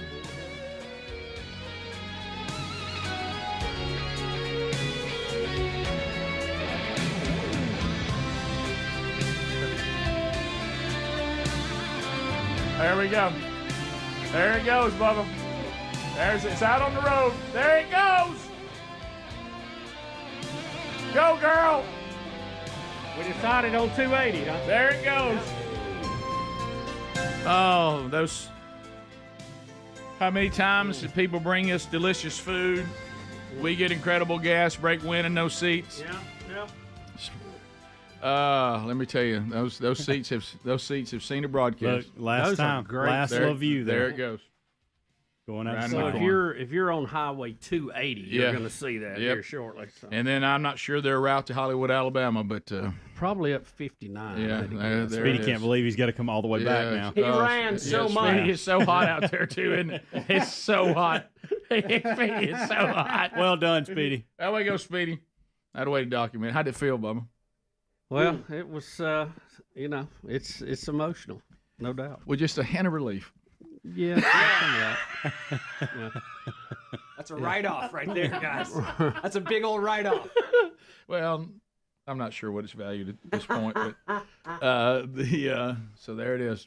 People saying they're crying, and well, I think everybody is realizing now at this point, kind of like Trump when he came on the stage last night. Sure. And it was, he's misty-eyed. Yeah. And that's kind of what's going on with a lot of people now because they're realizing, wow, okay, about 6 more months. Yeah, people, look right there.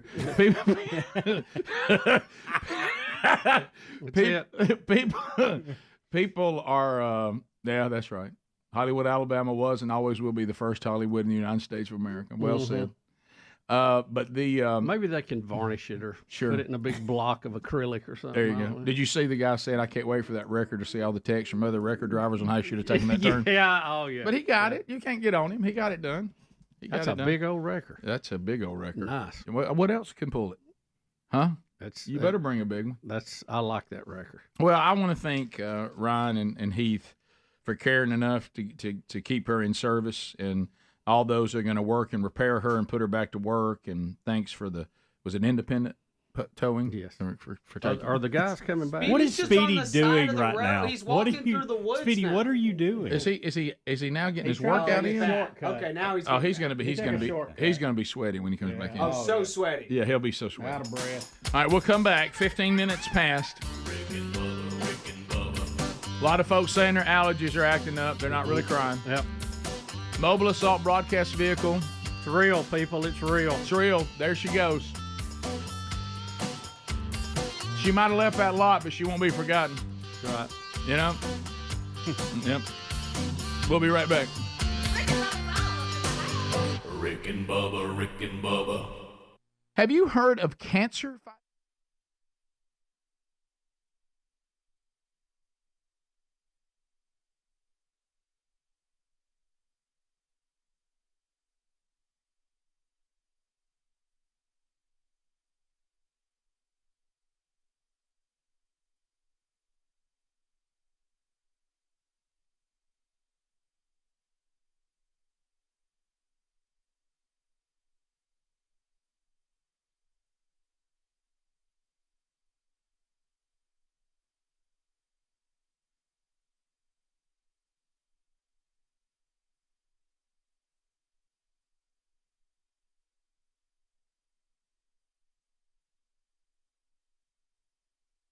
Letson for their hospitality.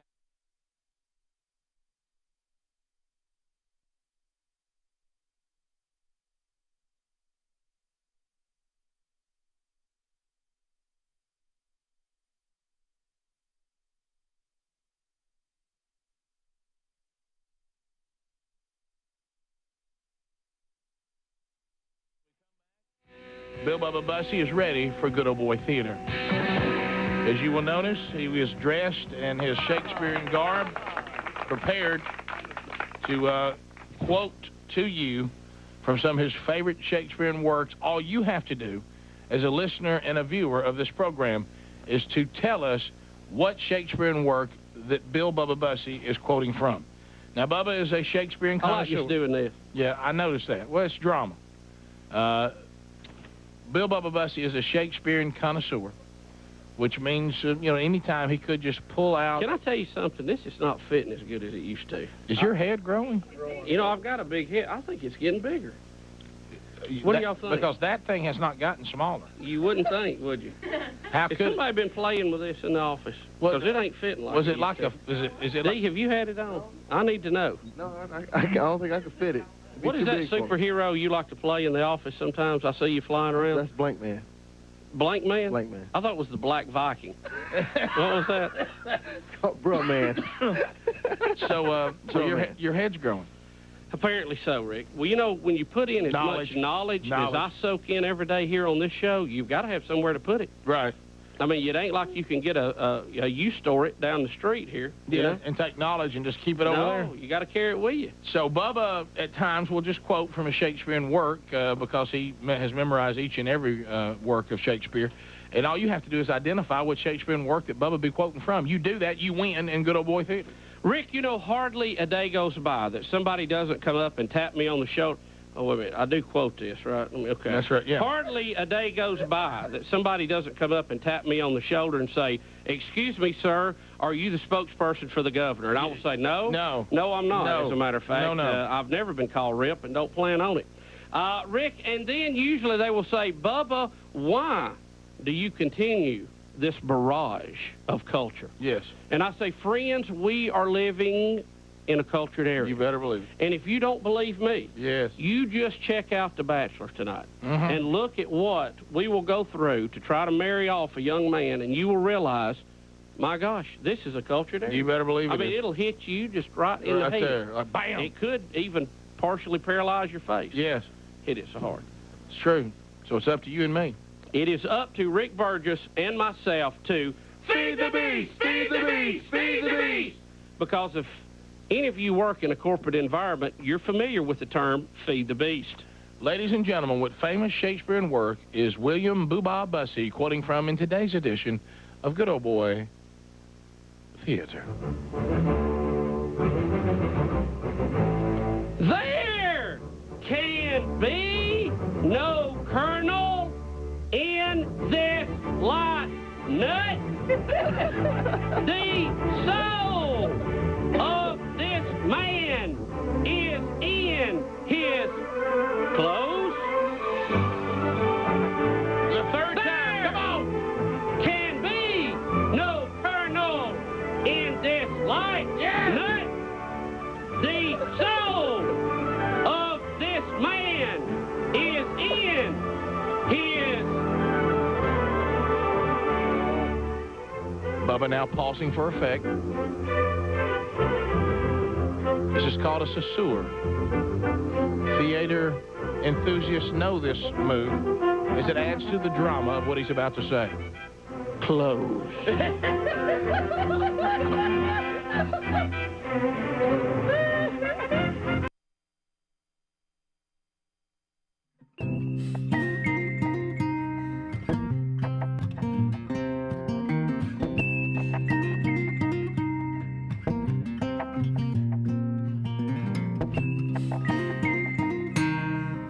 21 minutes now, past the hour. Everybody.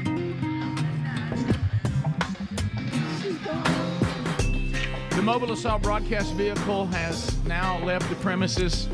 Loving the pictures coming in on the text option at 866-932-3244, which is, of course, We Be Big. It's just sometimes tougher to do that when texting. But the pictures look great. A lot of you are already sending us pictures. They're in traffic and working its Look way at to the original Hollywood, the one and only Hollywood, Alabama, to continue to serve after getting a repair.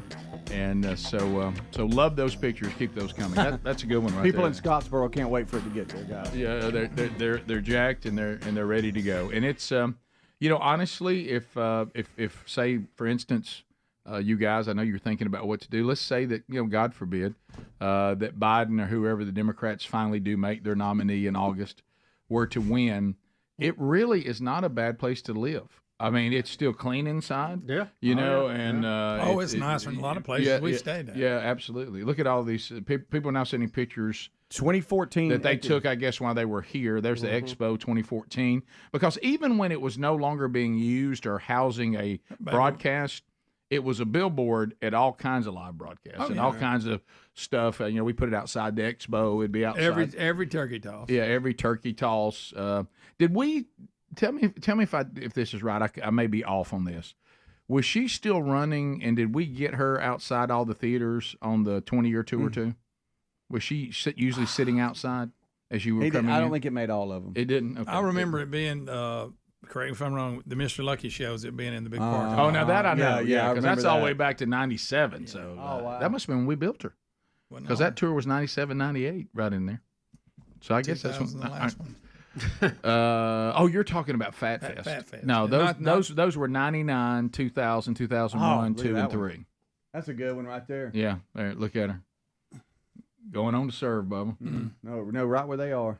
A lot of good stuff in it. Did anybody check the tires? Yeah, they're Bo- good. Okay. Well, Bone said they're fine. Yeah. Yeah, Bone said. I tell you, one of the hardest What things tires? to get 9 years ago there. that I was so happy we got was the plate inside the box where you hooked all the wires to, and we had that custom ordered with all the right plugs. and That was awesome. It was. You did a good job. Bone I, said, I forgot who it was helped me with that. It may have been Tom. I can't remember, but somebody knew where to get those plates. yeah, you're and right. They were really they cool. look good. Bones is saying that one thing that also is broken down is his phone. He said, In his heart. He said, y'all have melted it, so thank you.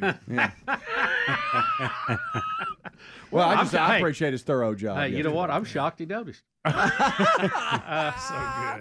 That's good. And what's in there? Nothing. Couples. Y'all good? Nothing. Some extension cords, a couple of mic stands. I thought, well, that's not even worth going out there. Yeah. And so there we go. Yeah, you should have seen People it just claiming driving they're off. still having a problem with their eyes. Maybe a shard of glass. Right. That's good. Yeah, it was That's tough good. to watch it. Greg, I got a text. Lisa said for some reason she's squalling I know, about it. that's hilarious. Yeah, right. She's a little emotional. She said, I don't Something know. about a faded truck. Something about a faded truck. She said, maybe it's my estrogen level. But did you see a salute? Have you seen that picture? Bubba and I gave her a salute on the way. Oh, really? Oh, yeah.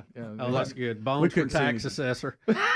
Bones. He keeps missing Bones things. for tax assessor. Yeah, I don't see anything. That's so much in that video. I don't see you pool in that yard. If you see this text, say, hey. Hey. Okay, so no, people want us to play Jack Black's national anthem. We can't. Not I mean, I today. know he's passing the buck on to his buddy, and act like he didn't Yeah. mean it. But They're canceling tours a little much. well, Greg, I don't think it's going to affect his crowd at all. No, I understand that, but I do think right now, after what just happened, I think people are like, all right, you got to be real careful about working people on there could be a different retaliation. Because you could tell the reaction even with his crowd. There were some cheers, but a lot of people were like, whoa. Whoa, wait a minute. And he said he was out of the country. It wasn't in America. Canada. Made that up, but I think so. You're right. Throw that out there. I think he threw the word Canada out there when he made the statement. Yeah. Now, Yeah. Now, I will tell you this: what we got? Babylon B does not seem to be as concerned about what they say. No, they are not. No, they've been pretty much from the get-go. Yeah. And some of these, see, what I like about Babylon B is they'll be self-deprecating too, even on what they like. Look at this one.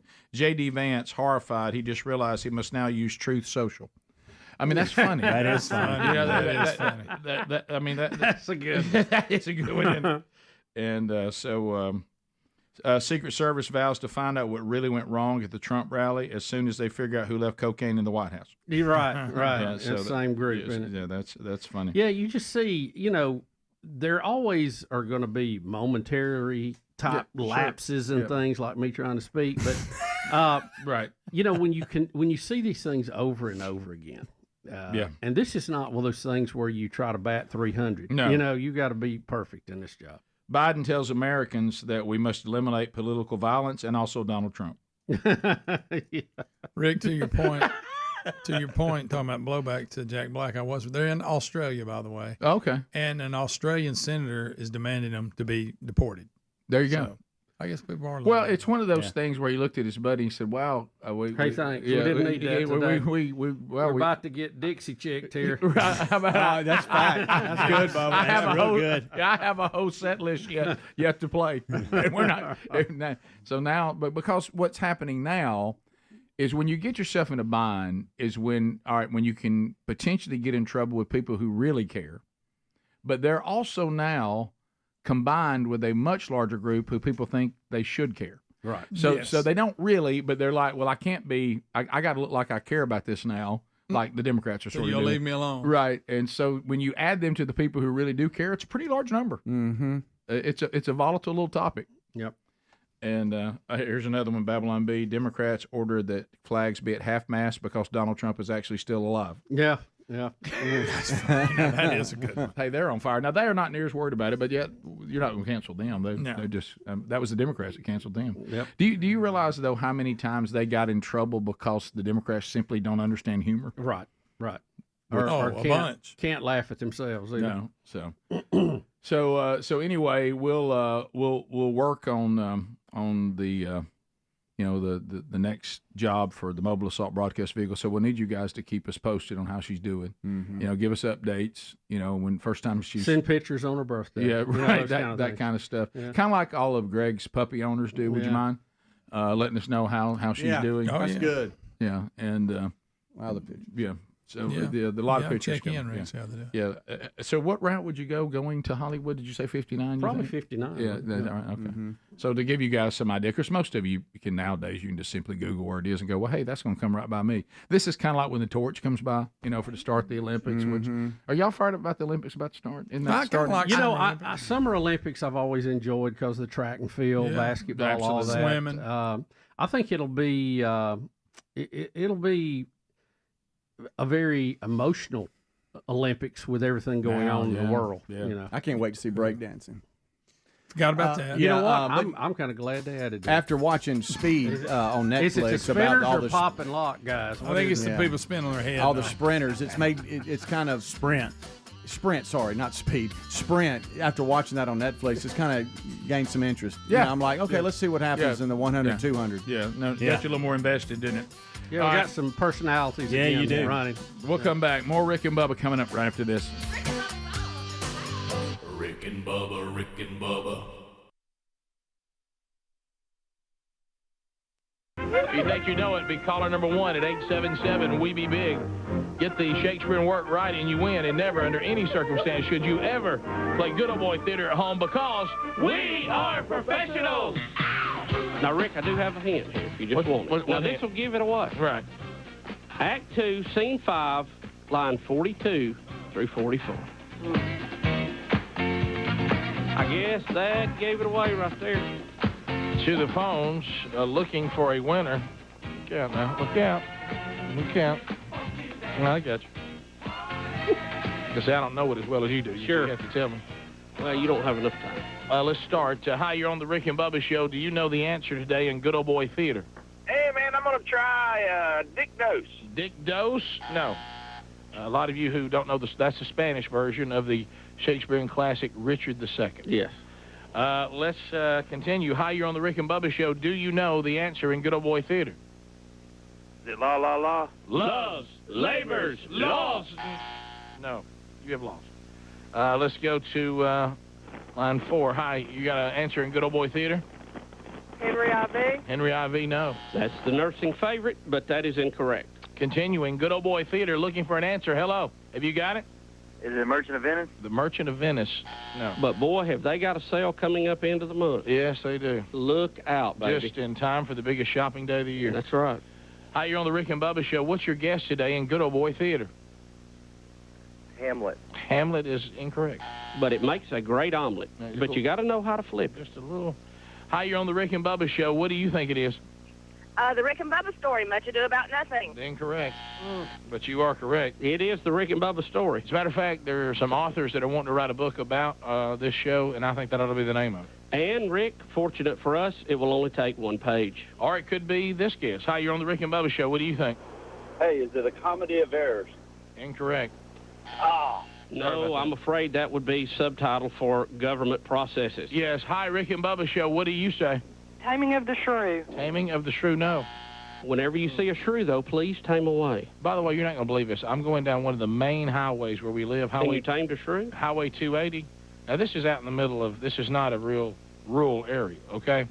I look in the median, wondering like, I wonder what my next plan is. A beaver. There's just a beaver sitting there in the median going, well. And I Taming of the shrew made you think of that, huh? A shrew is a small animal that's very vicious, and somehow that reminded me that I saw a beaver in the middle of a main highway yesterday. Not dead, just looking around. Let's go to our next guest. Hi, you're on the Rick and Bubba Show. What do you think? Romeo and Juliet. Oh, Romeo and Juliet? No, that's incorrect. Hi, what do you say? Hello? Julius Caesar. Julius Caesar, no. But it makes a great salad. Get the baby shrimp, well worth the extra 75 good cents. Caesar salad, don't you sometimes? Oh, they're good. I don't digest it very well, but I do like the... Not big on thistles? Not really. Hi, Rick and Bubba Show. What do you say? Merry Wives of Windsor. Merry Wives of Windsor. No, they're rich. They're lonely. But no. Hi, Rick and Bubba Show. What do you say? McBeth. That is not McWright. But thank you for McGuessing today. And a great McBuzzer for you. Hi, Rick and Bubba Show. Your guess. I think that person gave up. They did.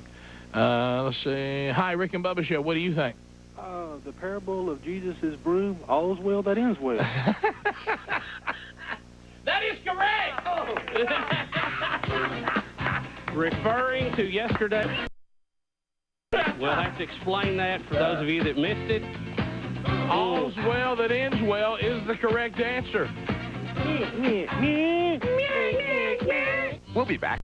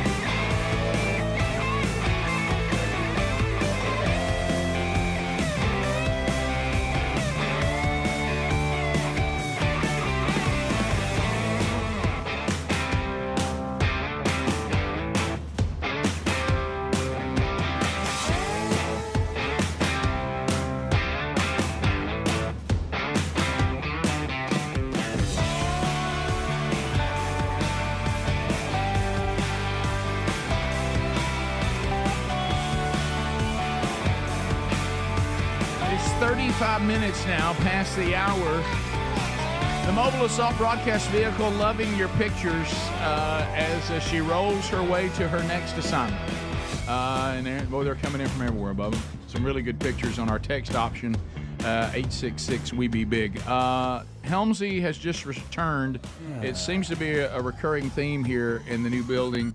And that is being traumatized, are made to be uncomfortable in the shared restroom setup on floor 1 and 2. What happened?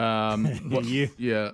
Because we have two options. We either try the first floor one, or we go to the second floor one, and anything can happen. You're taking a chance. If you're in a bind and you got to go to that second, you're in trouble. Yeah, you got to hustle on up there. You are. I walked in, needed to throw a fastball. That's all I needed to do. Understood. In and out. Oh, number one. And I go in, and Adler's throwing him a number one. Okay. There is someone. He don't like you to speak to him when he's in. Well, and I didn't, but we had a moment. That's because we're normal. And I know that about him, so I didn't Leave force him alone. a conversation Leave him with him. alone. But we did have a moment where we had to look at each other, and I'll get to that. I force him to talk to me. And so we're doing our business, and there is someone throwing a curveball, old number 2, in one of the stalls. Okay. And about 30 seconds goes by of all three of us being in there at the same time. Mm-hmm. Yeah. And all of a sudden, come from that stall was I hadn't heard that loud and that long. It was a prize winner. Huh? I mean, it was a doozy. Okay, Right. I got stressed out. Somebody feels better. And Adler and I could not have timed it any better. Okay, our heads just kind of turned towards each other like, wow. Okay, we just looked down and So smiled. volume and length, it was in a All class that. by itself. But that's not where it ends. Did it hold the note? Oh yes. Yeah. Okay. Oh All right, go yes. ahead. Echo. But that's not where it ends. Right. That's probably where He it didn't care should at have. all. It People should were have in ended That's there. where it should have ended. That's okay. not funny. I That's certainly- not funny. I still And- want it to end. That's and not funny. Adler goes to the sink to wash his hands. Yeah. Okay. And Still quiet. it's still quiet. As he's wrapping up from washing his hands, I'm wrapping up number 1. Understood. I'm going to the sink now. Mm-hmm. As I'm standing at the sink, I've not turned the water on yet, so it is dead silent. Oh, this is great. I hear from the distance walking out the door. I'm out the door. I'm out the bathroom. The door is closing, and I just got a little gap in the bathroom door as it's closing. Fire in the hole! No, you did not. Did you really? And you left Helms in. Hey, I'm standing there. I am standing there. I just now cut the water on, and I'm thinking, you can't. I mean, you're standing. You're the only one in here. That's so good. Like, That's so good. Shoot low, Sheriff. Couldn't do anything but laugh and just finish washing my hands and walk out. That's good. Fire in the hole is right, my goodness. Did it fade at the end, or did it do a double tweeter or a farump? I mean, it was like when you after you finish a first date. And you're locked up the whole time. Oh, I got you. Okay. And then you get in your car by yourself. Right, It was that. Okay, I got you. Oh, my goodness. I've had some of those in that same situation where I elevated slightly in the seat. Almost propelled right out of there. Yeah. My head touched the roof for just a second. Wow. One of those jets over water. Oh, that's good. Don't you love to leave somebody in the handle? No. Oh, I just. I'm sorry, Helms. Adler, it was worth it, man.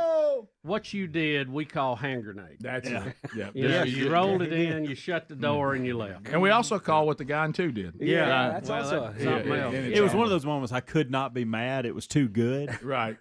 And I don't know. You can't do anything but laugh. No. You know what you had to do then is acknowledge your friend pulled a good one. Yes, he did. It was well done. That's great stuff. I believe I'd have yelled, "Hey, Falcon 9." Yeah, that's good. Blast off. This story, public restroom humor never fails to deliver. Couple of things. Think of all the fun we've missed over the years having our own bathroom. I know, not one, not two, but three. Here's a couple of things we still haven't hit from the last 24 hours. So here is this ongoing deal with Trump nearly being assassinated, and how the left, of course, it's his fault that he nearly got assassinated. Y'all realize that's a transition you will not hear anywhere else today. Nope. But when you think about the state of the country, really, this transition is easy now. You know, because when I'm thinking about toilets, I'm thinking about our country. Yeah. So here we go. Here's a former Biden staffer, and now, of course, Bubba, when you're a former Democrat staffer, what do? You go to CNN and become a contributor. Sure. So here is Katie Bedingfield. Here we go. He has said many, many times, after having been questioned many times about this, that he's not stepping down and he's going to be the nominee. So at some point, Democrats have to decide that they want to try to win this election and turn their fire on Donald Trump. I think there is, I shouldn't have said turn their fire. I apologize. That was not the phrase that I meant. They need to turn their focus on Donald Trump. See, they're changing now. It's hard to break old habits. Old habits are hard to break. Trust us on this one. Yeah. I want to go back to anybody can say anything and everybody just get over it. But Van Jones has not got the memo yet. Hey, Van. Van Jones is saying that now that J.D. Vance has been added to the ticket, it's more poisonous than ever. Here we go. You know, part of the reason that J.D. Vance matters isn't for these kind of short-term electoral calculations. He matters because of what he means to the Republican Party long-term. This is cementing a kind of nationalism. Yeah. Now, Trump, to your point, I agree with you, he's an instinctive, impulsive, intuitive nationalist. J.D. Vance is an ideological nationalist. That's a much more dangerous virus because he can polish this stuff and make it seem palatable to people. He can sell this stuff to Silicon Valley. He can sell this stuff other places. And what it does is it locks the Republican Party on a pathway that I think is dangerous for the world. Again, the Ukrainians are now in deep trouble. NATO is now in deep trouble. Trump he could have gone with a Nikki Haley and signaled to the world, hey, listen, I got to give stuff to my base, but I'm not going to abandon the world. This pick is a horror on the world stage. So J.D. Vance matters because Donald Trump is pointing the Republican Party in a very scary direction for the long term. What he means to say is he is a threat to the Democratic Party. Right, he was a good pick, and they're scared to death. Van Jones, he's scared to death. Yeah, he is. By the way, if you want to have fun, take somebody that they'll just take Van Jones' words and repeat them because they think they're supposed to, and then ask them, if you want to have a blast today, say, can you define nationalism? What do you mean by that? Yeah. And then just enjoy it. Yeah. They got no idea what And they're then did we spinning the think that wind. there was like any situation that I know he mentioned Nikki Haley, but that Van Jones, no matter who he picked, would have went, that's a pretty good pick. No. Right. That was not going to happen. It's just they were just waiting on who it was. But just how the left has come up with a new definition of being a fascist, they also will take anything and call it being a nationalist. Yes. Sometimes you're like, I thought that was just being patriotic. No, you're a nationalist. Well, what does that mean? What does that mean? I don't know, but it sounds scary. Sounds To like your you're point, doing something wrong. Van Jones would have used the same words no matter who the person was. Correct. That speech was already written. That's it. Correct. And yeah, J.D. that's my Vance point. is a former Marine. He's very well respected. He has changed his mind on a few issues. He said when he got better He was a educated never on Trumper them. at one time. Yeah, He was a never Trumper that's now with Trump. Yeah, kind of like Kamala Harris was a never Biden. It'll be interesting. And a to week see. later, I saw Karl Rove yesterday talking about it. He said, we put way too much weight in the VPs. He said when you look at the voting history and the records of that, the VPs usually have very little to do with it.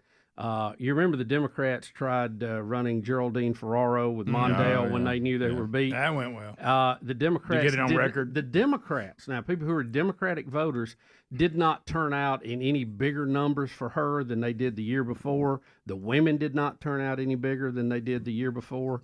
So I think a lot of times some of this stuff is. Did he I have his agree with whiteboard? Karl His Rove. But Well, he was just talking about. He said, it doesn't. It can hurt a president and his numbers. Hardly ever do they get a plus from it. Right. Now he said that who was it from Arizona that ran? John McCain. John McCain. His numbers actually went down when he picked Sarah Palin. So they he asked- said they can hurt you, but they don't give you a bump. Usually. Well, they asked the women who didn't vote for either one of those vice president candidates that were female, and most of them just simply said, "Well, I don't know who she thinks she is." Yeah, she's all uppity, and she gave me dirty looks. Here's a funny female comedian that's using comedy once again to be honest. So here she is talking about Democrats in the Trump situation. And I don't know if she is a lefty or a righty or what, but she does reflect how a lot of the people on the left feel after the Trump event. Hey, Trump got shot at. Got shot at? Trump got shot at. So, did he? Oh, yeah, he lived. Huh. Yeah, and what's worse is he looked really cool when it happened. What do you mean he looked cool when it happened? He unfortunately looked very cool when it happened. How do you look cool getting shot at? Well, what did he do? Pop right back up with blood streaming down his face, pumping a fist in the air, shouting USA, USA, USA until a crowd of thousands joined in? That's exactly what he did. Oh. That's funny. But yeah, that's really cool. I know. Crap. We're gonna lose the election, huh? Big time. That's funny. Pretty funny. You look real cool, dude. All right, we'll come back. Phone calls, and anything we've already missed. Helmsy will move there after a traumatizing experience. Coach Helmsy going to phone.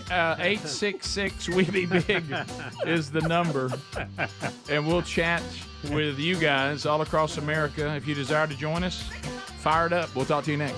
Rick and Bubba, Rick and Bubba.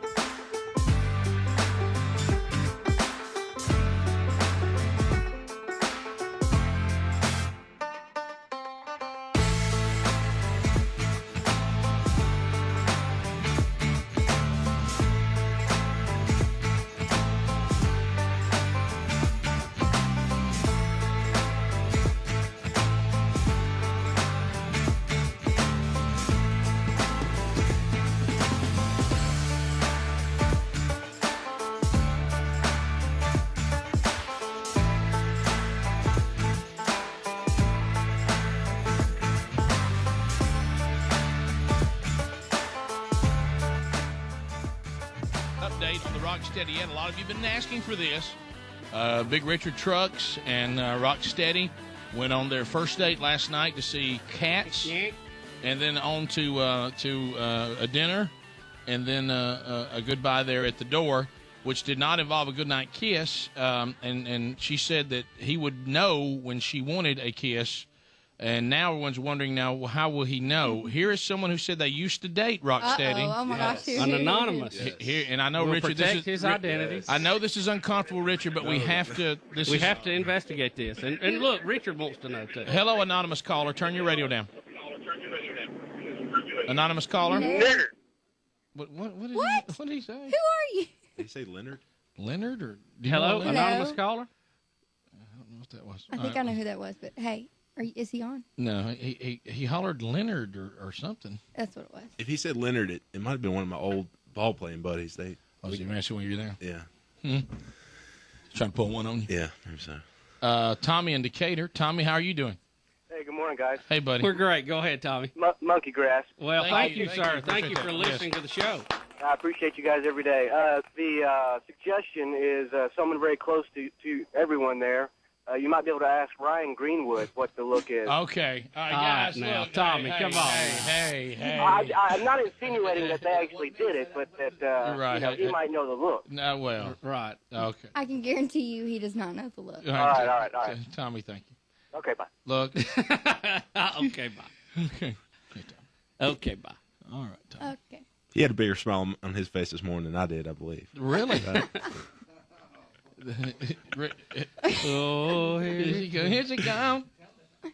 That old uncomfortable feeling. I'm You're just not sitting going to say anything. But here, Rick, I got you some more theme music. Do you really? Okay. All right. No. Dom won. Come on. Hey. Hey, I'm a woman of the Lord, and I love know the that. Lord, and Look, that. it's all very clear. No, that's not funny. That is not funny. I'm not. All right. Okay. All right. I am not. Yeah. Bubba, don't do that again, but pot it up. I am not a dirty little girl. All right. So, wow. back, Richard. I'm sorry. You're being overshadowed right now. That's not good. I am sorry. But you're pretty good at the internet too, right? I mean, you did that layout thing there that Microsoft published. Took me about an hour. I mean, you're a net guy. You're up on the net. Oh no, I'm. It took me a while. You're a network guy, DNS server. How are you on that? I have my LAN and DHCP. I got some pretty good gigs at home, some megabytes. But yes, Richard, you're done with college, right? 10-4, I am. What will you be doing? I have a job here now in Birmingham, like I say, and work for a real estate service company. Okay. Can I say Yeah, that? go ahead. I work for Show Homes. I've been with them for 6 months now. I'm the new marketer. Now, that is where you put people into homes that are for sale. Yes, sir. We stage vacant houses to save money for the homeowner, help the house sell faster, keep it on the market 7 days a week. Can you find a garden home for Ryan? Okay. Gosh. Time of the hour. Here we go. Phone troll time. It is the Patriot Mobile Phone Troll. Make your phone money matter. Make the switch today to patriotmobile.com/bigbox. That gets you free activation. All right, so 30 seconds a pop. That means the old buzzer. Hey! When it sounds, your time on the program comes to a close. No meaningless shout-outs, no shameless plugs. Those will get the instant buzzer. Bubba's got a timeout, as does sometimes the indecisive Speedy. So be paying attention. I wouldn't depend on that. While you are dialing, I do want to remind you that our partnership with the Association of Mature American Citizens is really, really delivering. So many of you are responding because you were like us. I don't want to be part of AARP. So this week with the RNC going to Milwaukee, it's another great way to celebrate and enjoy this amazing offer, knowing that if you are a mature American citizen, you have someone who's lobbying for you from a conservative point of view. Now, do you still get travel savings? Yes. Hotels, car rentals, cruises, theme parks, shows, events, movies, restaurants? Yes. Do you still get insurance discounts? Yes. Do you still get free advice on Medicare and Social Security? Yes. But I tell you what, you don't get the left agenda. So go to amac.us/bigbox right now, $1 for 1 year, or go with the election year special, and you can get 4 years for $30. Both of them include the magazine. amac.us/bigbox, or find the link at rickandbubba.com under the sponsors button. 30 seconds. Let's go to Brian in Huntsville, listening to us on 100.3 The River. Go right ahead, Brian. 30 seconds. Happy Not a Monday to you, gentlemen. Yes, and I don't remember the quote exactly that Biden said, something about my souls and things. Couldn't he have clarified that by simply saying, I am Legion? Okay. All right. Randy. We ain't got no band, Randy. Randy, also out of Huntsville. Go ahead. Hey, Biggins, how are y'all? We're good. Great. Hey, talking about Babylon B earlier. If you covered this last week, I apologize. Did you see the one that said Maxine Waters is announcing she's leaving the Democratic Party to join the Whig Party? No, but that's funny. Oh, yeah. That's a good one.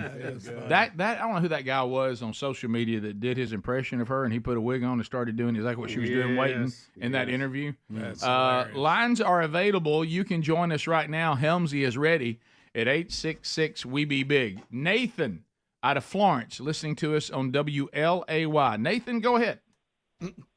How you doing, Ruck and Bubba? We're doing good. Hope you are. Man, first-time caller. Thanks for the call. I just want to say 1776 is the answer to 1984. 1984? What time out? 1776 is the answer to 1984. I get what you're saying. Man, I tell you what, that assassination attempt on Trump, God had his hand on his shoulder. Yeah. Love you guys. Thank you, buddy. Yeah. So what do you I'm doing the 76. What was it, 76 to 84? I'm sorry. Well, you know 1984, the whole Orwellian. Oh, Orwellian. Okay. I thought it was the Van Halen album. So I he's didn't know what he had saying against to go Panama. back to the Declaration of Independence.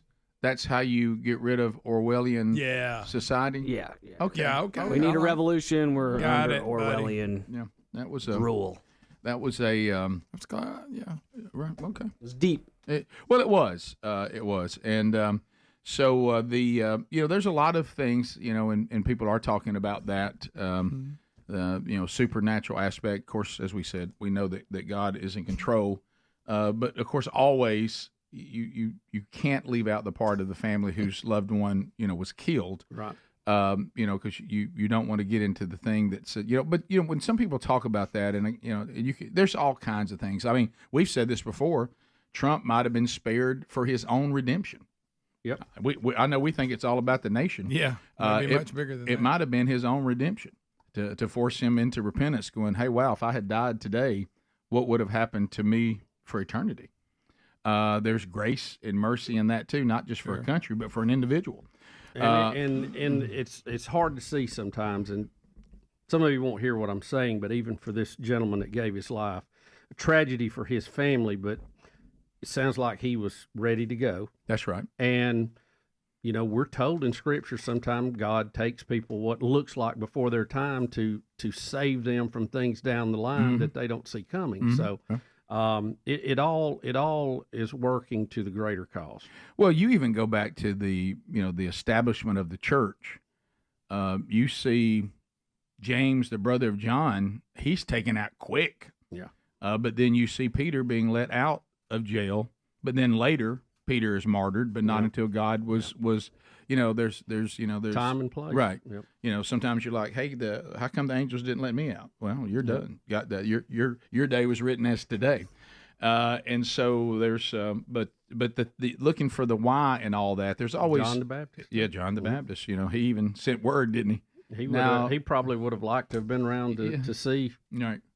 What happened at the end of the story, Oh, by the way, cuz he was there at the beginning, he'd probably like to see the end. Hey, cuz when I said I need to become less, you need to become more. I didn't mean this. Yeah. So I thought I might get on the sideline. Right. Tracy in Springville. Tracy, go ahead. 30 seconds. Thanks, Greg. Pygmy, guys. Oh, thank you for. Oh, there's a memory. guys, I have been listening. I'm a pre-Bubba Rick head. Oh my goodness! And easy. And so I was heading on 59 southbound. Just literally got off at the second Springville exit, the 154. But yet, right before I did that, I passed it. Here comes this faded glory coming down the road. Oh, faded and glory. I had to I grabbed my phone and took a quick video because I thought, well, this is the last time. You know, that's the last time I'll see it. And so I got that little. I've got that little nugget for you guys. I'm gonna try to get it to you here in just a little bit. The faded glory of the mobile assault. Hey, yeah, that it was great, guys. Thank you for the memories. I've been listening literally since I was a senior in high school, and that was 1993. Wow. By the way, we have we had a couple of years part time before that, year and a half. Yeah. Patrick, the official documentation of all things Rick and Bubba. He has the timeline, by the way, of I saw that. He does. Yeah, of Turner South. Yeah, he does. And first and last day. Yeah, he does. First day, September 23rd, 2002. Final show, April 28th, 2006. So that means that Mobile Assault came around somewhere around 2000, didn't it? Yeah. Right in there. Yeah. So there you go. Faded glory. But her days are not done. Just moving to a new cause now. Thanks for being with us. Rick and Bubba, Rick and Bubba.